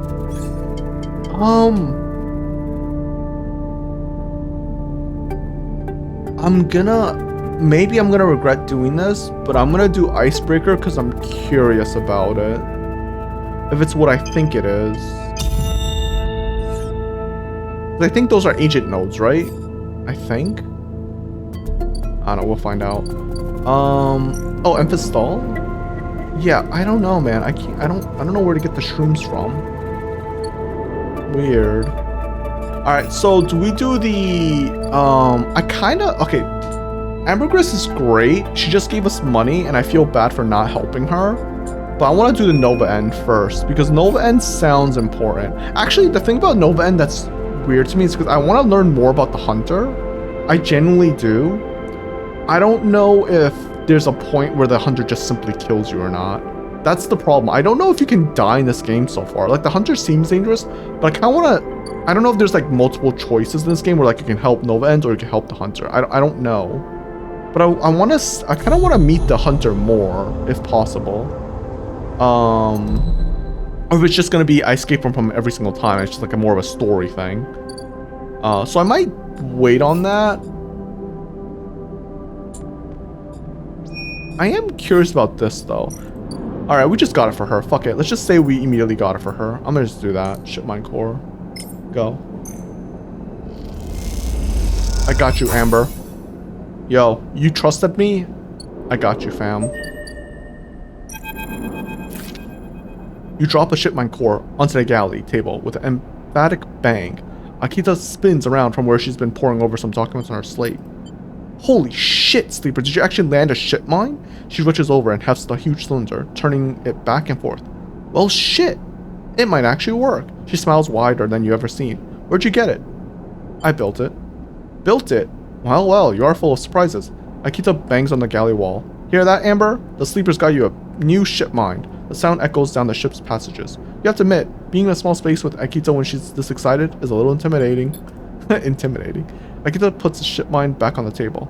I'll start the process of fitting it as soon as I can. I might need your help with some of it. She heads back towards the counter to grab her slate. This isn't the only good news today either. Looks like my good karma's finally coming in. She throws the slate onto the table and spins it so you can see the screen. Take a look at this. You see a list of names and numbers. Nothing that exciting. Along with what looks like a transit timetable. I found them. The thieves? Exactly. Well, the thief is singular. She points at a name on this list, or more specifically, Ashton Kaede, whose his past that was used to access Amber and slice the ship mine. I thought he might have been killed or robbed, his past stolen, but turns out he crossed the Founder's Gap to the very next cycle. Founder's Gap? That big rift in the station. You can't cross it without the Founder's Ferry. She leans back in her seat. I know some of the crew over at the ferry. Old mercs used to run an outfit I work with. I saw them in the Overlook, and they mentioned they saw Ashton crossing. I was checking the manifest, and there he was. Looks suspicious. He hasn't said a word since the theft, and anyone wanting to hide out might head to the Greenway and go to the grounds. She flexes. He won't get far, though. There's no real docks out there. Only a couple of jetties in the wastes. Going after him? Not yet. But first, I want to fit the ship mine. She pauses. But maybe you can help me out with that? Where's this going? Sure, how? I kind of want to just be a bro and just say sure how. But I am so curious. Where's this going? Sure how, fuck it. It's just so me, I have to do it. It's like this. I head over there, especially in Amber. He'll spot me a mile off and go underground. He'll find a way to slip the station or bury himself so deep in the waste no one will ever find him. But you, Ashton doesn't know you. All I need is for you to go there and sniff around. Not in the commune, not the stacks. You'll have gone to the edges, the margins, the wild places. That's what Ashton likes. You see him, you locate him, ping me on this. She hands you a calm earpiece. Seeing as this is merc work, I'll be happy to give you merc pay. She shifts her seat. Thing is, I haven't got much left. So how about I tell you the boys who run the ferry to give you a discount? Oh, we need that. I know it's not much, but once I grab this coward, I'll pay up. 200 cryo, nothing less. What do you say? Sure. She gives you a heavy whack on the shoulder. Good, I owe ya. She lifts the ship mine up her shoulder with whirring ease. I'm gonna get this fit into Amber's core. You get any info? Any sense of where Ashton's hiding? Let me know. She goes to turn and stops. And once again, Sleeper, thank you. I appreciate it. Ankita stomps off into the guts of Amber with the ship mine, leaving you in the galley.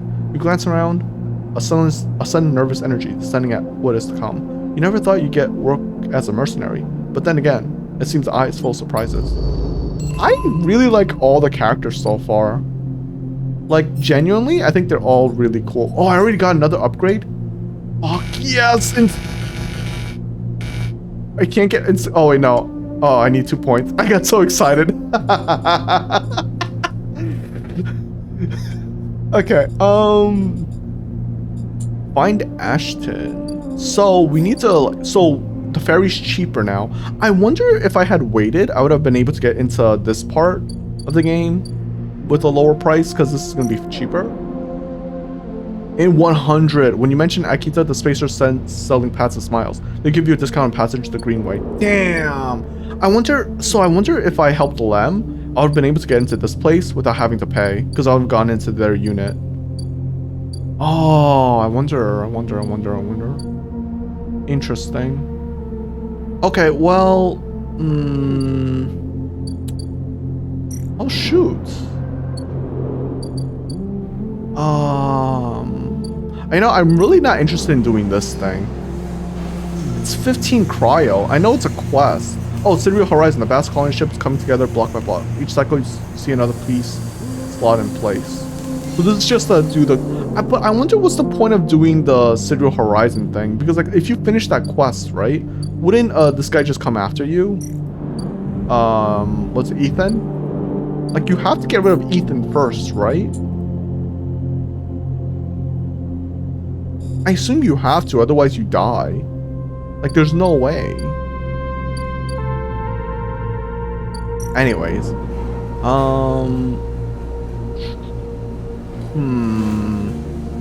Risky, you still get +4 cryo, I assume? I don't actually know. What do we do? Oh, we could do the Ascender cart.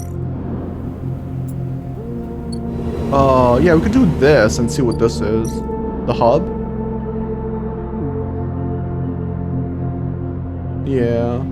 I mean, it's all the same no matter what, so let's just do this.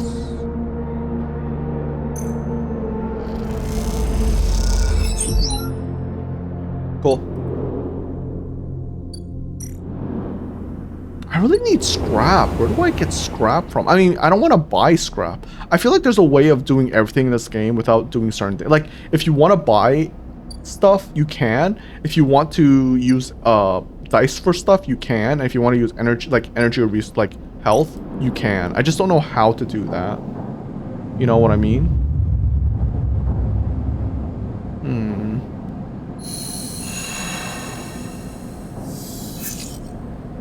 Okay.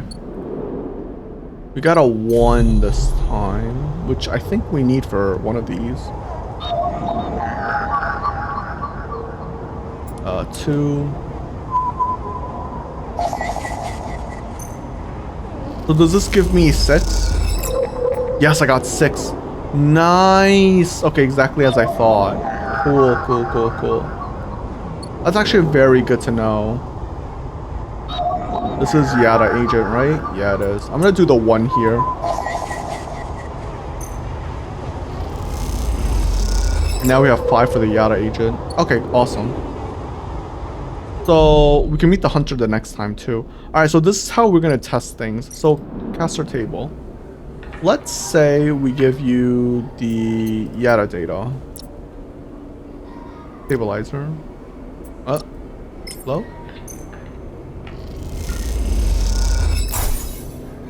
That's enough for now, Sleeper. I have other things to attend to. So I got 1 stabilizer.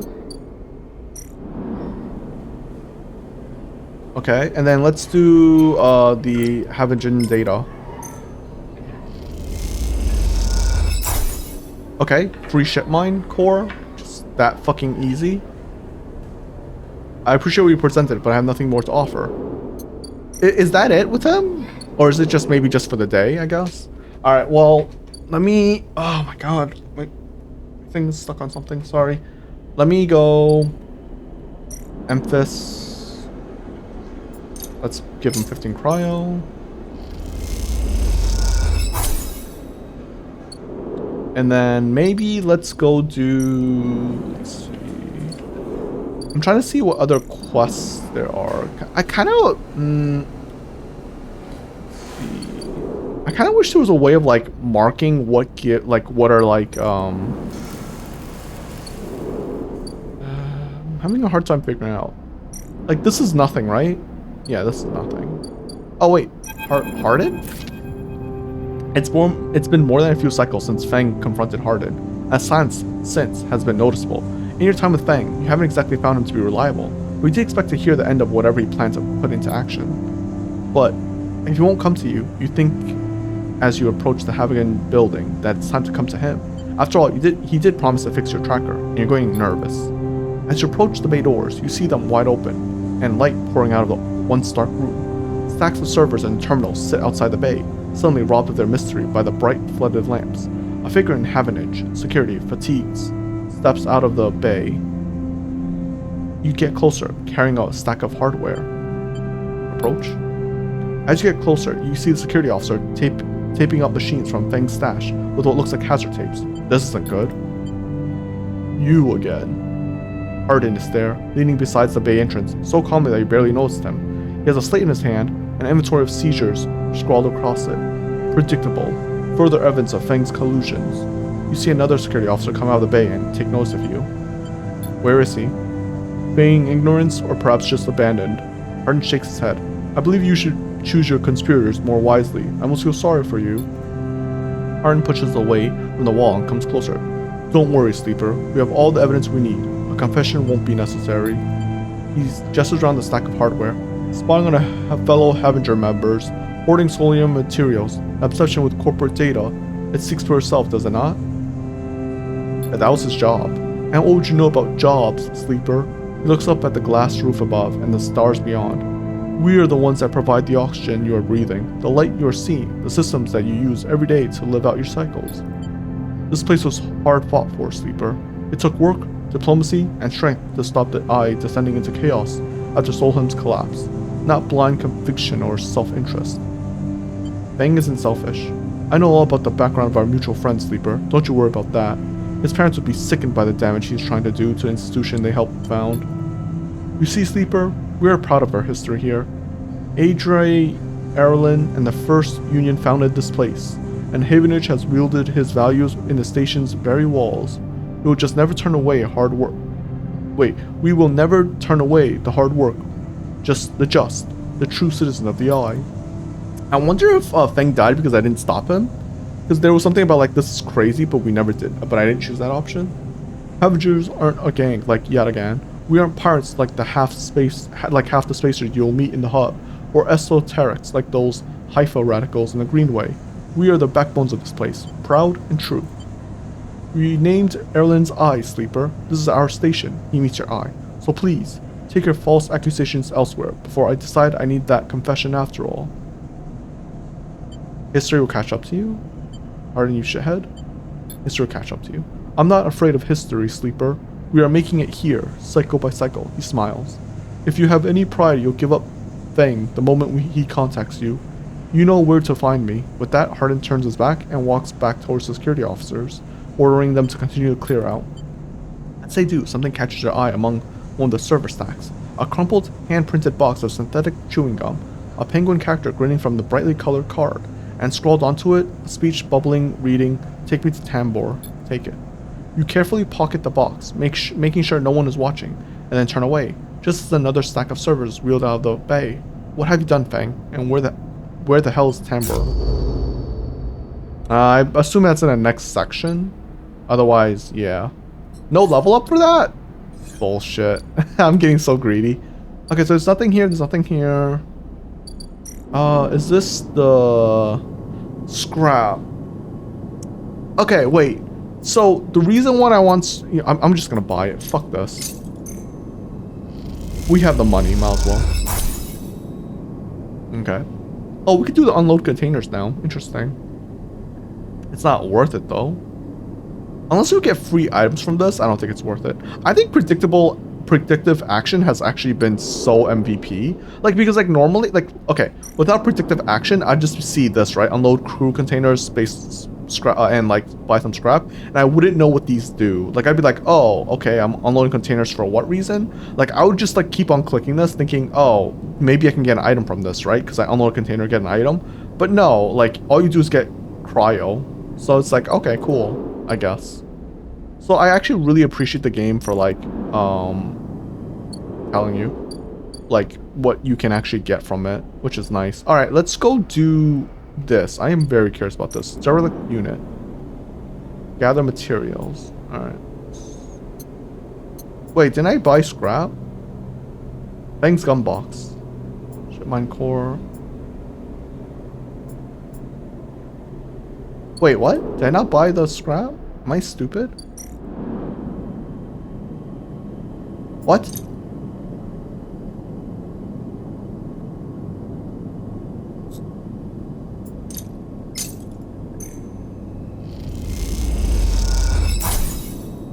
Oh, did I get a... Oh, random scrap item. Oh, I got a ship mine fragment from that. Oh, it's just gambling. I actually got lucky. That's crazy. Okay, well.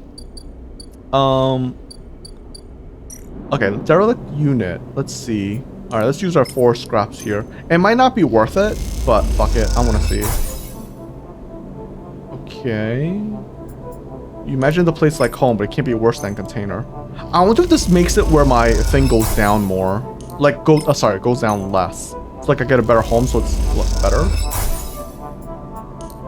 So like, I lose less, condition.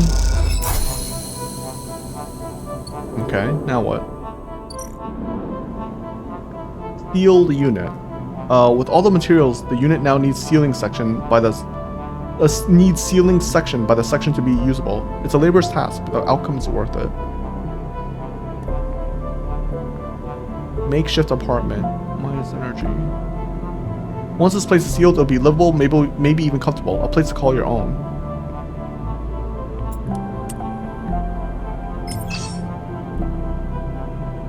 I don't want to gamble. I'm sorry. We're just gonna do guaranteed, I think. Fuck it. Oh wait, I can't? Oh, wait, can I not do it? What? Oh, because I have -1 endure. Oh, I have 1 minus endure, so it makes it 4. Ah, I see. Makes sense. So we're actually do 6 for that then. I'm not gonna bother. I'm wasting my time there.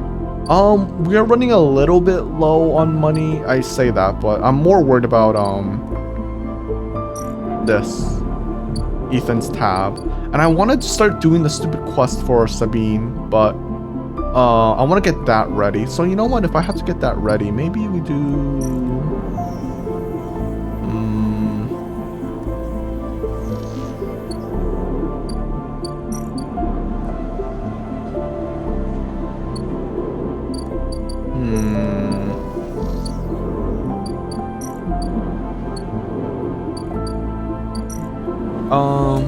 This is 24, right? Hand in gum box. Oh, you feel stupid doing this, but the penguin says take me to Tambor, and this is the only Tambor you can find. Oh, I didn't know that.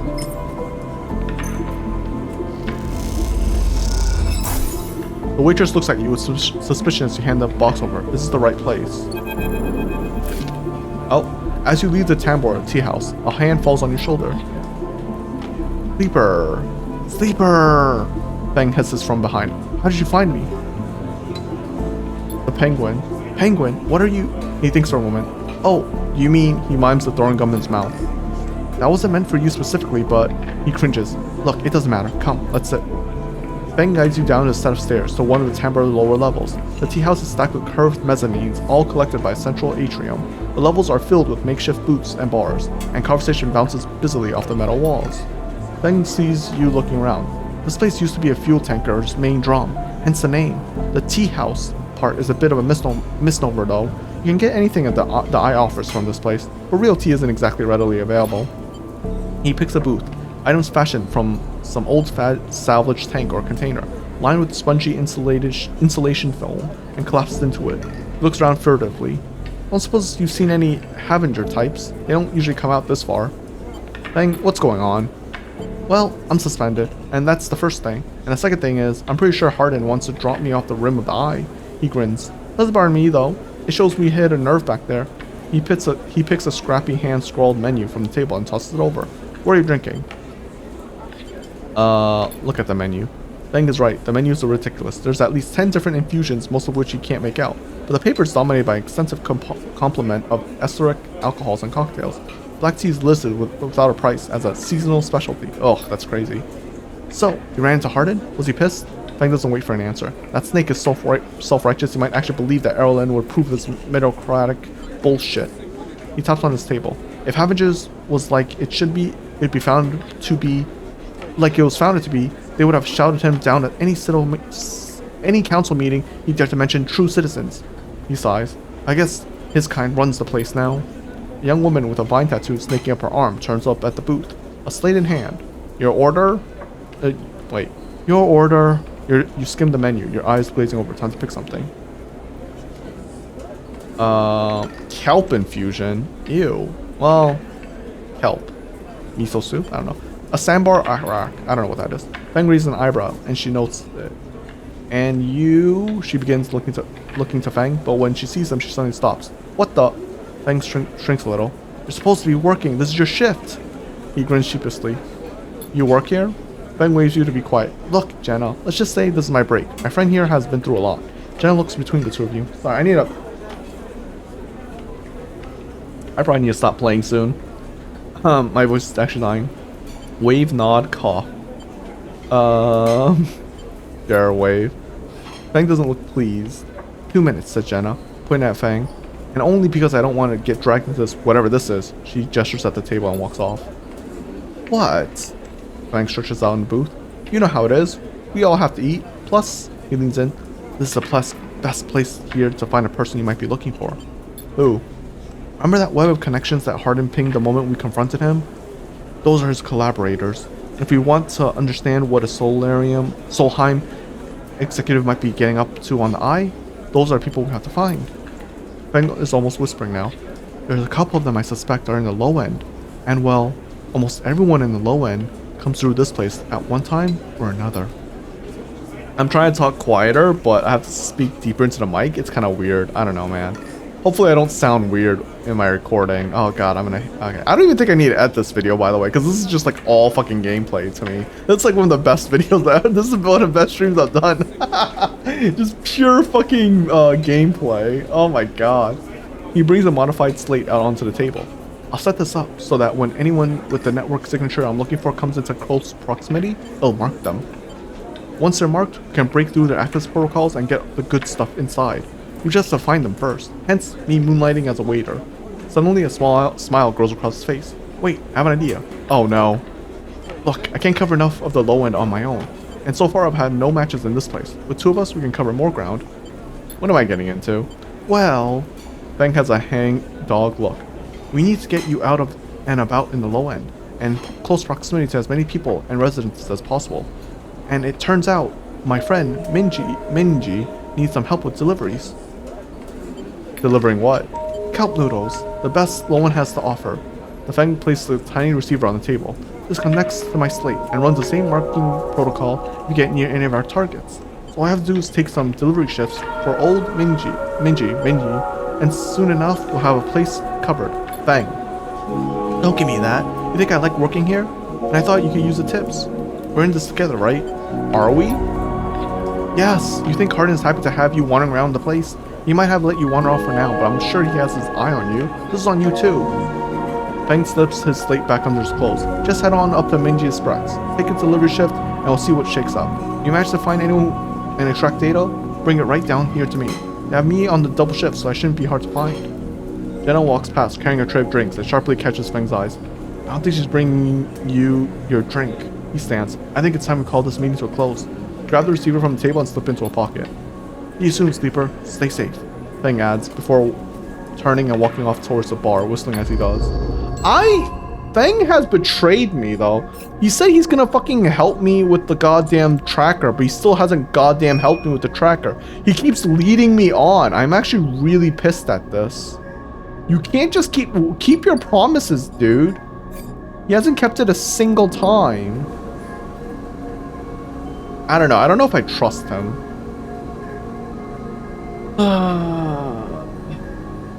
I don't know, man. I don't know. I don't like it. I don't like what he's doing.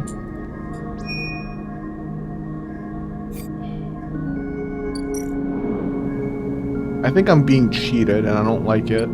Alright, let me do... I want to do this so badly. But we need to make some money. Well, I say money, but you get what I mean. 24 cryo? Actually, wait. This is +1 into it, so I should use the 4 because no matter what. Wait, what? It didn't go up. Wait, it's 5. Wait, isn't 5 supposed to be, Oh, wait, it's 6 100% positive. 50-50. Isn't 2 and 1 like 50-50 though? Of negative and neutral? I'm kind of confused. 50% positive. It's not really? I thought. Weird. That throws me off just a little bit. We'll get free 24 here.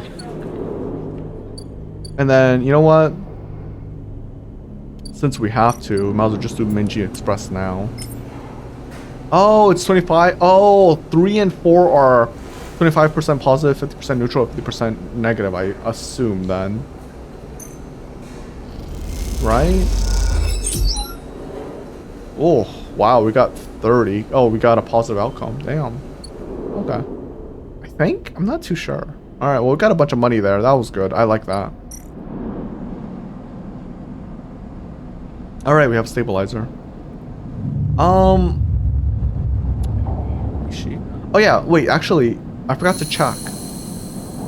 So we have 3 now. We have no quests, as far as I'm aware. You know what? I'm curious about this. I'm just gonna pay 20 for this. I think it's worth it. Crap. Okay, well... I'll say, what if I got a mine thingy? You know what I mean? But, whatever.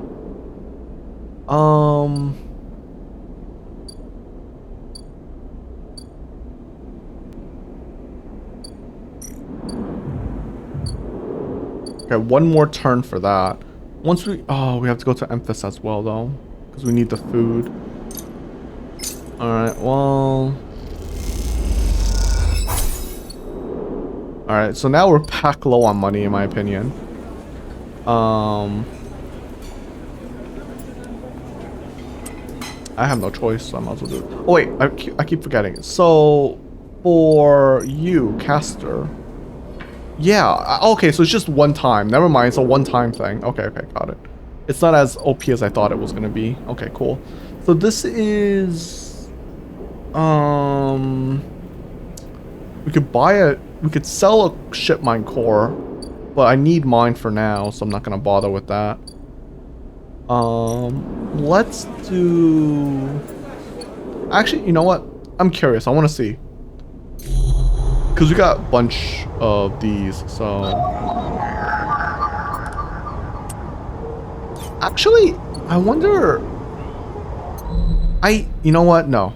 We're not going to do this. I have a better idea. Let's just go to, let's just give him the ship mine core. Because I'm wondering if we need to spawn the hunter. I don't...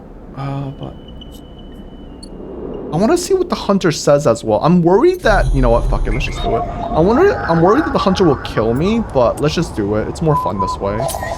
Let's see what happens. I'm curious.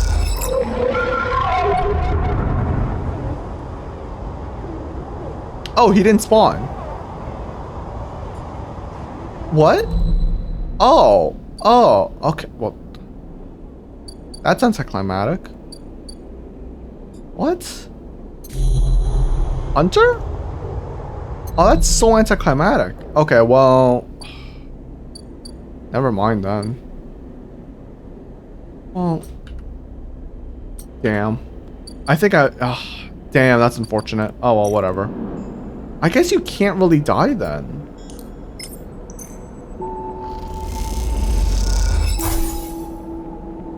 Okay. Nova is ready to attempt imprinting. They want you to help. Got it.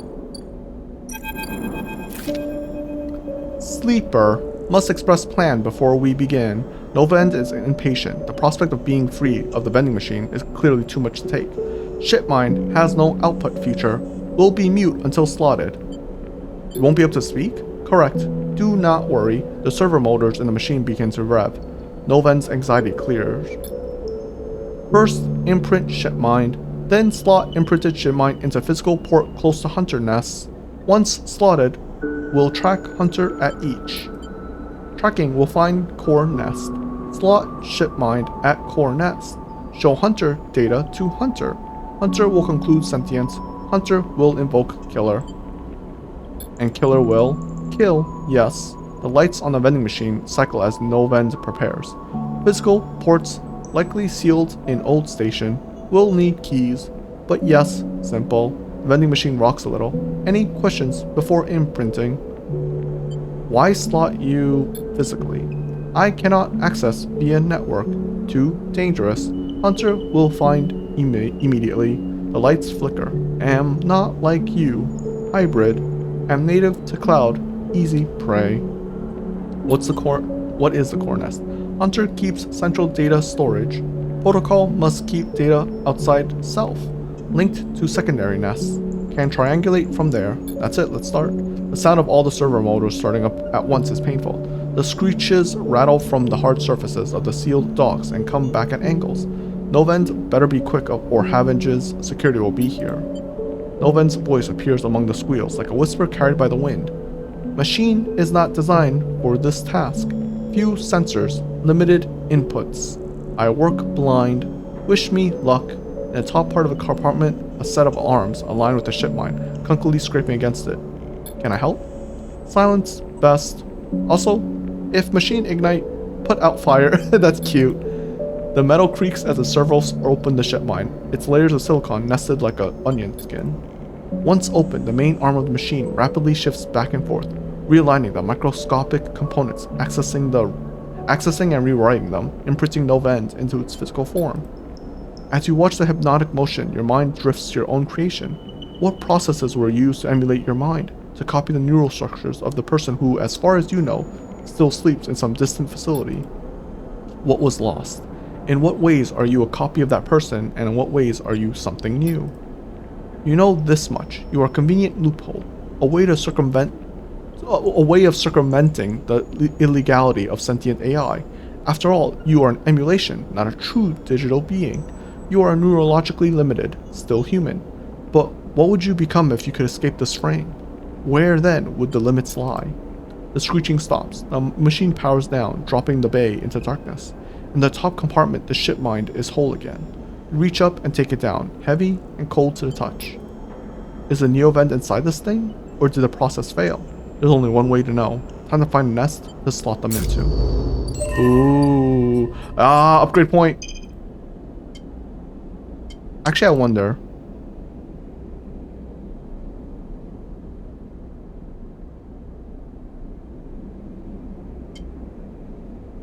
Use scrap components at home to repair condition.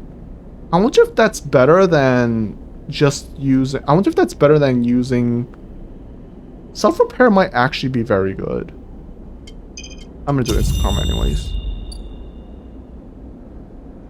I wonder. Okay, what's this one? Buy a shipman fragment. I don't think we need to buy a shipmine fragment. We can make another ship mind. Okay, well, actually, we could buy a ship mind fragment, which would give us 2. We can create one and then sell it, and we make a profit of 30, I think. That wouldn't be the worst thing to do, because we don't need a ship mine right now, or core. But I don't want to do that just in case as well. Just in case. Let's do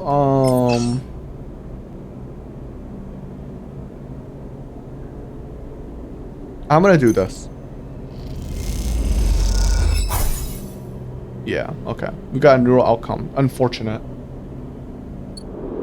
Because that one is kind of rough to do. And then... Atrium? Oh, Sealed Hunter's Nest. Oh, it's right there. Input 1 encrypted key. Oh, luckily we have one. With a lock on, atrium doors can be opened. Okay. Glowing nest. The atrium is strung with cabinets, cables, and lights as if they were decorations. There's a wide choice of open ports. Wait, this is one of Hunter's, the 3 nests that once slotted with the Neo-mined ship mine.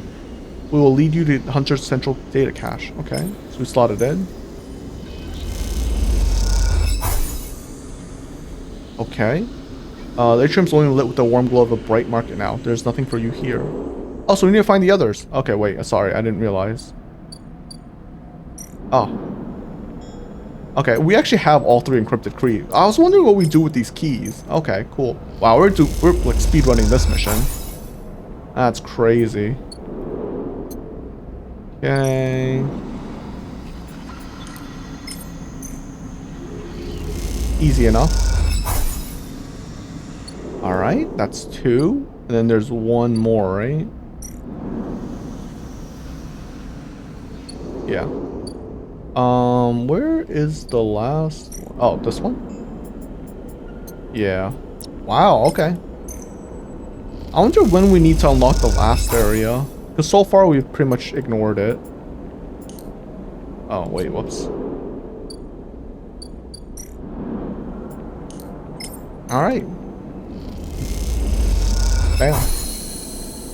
The server silent, data, nothing to do with this nest. Ooh. As you leave the nest, something flips. You find yourself inverted, floating, dragged by one arm through the cloud. The threads shift and realign, as if they are leading you somewhere. Look at your hand. Look ahead. Look at your hand. You look down, expecting to see the heavy cylinder of the ship mine in your hand, but in its place is an orrery. A sphere so bright it burns your eyes is surrounded by rings and orbits, other spheres tracing silken lines through space. And as you look closer still, you pick out 1,000 sigils on 1,000 stations and the ships flowing like smoke, like dust. You look up and see a corridor, a canyon, a street in the low end. On either side buildings flicker with markers of activity, sigils showing network access, data transfers, downloads, uploads. Between them dance ghosts, protocols carrying or mirroring or shadowing data, sometimes silent, sometimes chaotic. This place moves unlike any digital space you ever imagined. Something strange is happening here. Then you see it. Below the stacked rooms, the units, the apartments, the wires, and the pipes. and the buzzing systems that run through it all. In the warrens beneath the low end is a hunter's core nest. This is where you must go. Okay. I'm sorry, where? Clearly, I'm stupid.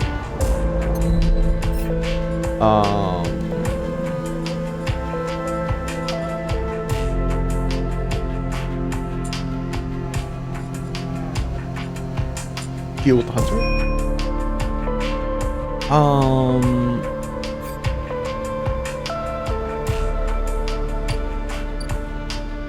Oh, this one. Oh, okay. So find the nest, minus condition if we fail. Find nest should be as easy as closing your eyes and letting the cloud guide you, because it's safe this close to the hunter. I see. And we minus condition if we fail.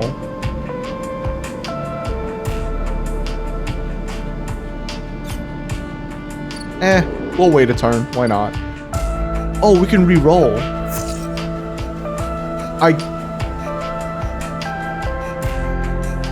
We re-rolled and we got another 2. Are you kidding me? Unfucking believable. Just my luck, am I right? So you can actually re-roll and... Oh, wait, what's the spacebar? Buy spacebar a meal. The gimbal sells itself on spinning sphere, which claims to produce therapeutic gravitational effects. It doesn't, but they sell food. Okay. Interesting. Why is it red?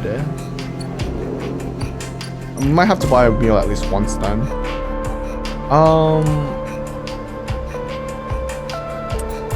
Okay. Well, let's try it. I don't think we'll lose. Come on. Oh my god. I just got karma'd. That was karma right there. That was karma right there, man. I'm like, oh, I don't think we'll lose. I deserve that. Okay, well, let's end the turn for now, since there's nothing we can do, and cycle. All right, we're gonna deal with I keep forgetting the guy's name. Maybe I'm sleepy. Oh my god, these are terrible rolls. Well, the 4's fine.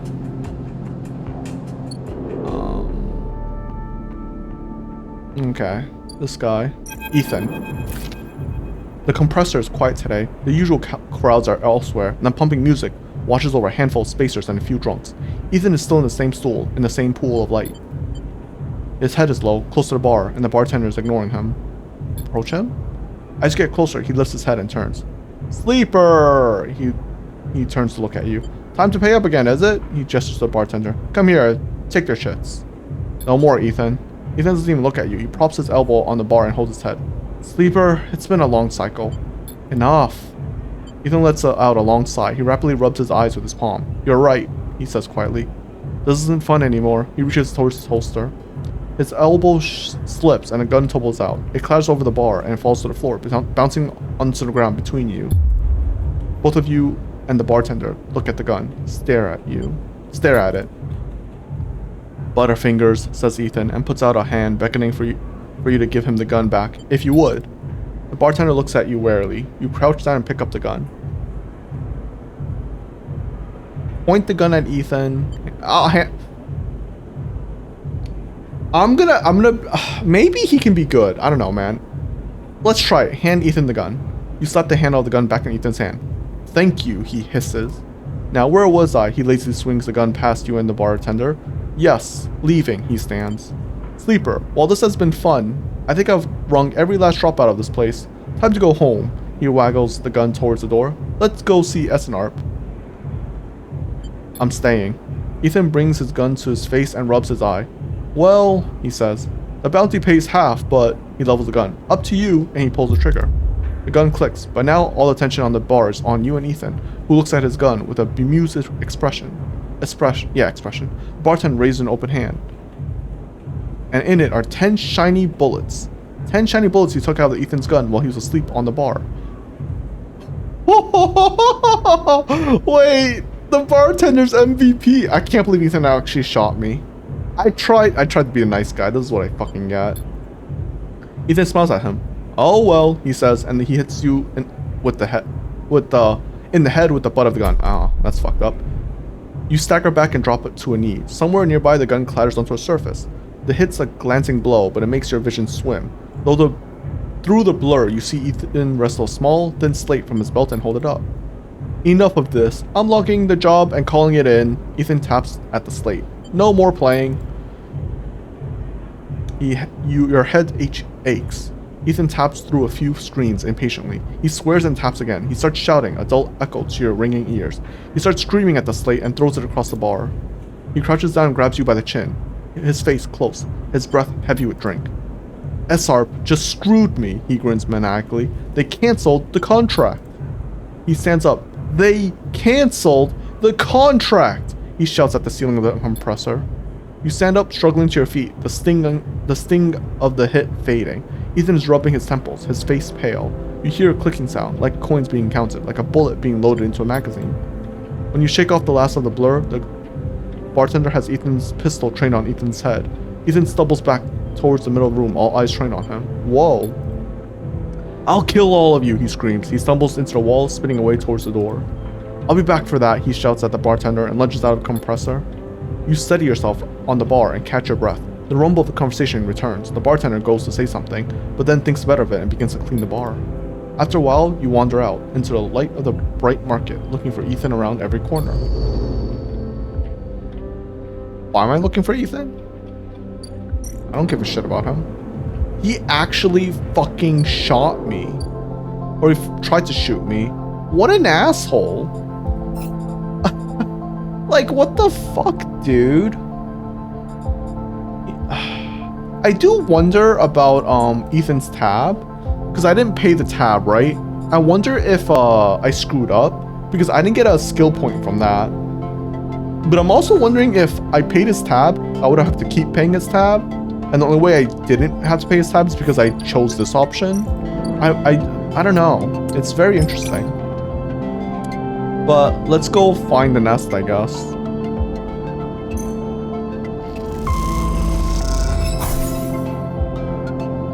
Oh, I got minus energy anyways? Well, that sucks. I don't know how that thing works. Sometimes it doesn't, because I got a positive result there, right? Weird. Okay, you know what I'm gonna do?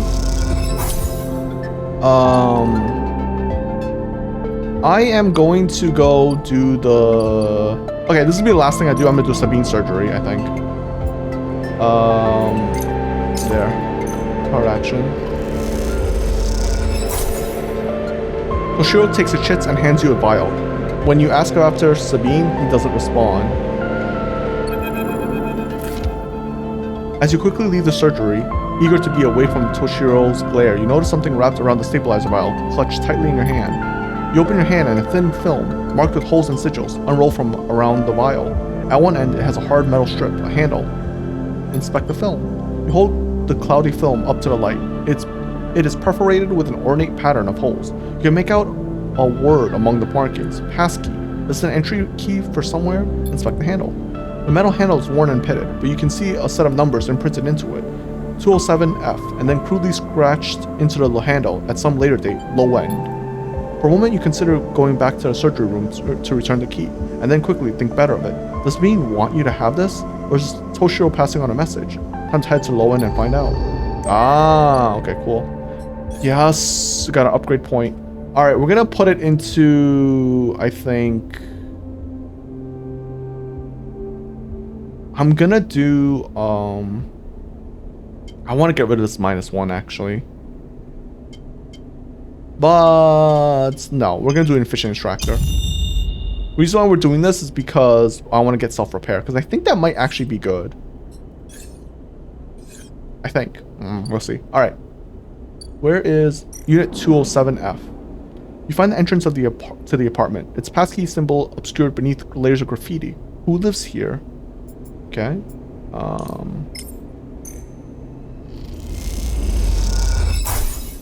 The lock clunks open, the metal door swinging inward into the dark. As you push towards the automatic light, the door open, the automatic lights flicker on inside the apartment.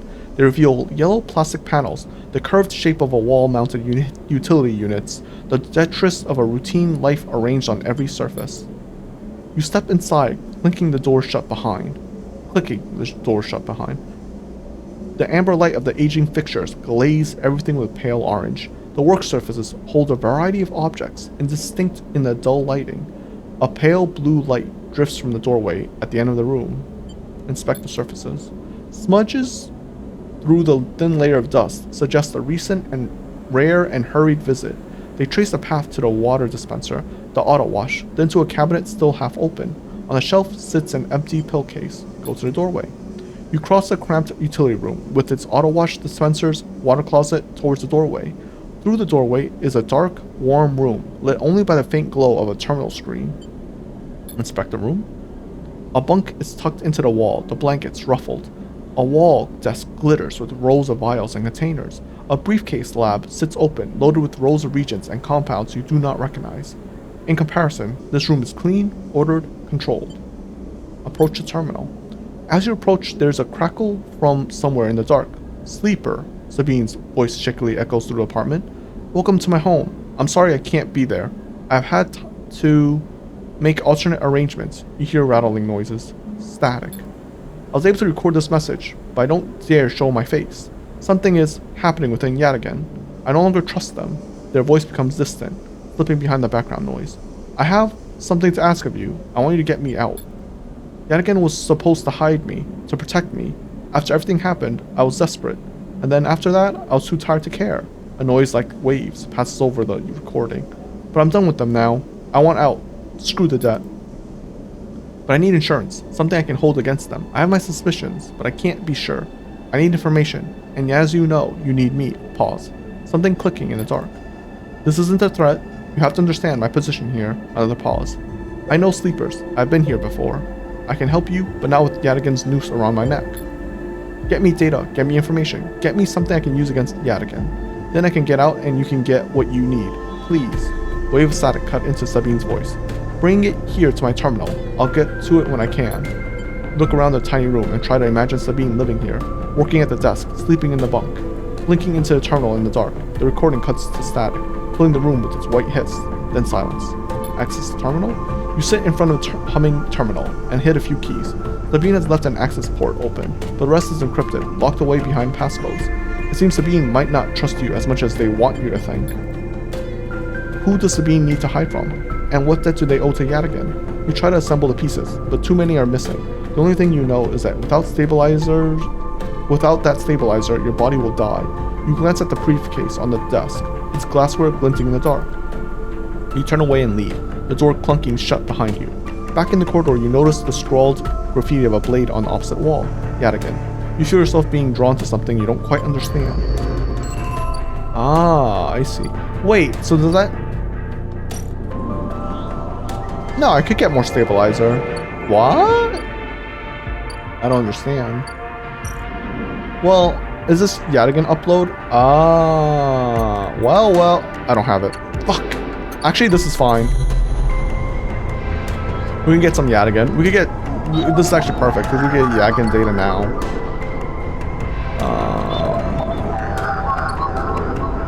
How did I get the... I lied, I can't get the Yadigan data now. Wait, can I? Alright, we roll. Alright, we got 1-3. It'll do. What am I supposed to do? Okay, well... I was hoping to get another one. I can't believe I keep re-rolling to the same shit. That's really unlucky. Okay, well, I guess we'll do... Minji Express. Sure. I think it's either minus... It's like +4. Yeah. No matter what, we still get something out of this, so it's fine. Like, even risky, like, even a loss is like... +4 cryo, right? Or am I wrong about that? I'm not too sure. Yeah, again, I don't understand this. Okay. I think this might be a good place to stop it. Can I blast since 5 seconds ago? Okay, this is a good place to stop it. Because next time I will, you know, I'll be like, oh, I need to end my day. So we just end the day and then we move forward with that. But this has been fun, actually. I'm quite enjoying this. I can see why my friend really likes this game. It is a very interesting game. It's like a very slow-paced visual novel-esque story game. There's a lot of mysteries. There seems to be a lot of like I'm thinking, so I'm not sure how many endings they really have. Like, can I, because like imagine I just worked on the other thingy, the one where like you get to leave on the colony ship. Like, what if I just like spam that and work on that? Is it just like an instant game over, as in like you win / lose because you don't have your tracker, or what? You know, like I don't understand it. It's kind of confusing to me. But there's a lot of different things it seems like we can do, and I'm very interested in that. But yeah. Overall, I'm not gonna say much. I like the game. There's not much to talk about.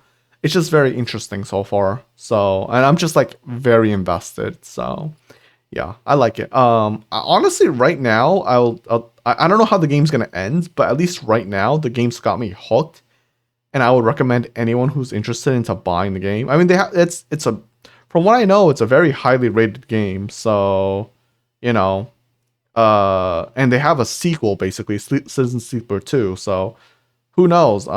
If this game is really that fucking good, I'm gonna play the second game. I don't care. I'll buy it and I'll play it. Yeah. So. But yeah. I think that's it for now. It's 3 a.m. so I'm gonna go to sleep. Well, 3:32 a.m. but I'm gonna go to sleep. Oh my god, I've been streaming for 4 hours and 47 minutes. It's almost been another fucking hour. I don't know how this.